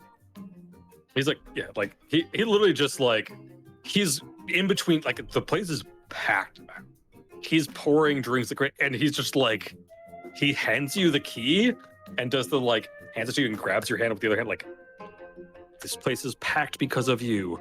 Rooms on the house, like, go. Thank you. All right. Okay, so taking our hoard upstairs before we join in the revelry downstairs. So, friends, do we want to check what it is that we've acquired? Because we've definitely gotten a weapon of the lower. We have a demonic weapon. We have possibly a demonic ring, and we have a tome. Now, there were 3 lower lords, right? We know one of them is all about, like, the crystalline bullshit. And from that, we have a ring. And we know Morag, the one who was slain, was all about that feckin' chain whip, right? So who is the 3rd demon lord? Who is the 3rd lower lord?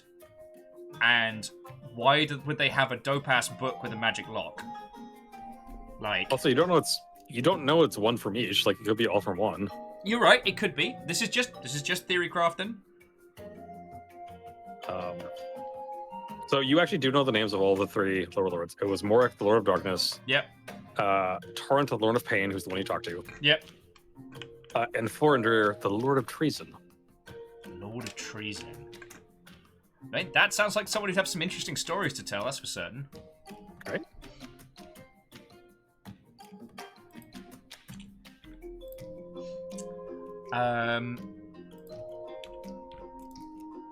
Okay.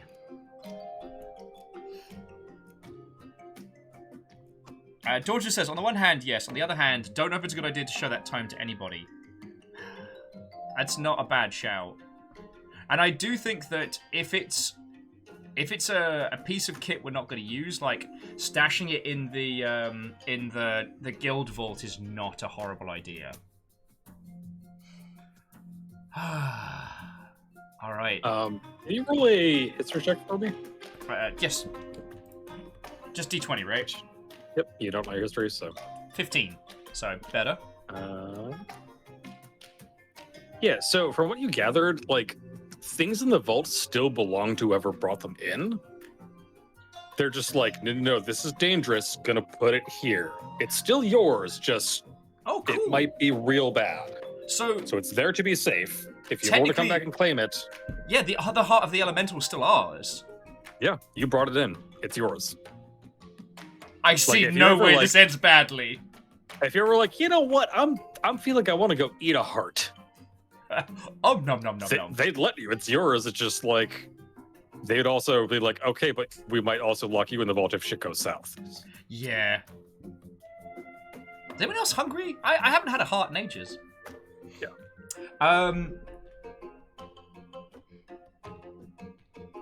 I like the fact that if we keep going at this rate, they're going to need an Emberlin wing in the vault. At some point, there's going to be an investigation. Why do you keep finding dangerous shit? Okay. Also, seriously, all this all of our music is by Music D20 on Patreon. It's all phenomenal. Yes. Like, I'm just like, yeah. Yeah, it all just keeps coming to one person, right, Starling? Okay, so I'm in 2 minds. I think we should have a proper look at the book, but I don't know if we should crack it open just yet. And if we're going to get it investigated, perhaps doing it in the vault wouldn't be a terrible idea.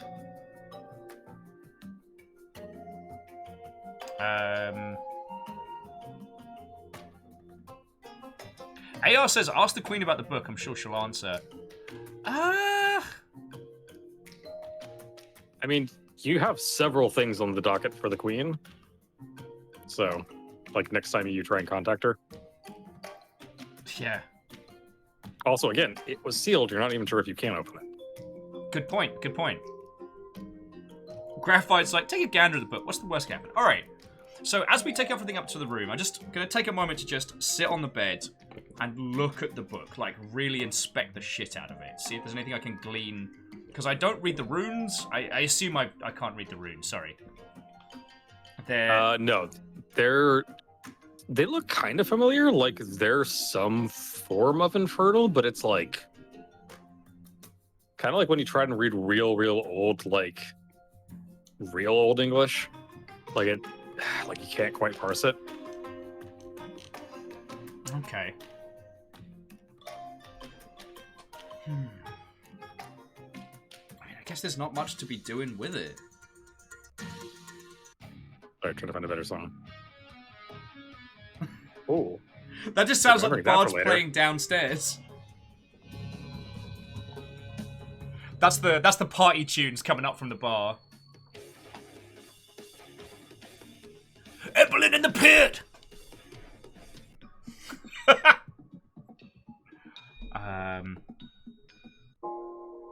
There is a lot of stuff on the docket to talk to the Queen about, and it might be worth having a sit down with her. What do you reckon, friends? Because the thing is, aside from going back to the guild tomorrow and giving the heart a poke, like...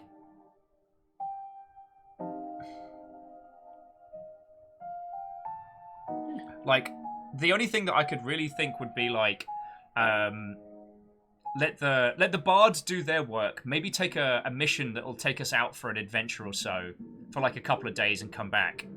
Just so that we're not just there when the bards are doing their work, and then we can reap the rewards. Alright, so, if we're going to talk to the Queen, what are we asking about? Like, because we've got the goodies. So, the tome, the tome and the whip, certainly. The ring, I guess maybe. We want to ask about her slaying of one of the lower lords. And do we want to ask about her ascension? Like...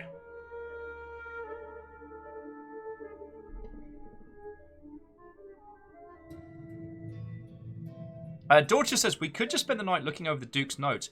You know what? That's not a bad shout. Like, that might glean us something of the lower lords that we wouldn't have gotten before. So, you, like, brought the stuff up to your room by yourself, right? Yes. Like, you left, like, Sharsu and Hex down partying with the bards. I'd considered bringing, like, Sharsu, but he wanted to sleep on the idea of joining the Queen, and I don't want to pressure him on it, you know? Yeah.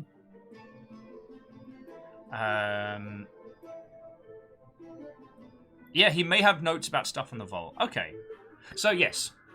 As much as I want to party most hardy with the bards, plonking down the papers, laying out the objects, it's like, alright, it's time to Scooby-Doo research this, which I understand doesn't exist in this world. So, Emberlin's not quite entirely sure why they said that out loud, now I think about it. Yeah. So you sit down and you start, trying to sort them into at least rough stacks or, like, something cohesive. Yeah. You're probably just, like, sitting on the bed, like, just going through them, seeing what all's there. Yeah, probably be on the floor, like, laying them out, trying to get, like, at least an order to them. Yeah. And then from the corner, you hear a voice that goes, it's a lot of reading. Ugh, I know. I wasn't like I was asked to become the Herald, but I thought it would involve a lot more, theatrics. Also, hello, I'm sorry, what? So you look over, it's a human, mask, white, disheveled as hell. Like, if you saw this person on the street, you would assume they were hopeless. Like, okay. Rags, they've got a rope for a belt, there's a rusty dagger shoved in there in the rope. Their beard is unkempt, their hair is just bleh. They appear maybe mid-30s. And they're just casually sitting in the corner with, like, one leg up over the other, just smiling at you. Okay. So as not to seem like I'm freaking out, I'm going to keep sorting the papers. Like, oh,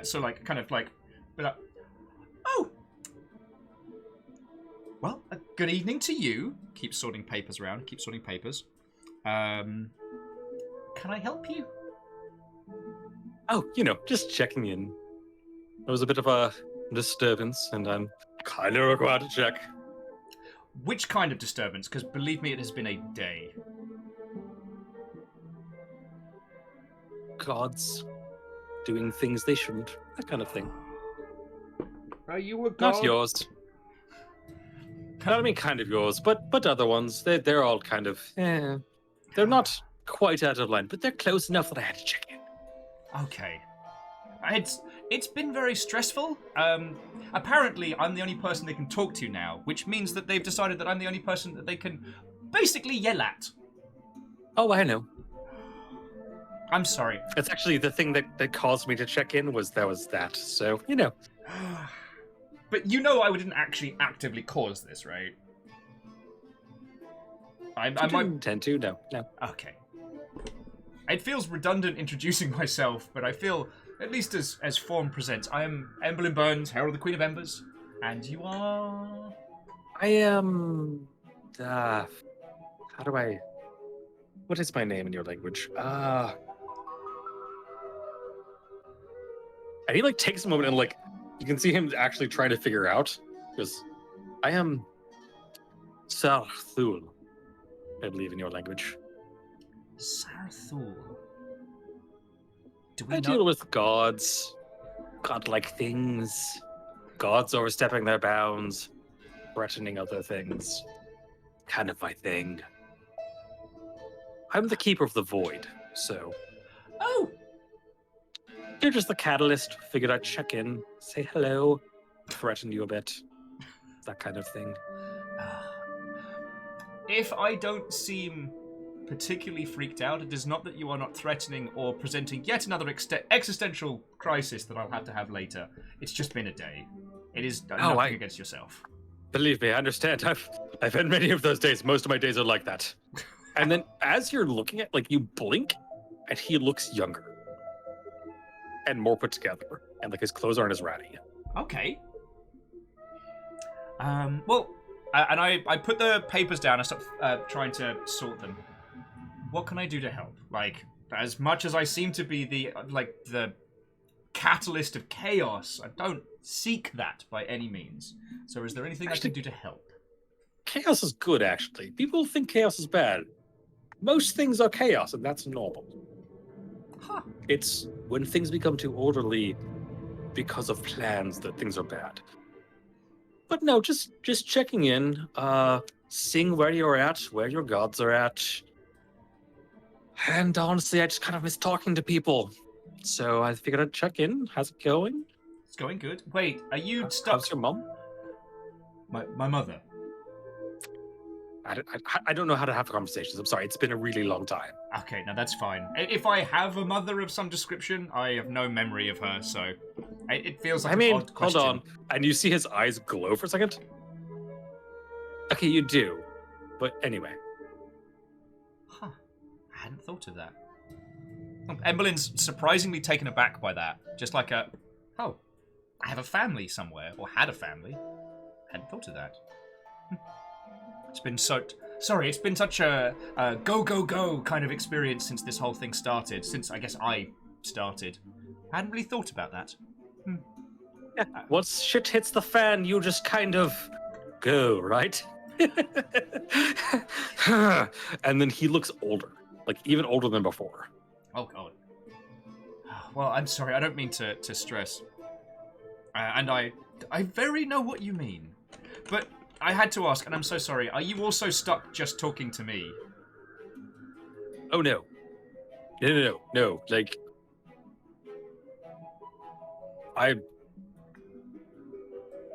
Let me illustrate. And he goes like this, he puts his hands together, and then just pulls them apart, and this, black hole in the floor just opens up. And from the black hole, you hear things your brain doesn't know how to comprehend. And then he puts his hands back together and it closes. Emberlyn is stunned for longer than is socially acceptable. And then merely kind of pinches the bridge of the nose and just... You know, I wasn't going to drink tonight. I was going to take a night off. I was going to work on these papers. I understand, and I apologize, but can I offer you a drink? You know Maybe what? one from a different dimension? I don't know. God, I wouldn't even know what to ask for.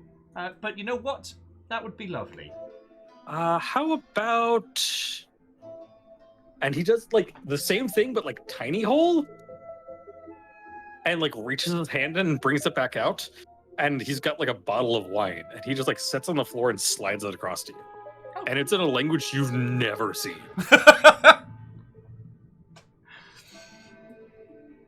You know what? I'm not even going to question it at this point. Like, Emberlyn is so far into the, like, I'm just going to go with the flow that just... and giving the ruby goblet a spit clean with the side of their tunic, a demonic tumbler given to them by a lower lord, like... Sorry, let me just brush this. I haven't got a second cup. Do you have a mug or something? I'm good, thank you. Okay. Technically, I'm underage, so... Huh? And you blink, and they're like 12. Okay. Slow pour. Okay. And you know what? Sorry. Again, don't mean to freak you out. I am the guardian of the void between places. And it kind of... Sorry if I tried to bring it in. Being the guardian of the void kind of messes with your head a bit. So... Yeah. Friend, I have dealt with a little bit of the gods a little bit, and I feel like I've basically been scrambled from the neck upwards. I cannot imagine the stresses of your profession. Yeah. But again, is there anything I can do to help? Like, you know, I seem to be errand of deities at the moment, and I feel that you have to deal with them like one might a school bus. Sorry, one might have to deal with a boat full of children. Oh, you have no idea. You have no idea. But it is the thing I chose. So, here we are. Just, warning. There's shit happening that might cause other problems. You're doing good. You're actually doing real good. But, yeah. If you see me again, it's probably bad. Okay. And unless I get really bored, in which case it's good. I mean, there is a bar full of very excitable bards downstairs. I can make sure at least, like, mortal level boredom is cured. Yes, well... yes, sorry. Little bored with bards at this point. They're everywhere. There's so many goddamn bards. Are bards in every dimension? Sorry, I have to ask. Every dimension has bards, and there's too many of them. I found a dimension that is just bards. They just sing about each other singing. It's so boring. Huh. I'm terrified and yet intrigued. Really? Do you want me to show you? Because it's awful. It's just a musical. It's terrible. I tell you what, if I survive whatever ordeals it is that apparently are coming my way, we'll do an afternoon in the Bardverse. I'll probably hate it after 20 minutes, but it won't be boring. Fair enough. I might take you up on that, because I just need someone else to know my pain. But, can you roll a perception check for me? Yes. 9. Okay. So, just mostly checking in, seeing where you're at, needed to get the lay of the land. Things are good. You're doing good. Shit might go real bad, real quick. Okay.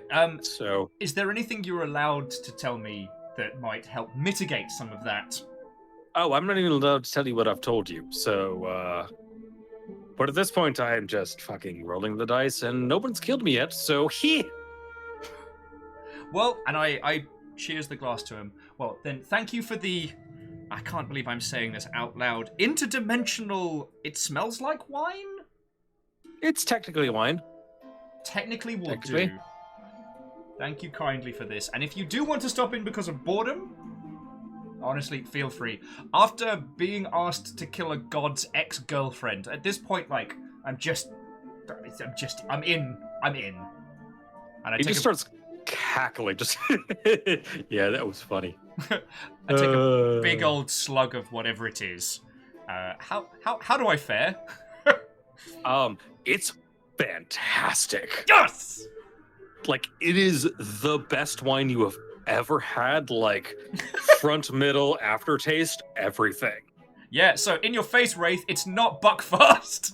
And he goes, well, I'm being called. Have fun. I will hopefully never see you again unless I'm bored. And just tips far enough back in their chair that the chair falls over and they just fall through the floor.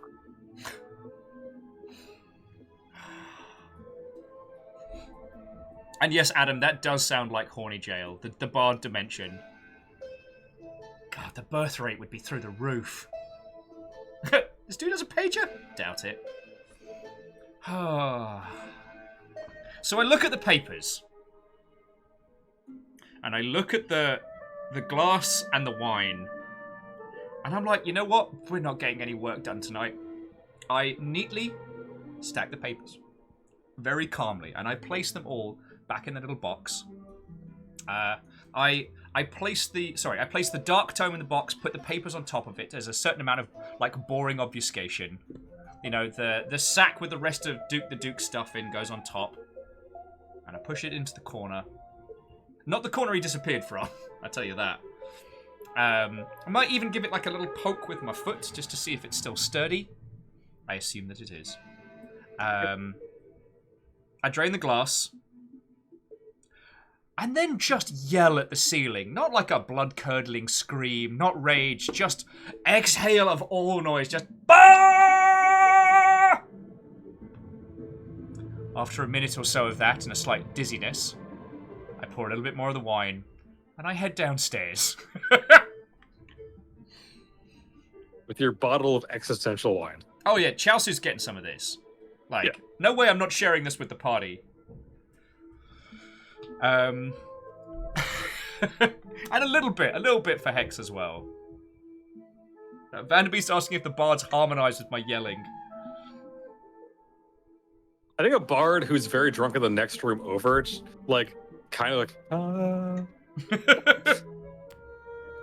Alright, so we're gonna have you head downstairs. Quick scene break, because I have to pee so bad. Hey, go for it. Also same, because I drained this like a smart person, and now I'm reminded that being healthy destroys the human bladder. Yeah, Bastard. so I'll be right back. Alright. Enjoy the creepy music. I shall.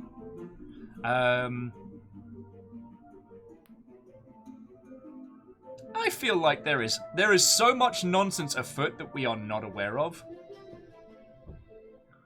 Star Lady was getting like David Tennant Ghost of Christmas Present vibes. Cool.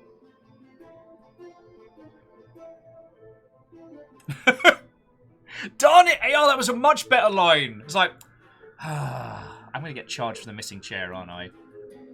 Hopefully no one notices.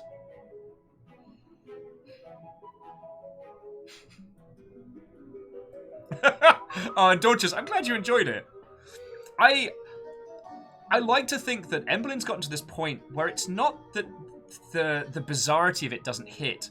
It's that they just let it kind of wash over them. They're not nonchalant about it. It's not like they don't care.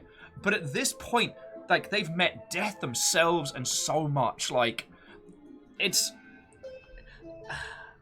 Like, how else can one react to those? You know what I mean?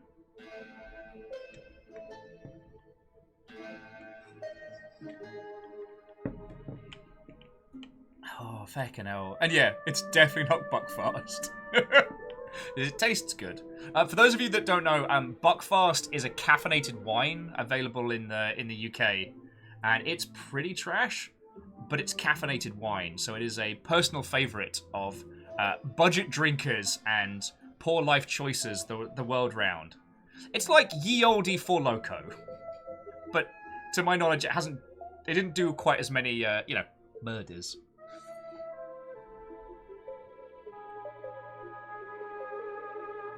And yes, I did just reference Yoldi for Loco.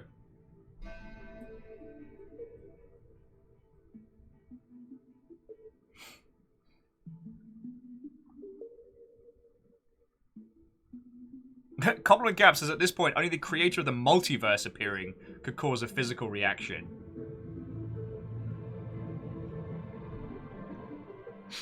I mean, that might have been who we just saw, or at least it felt like we saw like the caretaker of the multiverse there.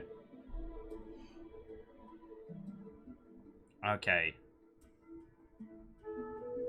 Sorry, I'm doing the wiggle dance in the chair. We're definitely at a one bladder enter, one bladder leaves moment.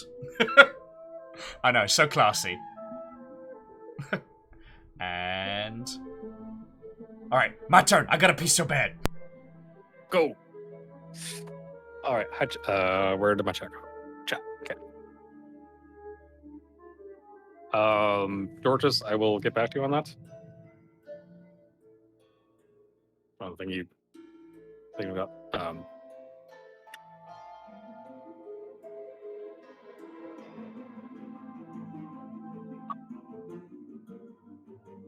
There we go. How's it going, y'all?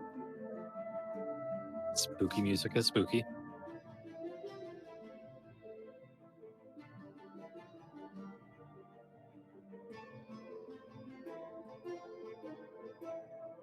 Trying to find what there goes. Okay.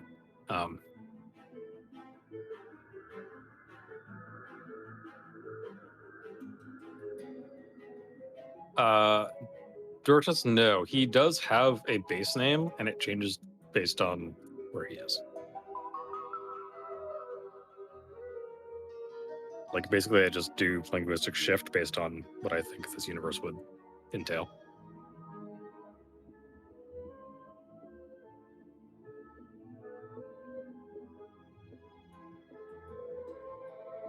Yes, and again, if we do not even 10k more bits, you get a dope guaranteed lore drop. So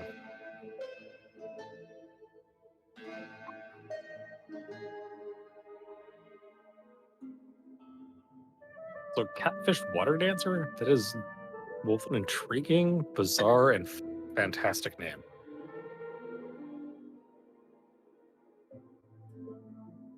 Yes, this is the Judgmental Deer always has notes on everything. The Judgmental Deer. Got it. You can have judgmental in this. It's like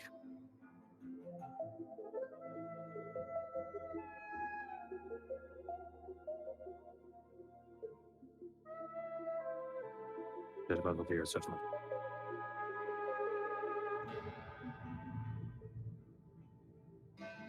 The Judgmental Deer sees all. The Judgmental Deer is the end boss.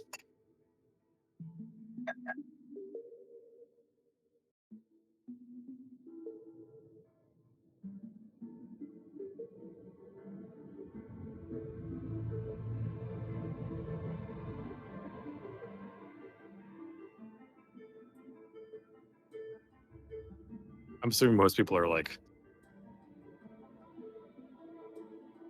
going to the restroom and whatnot.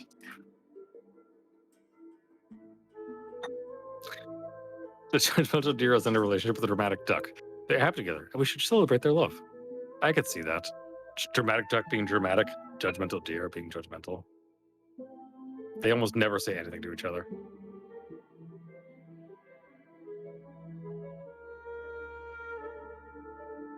Okay, so I'm hearing that Judgmental Deer and Dramatic Duck have a relationship in some manner, and I'm curious now. I'm curious. So I think it's that, like, they're just constantly next to each other, and the Dramatic Duck is just like, yes, Dramatic Duck. And then Judgmental Deer is just like, And they're always together, and they appreciate each other's company, but they almost never say anything. I like that. And then occasionally one of them's like, do you want tacos? I could go for tacos. That's the secret. Can always go for tacos.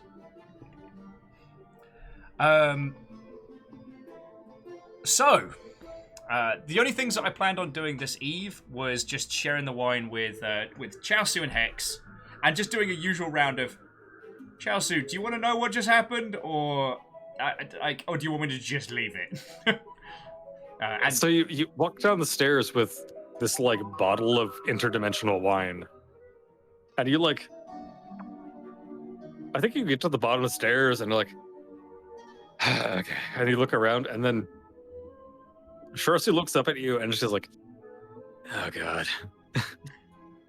I recognize that look, and like walks over to you and like looks at the bottle of wine, like, where'd you get that? From another point in space and time. It's really good. He drains his glass and like holds it out. Just big old paw. Just big old paw.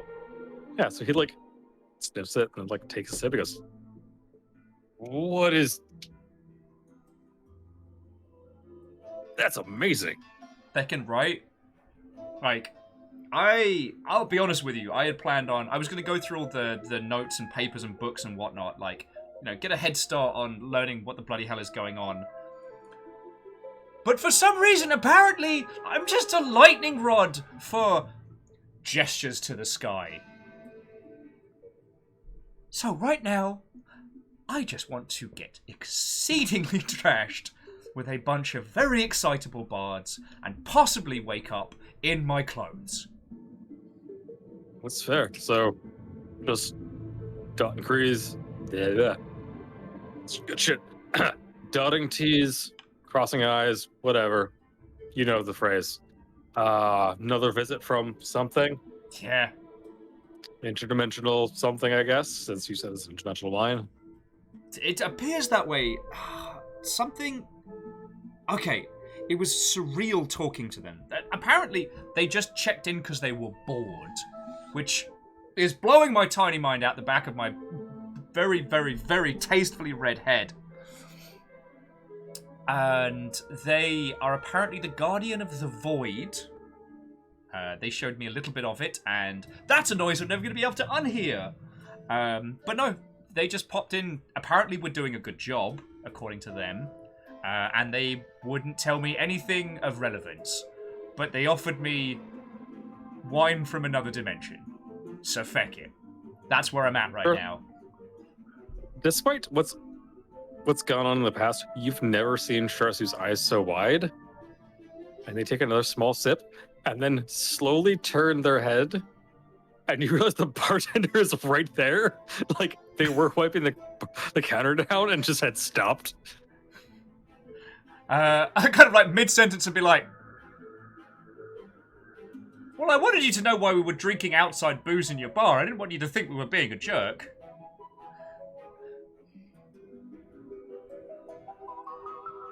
I'm gonna go smoke. And it just like leaves. I do like the, I'm a bartender. I've heard weirder. Yeah. Oh, Raid's making a good point. I'm like, so I guess like we've done what, like maybe half the bottle and change, but like, could you make this into more? Little persuasion check. Infinawine! Because whatever he's got in there at the moment is very potent, and this might actually help him in the long run. Nope, 5. Fuck it! So he goes, magic's not my forte, and I don't want to break the current enchantment. Yeah. Because this one was a little expensive. Okay, no, that's understandable. And Larius, you're right. We're excited too soon. Besides, if we have an infinite amount of this, we'll have to explain it. Well, the existential dread's not going to go away anytime soon, and this is not going to get any less weird. But right now, we have a bottle of something good, and we've got a bunch of excited bards for entertainment. You know what? We could be doing worse. We could be doing worse, friend. So, topping his glass up, topping mine up. Cheers to you. Oh yeah, also, cheers you. Yeah, also I'm using the demon glass. I thought it was a power move, and it did literally nothing. Yeah, he just like cheers and like, why is everything so weird around you? Like takes a sip and just walks off. Oh. Right. What's fucking hell. So the thing is, Duke the Duke was the ¡1 like source of stuff on the lower lords, and we've now got his knowledge, but we could certainly use someone who can help get us that stuff together. You know what? As much as we kept calling him Dave, I think we should keep going back to the place with all the cats, because it's the place with all the cats. Oh yeah, and Lyros, yeah, Voidkeeper doesn't care about our petty demons. Voidkeeper doesn't care about our petty gods. Like...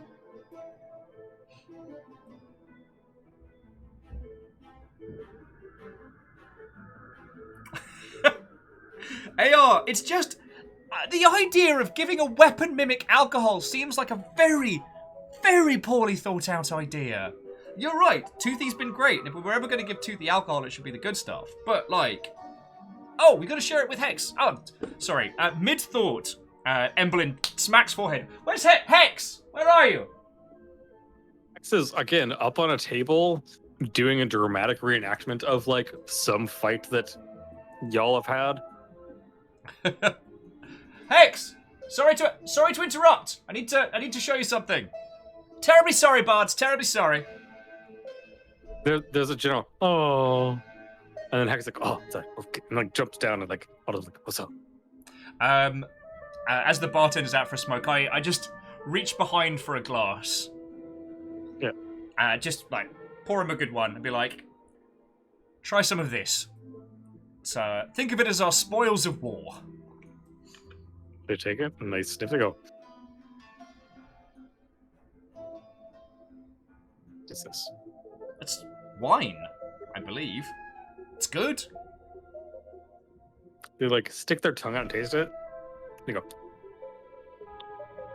and then sip it and go, why is that so good? How is that so good? I wish I could tell you, friends. We got another visit, but on the plus side, they gave us a bottle. So, oh, I thought I felt something. Sips. You felt that? I felt something. I don't know. It's a weird.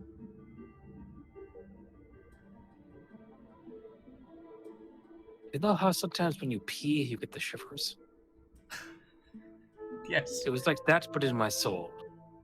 Soul shivers. Okay. Okay. You continue to impress me, little one. You continue to impress me. All right. It's really good.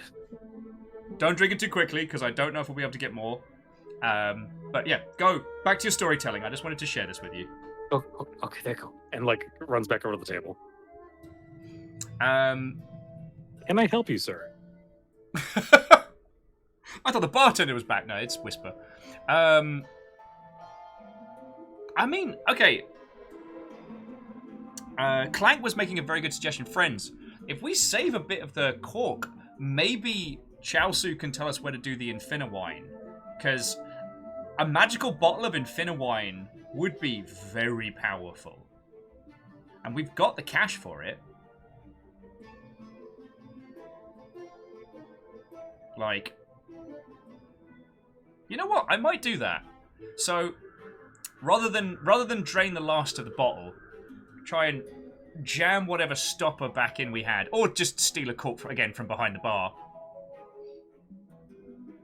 Yeah, Star Lady, like, valuable to trade with and a very powerful flex. Like, a bottle of interdimensional wine. Why, yes, Lady Faversham, we did bring a bottle. A special bottle.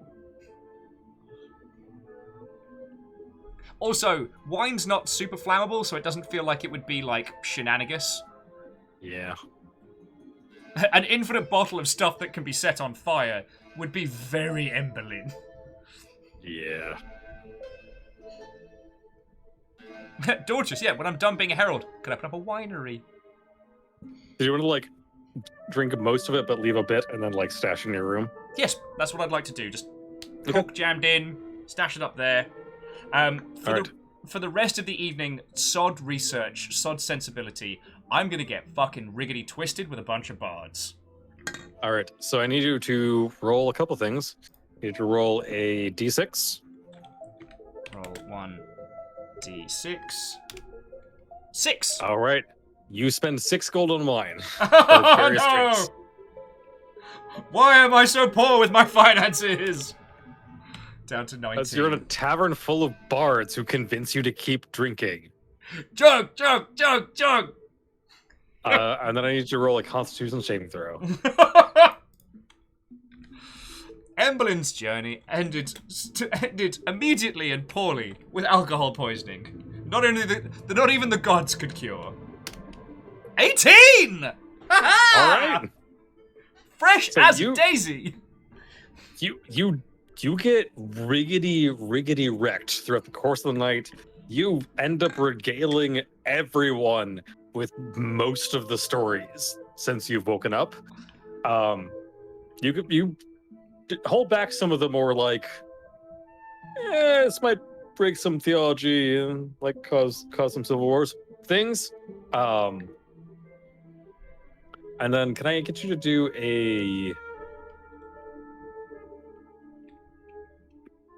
an investigation check for me? Okay, just another d20, right? Yeah. It's another game here. 16.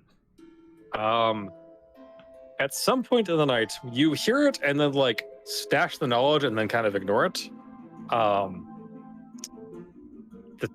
The Turtle Paladins have started moving islands. And it's one of those like, oh, they're like forever away though. Like, and we're having a good time, so we're gonna like, Yeah, that's a tomorrow problem. it's a tomorrow problem. But yeah, you like go to bed, you remember to drink water for once in your goddamn life. That's that's how you know this is a fantasy campaign. And you eventually like trundle back to your bed and fall into it and pass out in your clothes.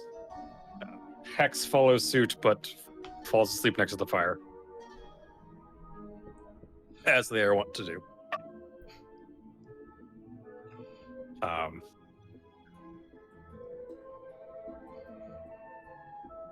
So the next morning, you wake up. Surprisingly not destroyed, which I'm very happy Like about. you have a bit of a hangover. Like it's not like you're completely hangover free, but it's like, okay, I drank a shit ton, but I remember to drink water, and like maybe I think I stole somebody's side dish at some point and consumed it.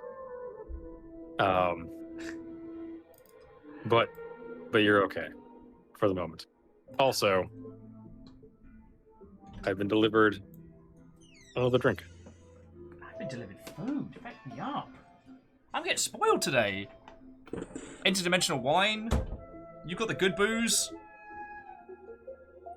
Oh, I got the good stuff. All right, so apparently this is the funeral. I got things wrong. Ah, okay. So the previous one was the White Lady. This is the funeral. Okay. I put things into the stream deck wrong, so it messed it up. So yeah, funeral. It's very styling.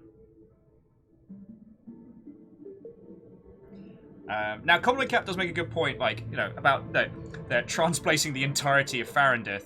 The thing is, it's probably more for Star than for other people. So, the world is mostly water covered with some floating isles and some like protruding isles. Farandith is a religious city with an observatory because the gods are represented in the sky. So those who would speak for the gods had a massive observatory.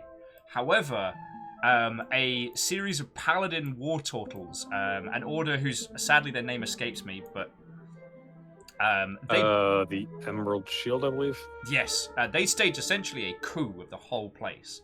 Now, the thing was, we talked to the previous like theological ruler, who was actually very intrigued about the Queen of Embers and wanted to know what was going on, and has now been deposed, and these war turtles are taken over. Charsu was part of their order and defected because they were just taking power for power's sake. At least in Charsu's opinion, and that's why we've been on the run, ish. Because all right, no one's specifically come looking for us, but tieflings are not liked because they are seen as demonic and of the lower lords. And specifically in Thurandreth, because it's a religious city, yeah, they're viewed as like, they're not illegal, but like, they're not really trusted. Also, so for the record, first drink was the obituary, second one was black tie, the white lady, funeral. Apparently I just miscounted about names. We've all been there. But it does mean that if they show up here, like shit like the demonic whip, the stuff we've been looking into, like we could be painting a big target on ourselves.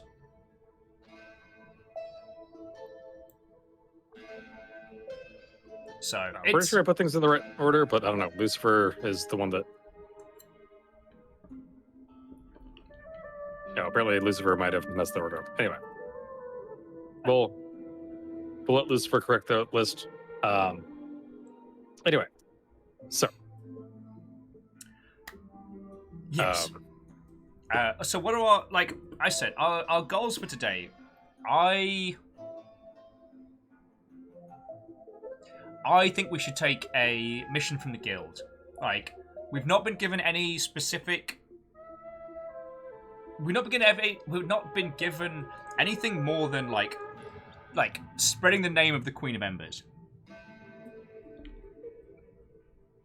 On Tejima, like, we could see if there's anyone that's willing to look over the books and notes that we've got. But honestly, like, that's the kind of shit we should tear into on a long sky voyage. We let the bards do their work, tell our stories. I don't think there's anything more to be gained from talking to the Queen of Embers' old lover, though he did seem like a feckin' cool guy. And again, I don't want to stash the demonic items in the vault too much in case it paints a target on the guild. Do you know what I mean?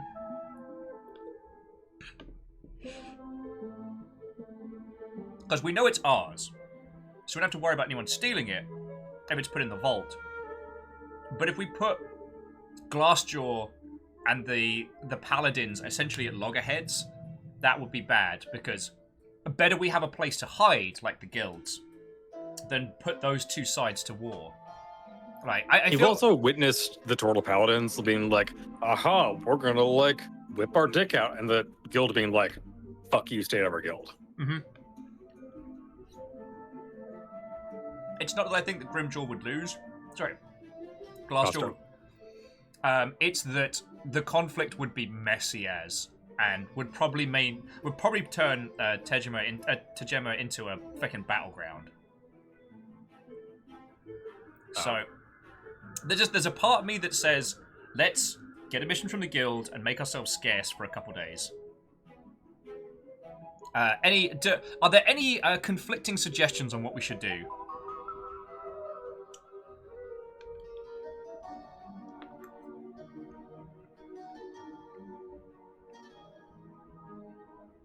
And we don't know of any islands that would be... Oh, no, we do know of one island. We know of one place. You'll at least travel there and back, though. Yeah, true. So it would be a long journey, but the one place that we know of that no one else does is the Storm Queen's ex-girlfriend, her little hidden isle. Ex-wife, specifically. Right, yes. Her ex-wife's island. Like, no one else knows what the heck that is. However, yeah, it's a long old journey. That's also assuming she'd be willing to take it. True.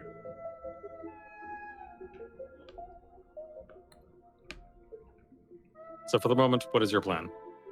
Head to the guild, pick up a mission, say hi to Mina and Glassjaw,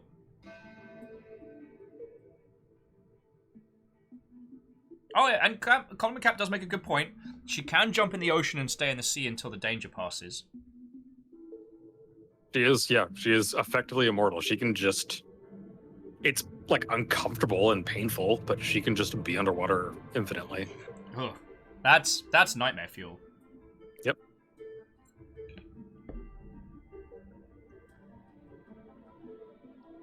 Okay. So, yep. Rousing the rest of our little troop. I gather our... Currently, it's just you and Hex in the room, so... Okay. Chorsu has his own room. So I'll rouse Hex and we'll wait down in the bar for Xiao Chu before we head over to the guild. So you rouse Hex. They're sleepy, but like, okay. Where, Toothy? You ready for breakfast? And like, pat Toothy. You open the door. And you close the door. And you are not in the hallway. Is Hex with me? Yep. Ah, piss. And just in the manner of someone so exasperated with this, be like, and a good morning to whomever. You look around and you recognize this place. Where are we? It is the room you first woke up in, with the thrones on the outsides. Oh, okay. So I immediately realise that I've just been very rude in what is essentially like one of the equivalents of a sacred halls. And I'm like, okay, sorry. I'm so sorry. This is just... I had a lot to drink last night. This is a whole morning. I'm looking around to see with whom I am speaking. So, you look around, and in front of you, in the middle of the room, left to right, there is a stone pillar with a Velcus on it. The birds with four wings, 6 eyes, jet black. And then the Archangel of the Queen of Embers. And then the Queen of Embers. Oh, okay. So, again, immediately realising that I've just been really feckin' rude in front of my god, I take a single knee bow. Like, I'm so sorry, my queen. I'm so sorry. Hex looks terrified, and then when they like follow suit as quickly as they can. Yeah, Wraith, you are right. That Archangel's a jerk. So, and then after a beat, rising. How may I guess we help, my queen? As I guess this little one can see and talk to you now. The Archangel says, "Approach, child." I step forward. So you and Hex both kind of like cautiously step towards them. Yeah, not used to you're probably a little more. Sorry. Whisper, could you not? This is a serious moment. The interdimensional. Sorry, Whisper's chewing on cords. Okay, sorry. Trying to not short things out because Whisper's being a dick. I also don't want to have a deep fried kitty. Yeah. Okay. So Hex is very nervously following behind you, like, I think I'm supposed to go too. I don't know. And you get to a like respectable distance. And the Queen of Embers, with her hands clasped in front of her, says, "Welcome. You have done well." Thank you, my queen. You have not only been my herald, but you have spread my name and my deeds far and wide for probably generations to come. Thank you. It was the one task you gave me, and I'll be honest with you. Once people saw you melt an island, it made it very easy to sing of your exploits. Well, okay, other people sung, we facilitate. You know what I mean. Sorry, I'm rambling. Yes. When I reawoken you, do you remember what I said to you? God, it's been so long. You're free to do what you would like. But when I call, you will answer, and you will do what is bid.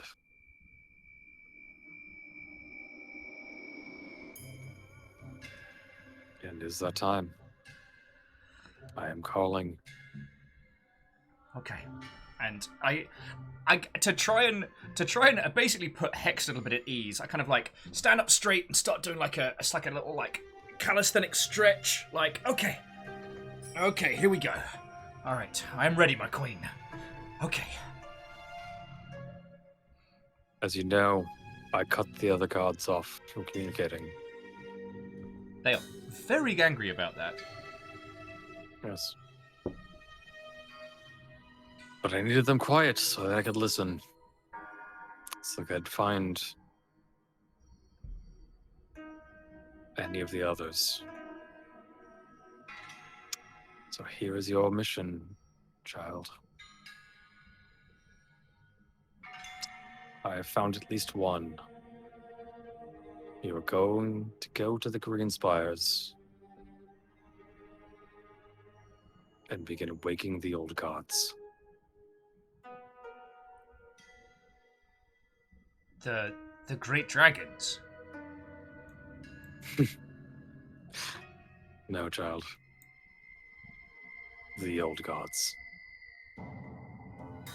When I claimed godhood, I did not merely claim godhood. I stepped into a mantle long abandoned. There are others like me.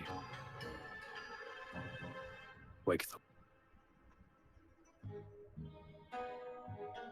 As you wish, my queen. It's Go funny. to the Green Spires. Ask about ancient rites, ancient rituals. You will find it. My queen, And then she turns to Hext and says, "Little one,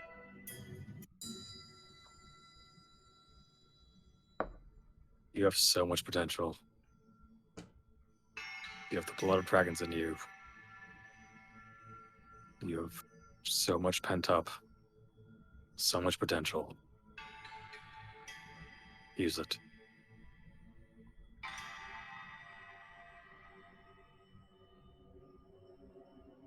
And then she just turns and looks at you.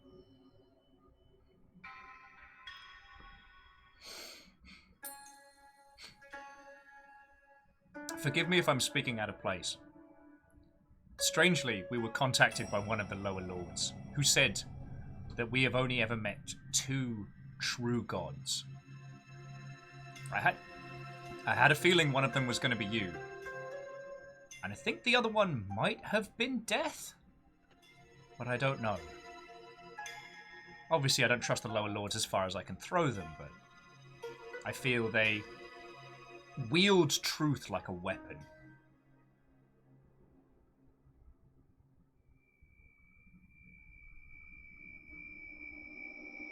I'm afraid that they might be right.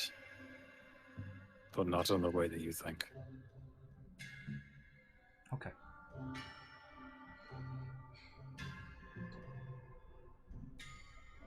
Go now. I have one ask before I leave. The She paladin. kind of smirks and, like, cocks her head. The paladin whom I brought before you, Chao-Su. I did not realize how his god would receive him, and I did him a great damage in doing so. I have invited him to become a champion in your name, and he thinks on the choice. I think he is seriously considering. If he chooses, please be kind to him. I don't think he's had a good run of things, and He stood by me and my goals almost without question. And I still wish to do right by him. Would you like to call him here now? I would, but please forgive him if he's ragingly hungover. The Archangel chuckles and goes, "We can fix that." The Queen of Embers just waves her hand, and suddenly Sharsu is beside you. And like looks around just confused as hell, like, what is happening? Sorry, Chalsu, we got a summons. I thought you'd want in on this. And then he like takes a second, realizes where he is, and then like takes a knee.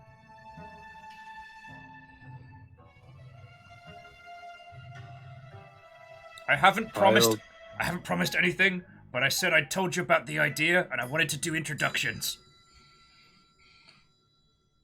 I'm just kind of like, I'm loudly whispering to him and everyone can feckin' hear it.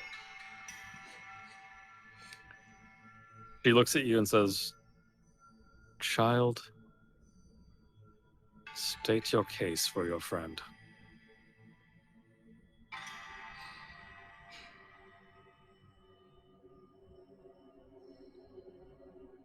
Chaosu is a great warrior who sees the true heart of things, obeying not the rules of man, but the core tenet and the heart of those he serves. When everyone around him chose to follow a path of conquest and maybe even greed, he stood up. When the many did wrong, he chose to do what was right. And I have not met a truer person than him. And I feel for that he was punished. I wish to do right by him, and I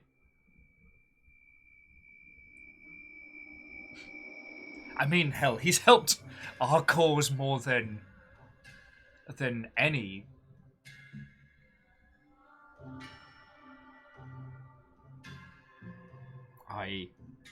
As I told you, he has been a great friend, and I wish to do right by him.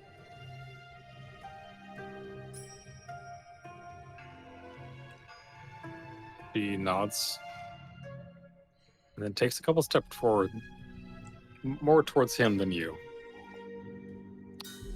Says,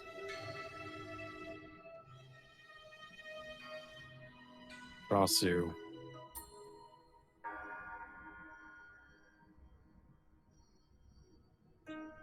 pirate turned paladin. You didn't speak all things and then found your conscience.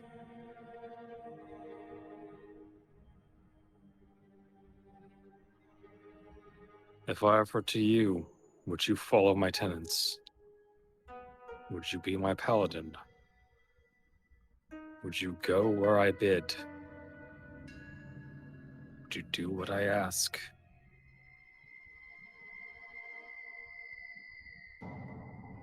Would you be the first of the forged?"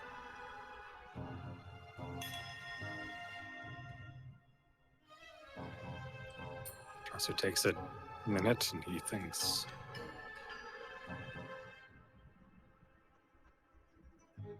He looks and says,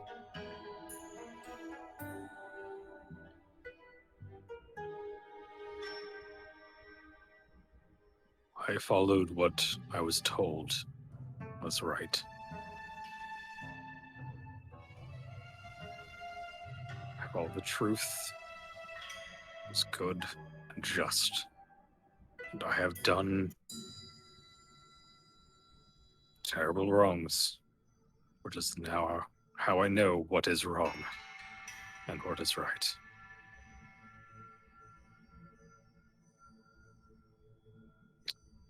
From what I'm told,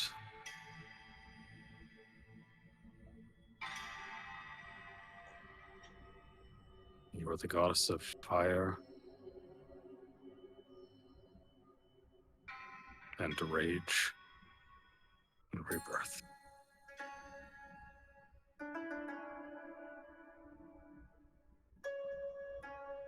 have fire and rage in me beyond measure.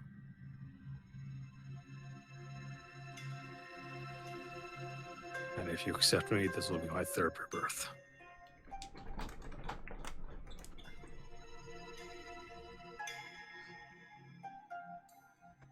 So yes, I do. She whips her hand out, and there's just a fiery sword. And she raises it and places it on the crack on his shell. And he winces as it is seared. Says, then arise. Sharsu, High Paladin of the Queen of Embers.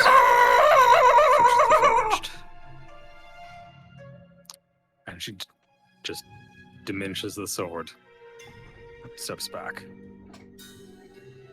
Okay, Emberlind does not let out the same kind of screams, but it is unmistakable to everyone in the room how unbelievably happy Emberlyn is about this. Like, silent, like... Yeah.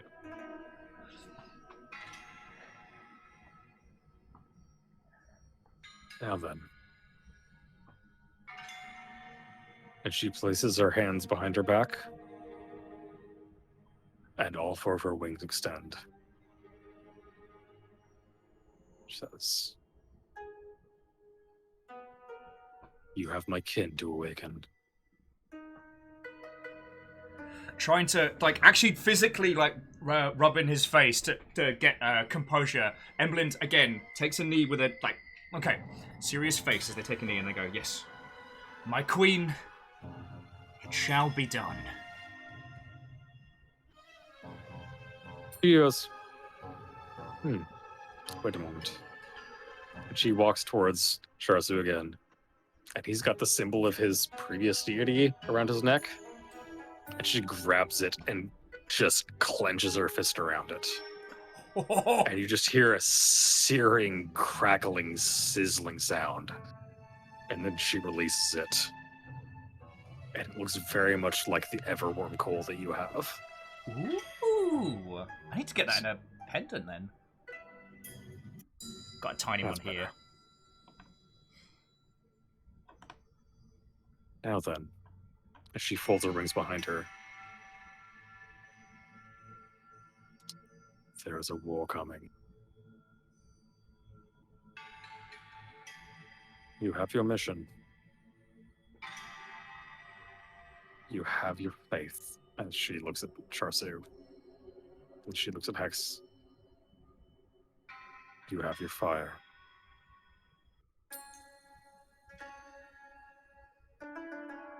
Now go.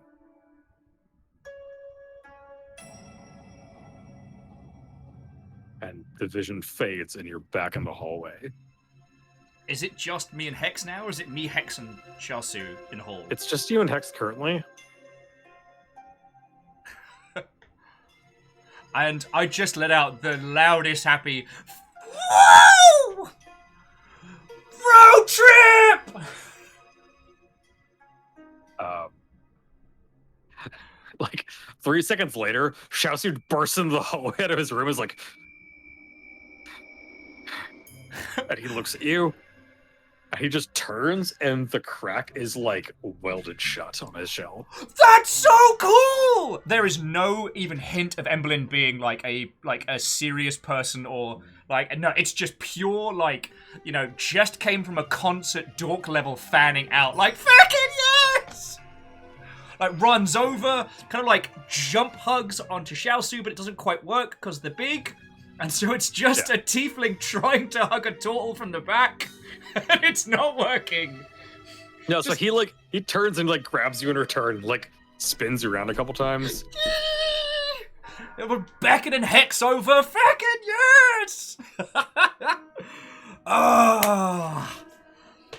You look back, and Hex is just like looking down at their hands. Oh. Are you okay, little buddy? Sorry, are you okay? And they look up slowly and say, something changed. And they smirk. And that's what we're going to call it today. Son of a bad word! Oh. And Ian, I think the answer to that question is a lot and a lot. Oh, yes. Hex has potential. Oh, fucking So, yo. let's change to not creepy music. Still don't like the Archangel, though. Guy's a jerk. Oh.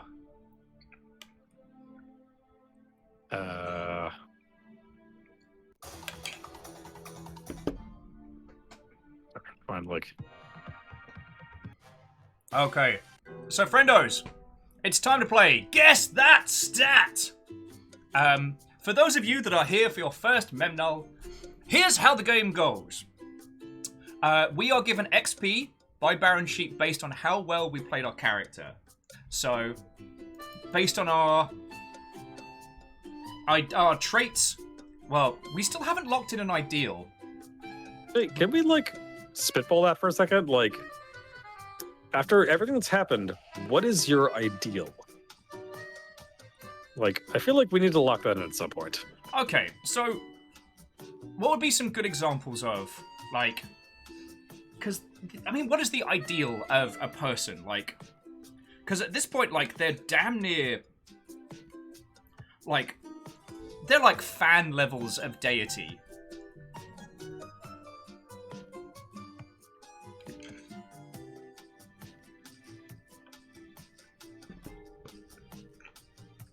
So I both love and hate this music because it's such like Wii menu knockoff music. Oh, Because this it's is so close, but it's not quite. this is a cafe in Delfino Plaza from Super Mario Sunshine. You know, this is the second level of Hitman, but if there was no killer. This is 50% of all the Yakuza minigames. Also, God, can we just appreciate? Sorry, this blackberry is massive.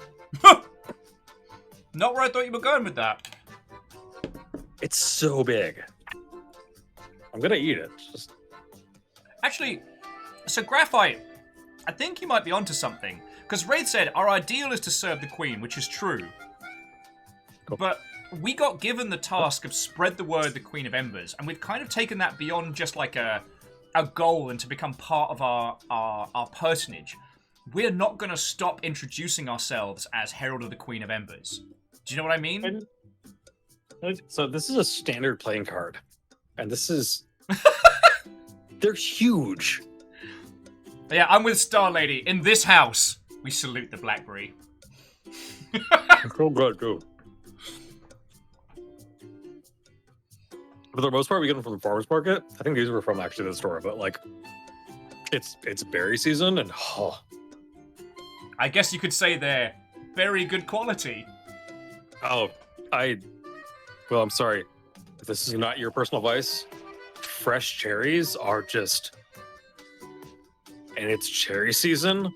I eat like 2 pounds of cherries a week. I'm not hearing a problem. I'm hearing living a best They're life. amazing. It's amazing.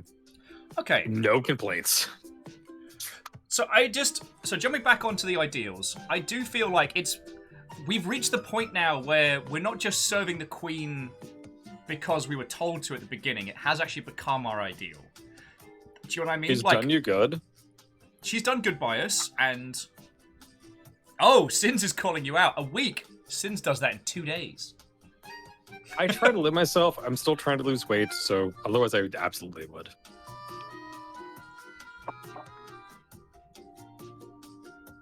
I guess, I don't know. The term ideal is a weird, like... It is a weird phrasing of the thing. Like, what is your core? If nothing else, you do X. I guess is how I would phrase it. So if you want to have your ideal be like, above all else, we serve the Queen. I think that's definitely the go-to.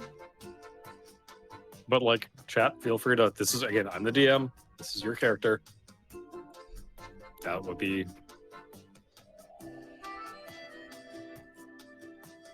Yeah, and Wraith, you're making a good point. Like, being the Herald of the Queen of Embers is more than just what we were told to do. Like, we just converted our friend to the deity that we support and believe in. Like, I mean, hopefully, fingers crossed, the Queen is good and we haven't just, like, hitched ourselves to the big demon.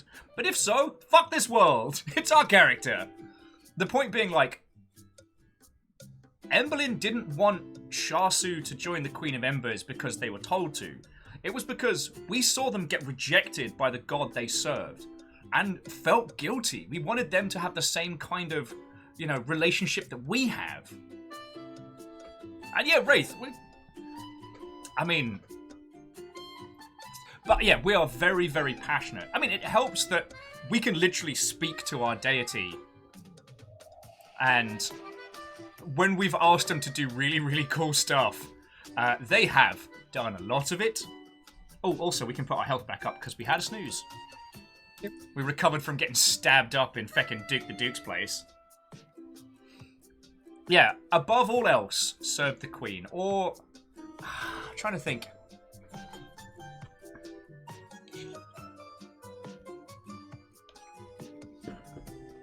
Yeah. Now, it's worth saying, friends, that it's not like... The way Baron runs campaigns isn't like some people where we have to do those things. Like...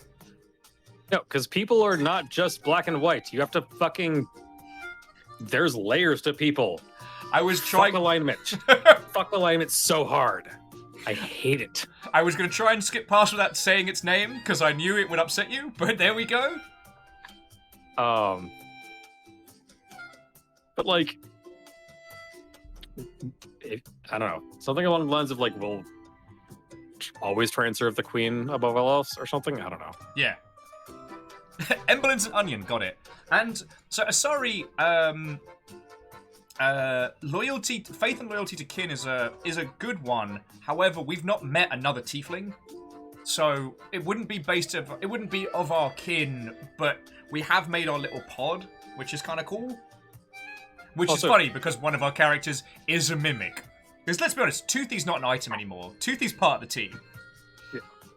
Also, for the record, I don't hate alignment. I hate how people treat alignment. Because they treat it as hard and fast rule. Like, no, the thing that makes interesting characters is like, yes, I generally do this. Interesting part is when you deviate from that, and most DMs punish that for some reason. Like, no, that's what makes interesting characters. Anyway. So I've gone with the wording of loyalty to the Queen of Embers. Because we don't like the Archangel. He's a jerk. He's a jerk butt. He thinks he's better than us. Crumpy dum-dum. I care with that. Like, as long as you all agree that that's what you want your ideal to be. Yeah, and we can... Raid's like, can we overthrow the Archangel? I mean, he was a jerk to us, so vengeful pyromaniac. Anyway, so XP then guesses, right? All right. First, our final drink of the night, because we have to have a final drink. Boop. Oh. I even literally turned the like ball of sleep thing off. I don't know why it does this.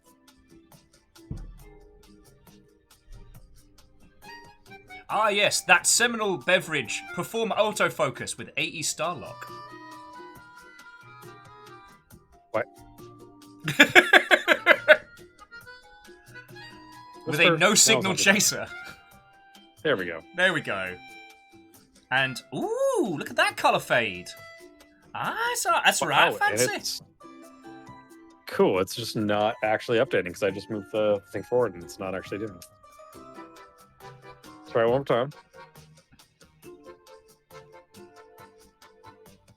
I mean, I will admit, because Lucy was saying there is a divergence of the theme. I understand. And the thing was, like, we were expecting something to go... Image cannot be magnified. I was expecting there to be, like, a hella death. And it Wow, did not it happen. is just... It's anyway, it's rebelling. that's at least a version of the drink. We'll see if... Huh. Okay, so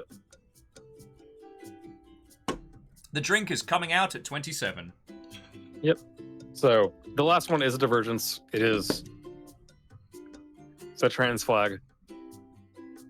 But nobody's guessed the original theme, as far as I can tell. Dude, I thought you were just doing like a feckin' secret Discord style maneuver. Like, I was expecting it was just going to turn around and be like, you know, surprise, doom be thy name. Doom be upon thee.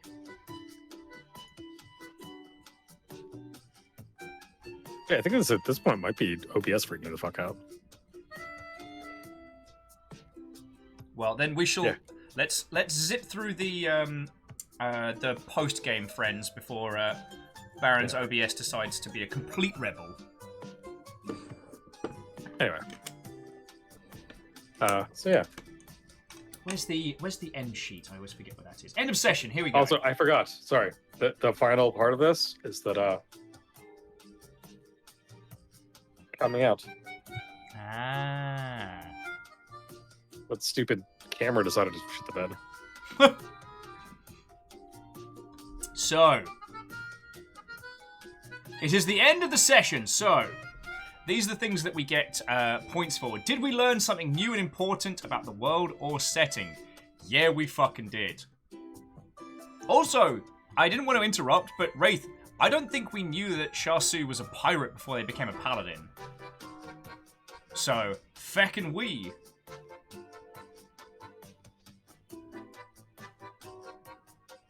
So yes.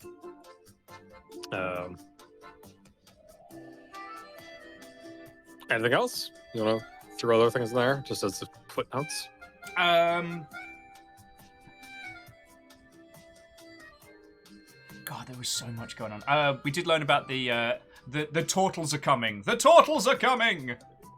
Yeah. Alright, so yeah, you get that one. Did we overcome a notable obstacle? Does Duke the Duke count as a notable obstacle? Like, he didn't have much fight in him. He didn't fight back. He didn't fight At back all. at all. If he hadn't gotten children killed, I would feel guilty. Oh, getting into his vault. I don't know. That wasn't a significant obstacle. I was just a dingus, rolling like a dingus. You just brute force that as well, like...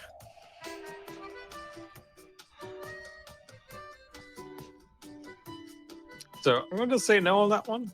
Okay. Did you gain anything? Fuck, yes. Notes on the lower lords. A deep, dark, magical tome of whatever kind of magical fuckery. I guess we gained the first ring last week, but we gained the new ring this week. And a feckin' Belmont level chain whip. Feck yes. And you gained a song about you. As we're pointing out. Indeed. Well, and additional songs about the Queen of Embers as well. All right. Character, did you follow your personality trait? Our personality trait is kind to the kind. I think we did. I feel like you did. we helped the bards. We tipped the bartender very well. All right. You didn't have it in a deal before today, so we're going to skip that one. Yep. Did you follow your bond? Smiles blazing. Okay, what do you all think? Because I was a little too close to it there. Like, I definitely feel like we made fast friends with the bards, and there was definitely an air of Another month gone. Time flies. It feckin' does. And Laris, thank you for 6 months. Feckin' yo. It feels like you got here like yesterday.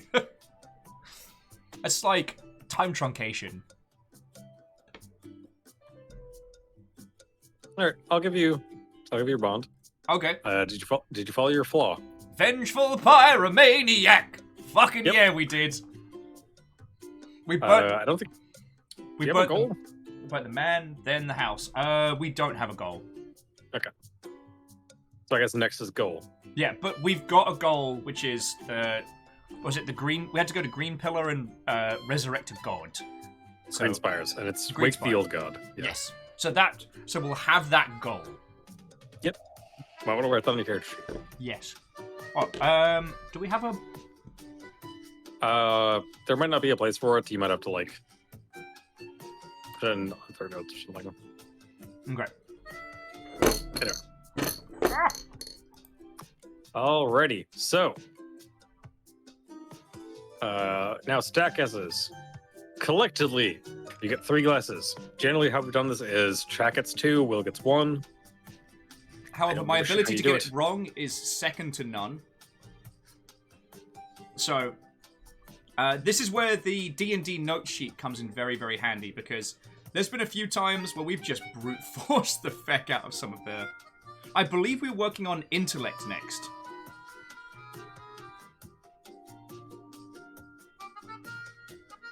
Oh no, was it low wisdom? Yeah, previous guesses are listed in the notes. So I can bring those up. So many notes, so little time. Yeah, you have wisdom and strength left. Oh, so we do know it's just very low.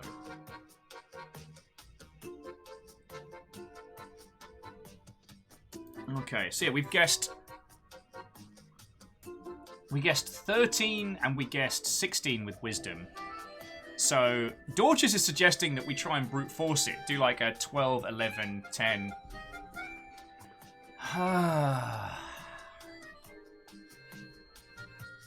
Like,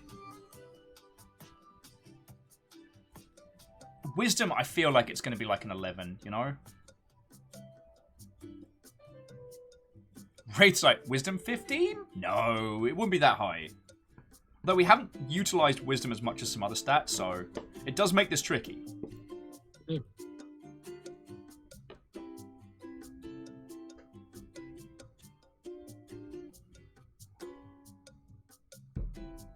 Alright, so I'm going to take my guess first for a change. Yeah, okay. I believe that our wisdom is 11. Your wisdom. Why you like this? Why you like this? It's so good though. Is not 11. Fuck! Couldn't let me have this. Couldn't let me have this. Alright, so it's not 11. Not 11. 11! Wisdom 8. We are not the wisest. Also, I think I've said this before, but technically, I don't know if I have.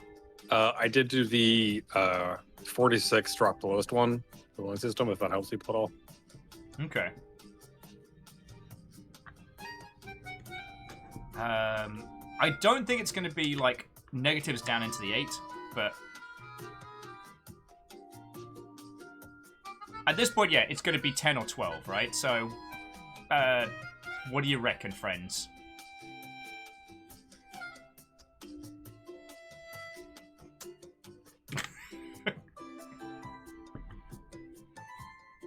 Okay, Lyris and Wraith and Dorches are thinking 12. So, all right, let's go for it.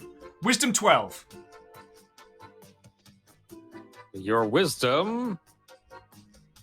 Fuck off, Whisper. Meow.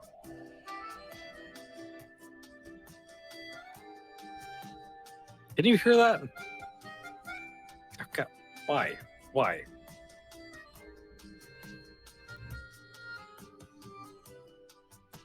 Whisper's here to tell you that your wisdom is 12. Yay! Da-na-na-na-na-na, thank you, cat. Dun, dun, dun, dun, dun, dun, dun, dun, dun, dun, dun. Yeah, why? Woohoo! Okay. So, Nailed guess. it! Alright. The only main stat we don't know now is strength. So... Strength. Already purring. This cat is already purring like a maniac. I Don't Feck lick it. me. Let's, because unless it's a negative, like, strength's gonna. Unless it's a negative, strength would start at 10, right? So. I believe so, yeah. I don't think that Emblin is a stronky, honky beefcake. Like, they can drink, they're very charming, but I don't think they're a beefy beefcake. So, you know what? We could... Okay, Vanderbeest, why do you think 14?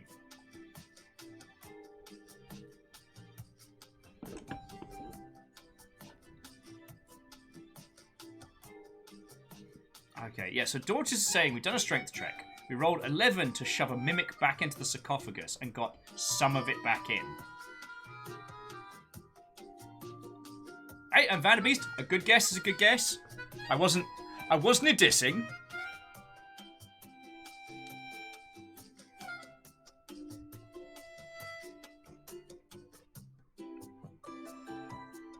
Oh, and Dorch was asking Baron if this is the last thing we have to guess. I believe you haven't guessed your proficiencies. There's a lot of proficiencies you can guess. Like, they're choose your own proficiencies stuff. Okay. So, like, acrobatics, animal handling, arcana, athletics, deception, history, insight. Some of them you get with your class and background. Okay. But you generally get to choose at least a few. But this is the last core stat.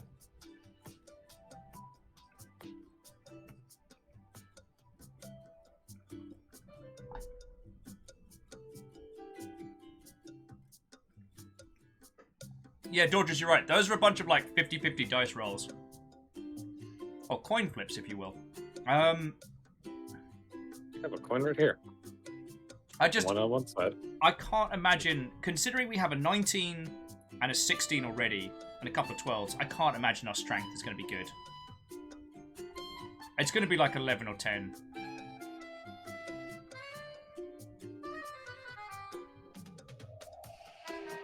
Whisper, you thirsty whore. Keep your tail out of my drink. It's additional stirring, it's fine. Okay. Okay, Loris. Alright, we can start there. For once, let's work our way up the ladder. What do you say? Yeah. Okay. Dorcha says, maybe we should ignore strength until we get more information on proficiencies. Okay.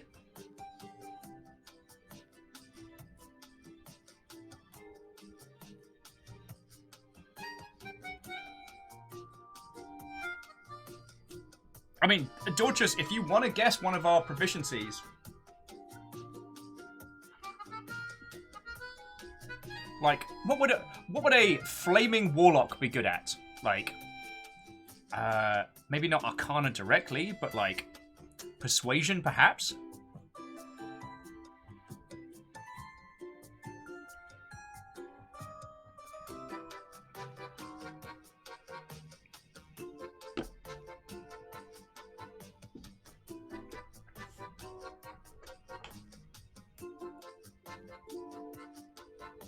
Okay, I might have to... Yeah, the charisma is high enough for that one. No, I tell you what. Dorchus, let's work on... Let's try and finish core stats, and then we'll start working on proficiencies. So, I am going to go... I'm going to take a little executive decision. Strength 11. Your strength. Emerald Burns, hair of the Queen of Embers. That's really tasty. Such a terror. It's not 11. It's not 11. Yep. Okay, Beck. But still, you get 600 experience for the other questions. And that puts... God. That puts us numbers above. So that would be 7,450 for us. Yes. Good at maths. Our Whisper is very close to my power cord, and he's about to... Oi! Kitty, no! If your camera goes out, we'll know what happened.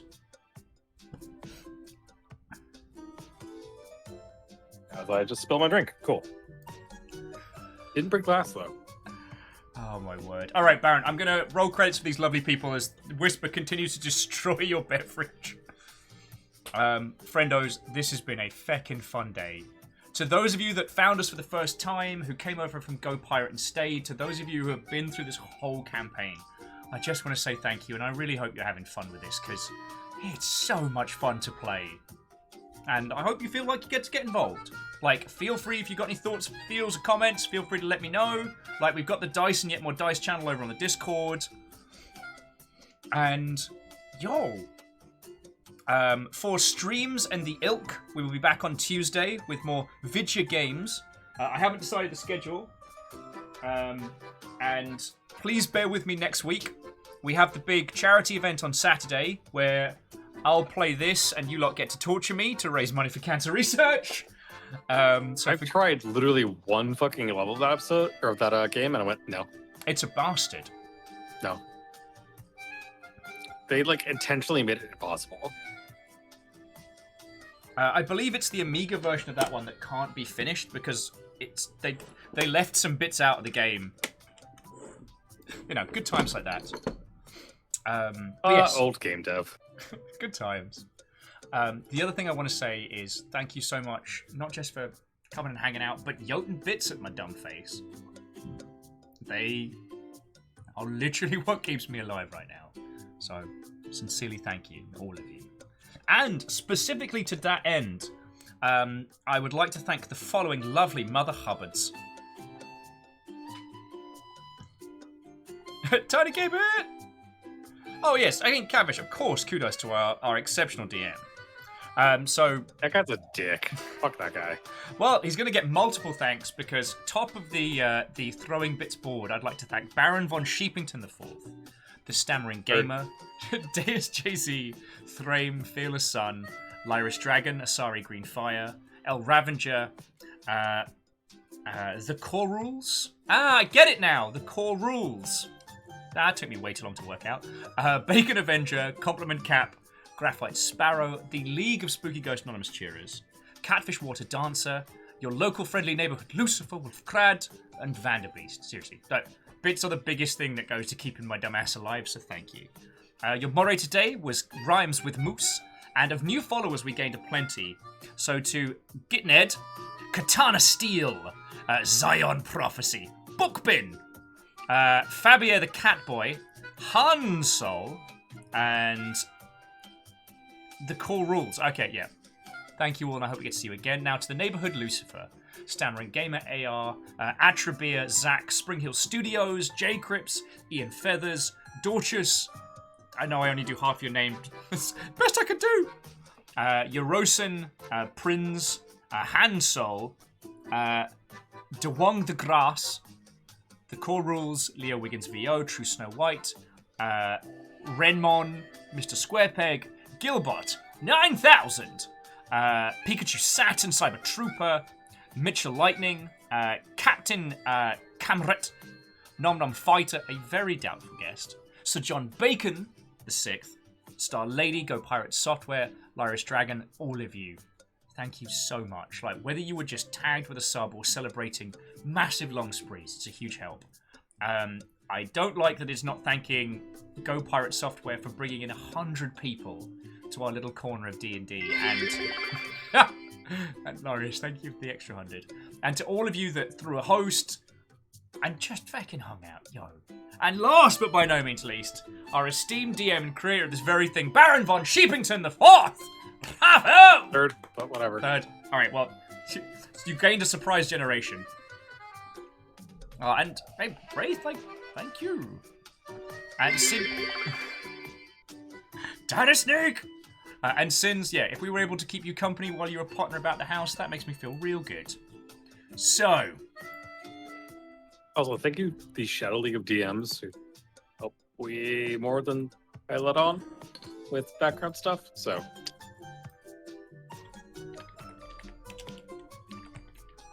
Just finding. I know where we're headed next.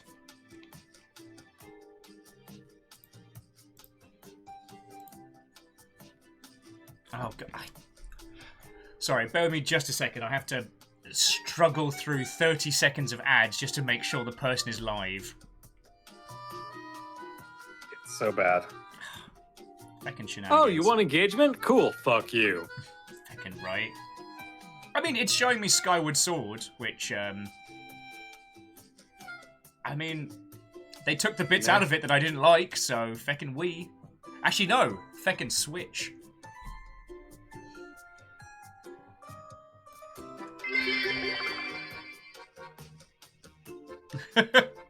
And Catchfish, thank you for the semi-sneak. Alright. So, you haven't met Bianca yet, but I got the chance to meet Bianca a couple weeks ago when she was down visiting, and it is currently her big Twitch celebration today. So, let's go hang out there with some fucking cool people. Who knows how it'll go? But no, all of you, thank you so much for coming and watching today. George says, if you hit the big goal right now, open next Null would be the thing. So, if you want to bet 10k bits, go for it. Just, I am not, I am not ready for that or prepared for it in the slightest. like 10 seconds. So. Cool, so now I'm going to be super nervous.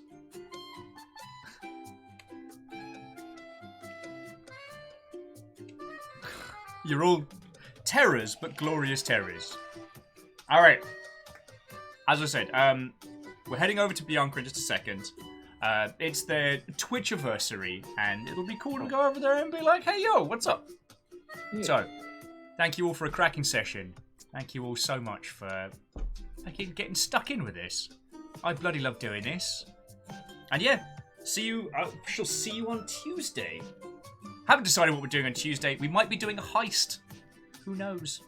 I'm really bad at ending shows. I know this is infamous at this point, but like, I don't get out. I'm going. Get out. Get out. Of your own stream. Yes.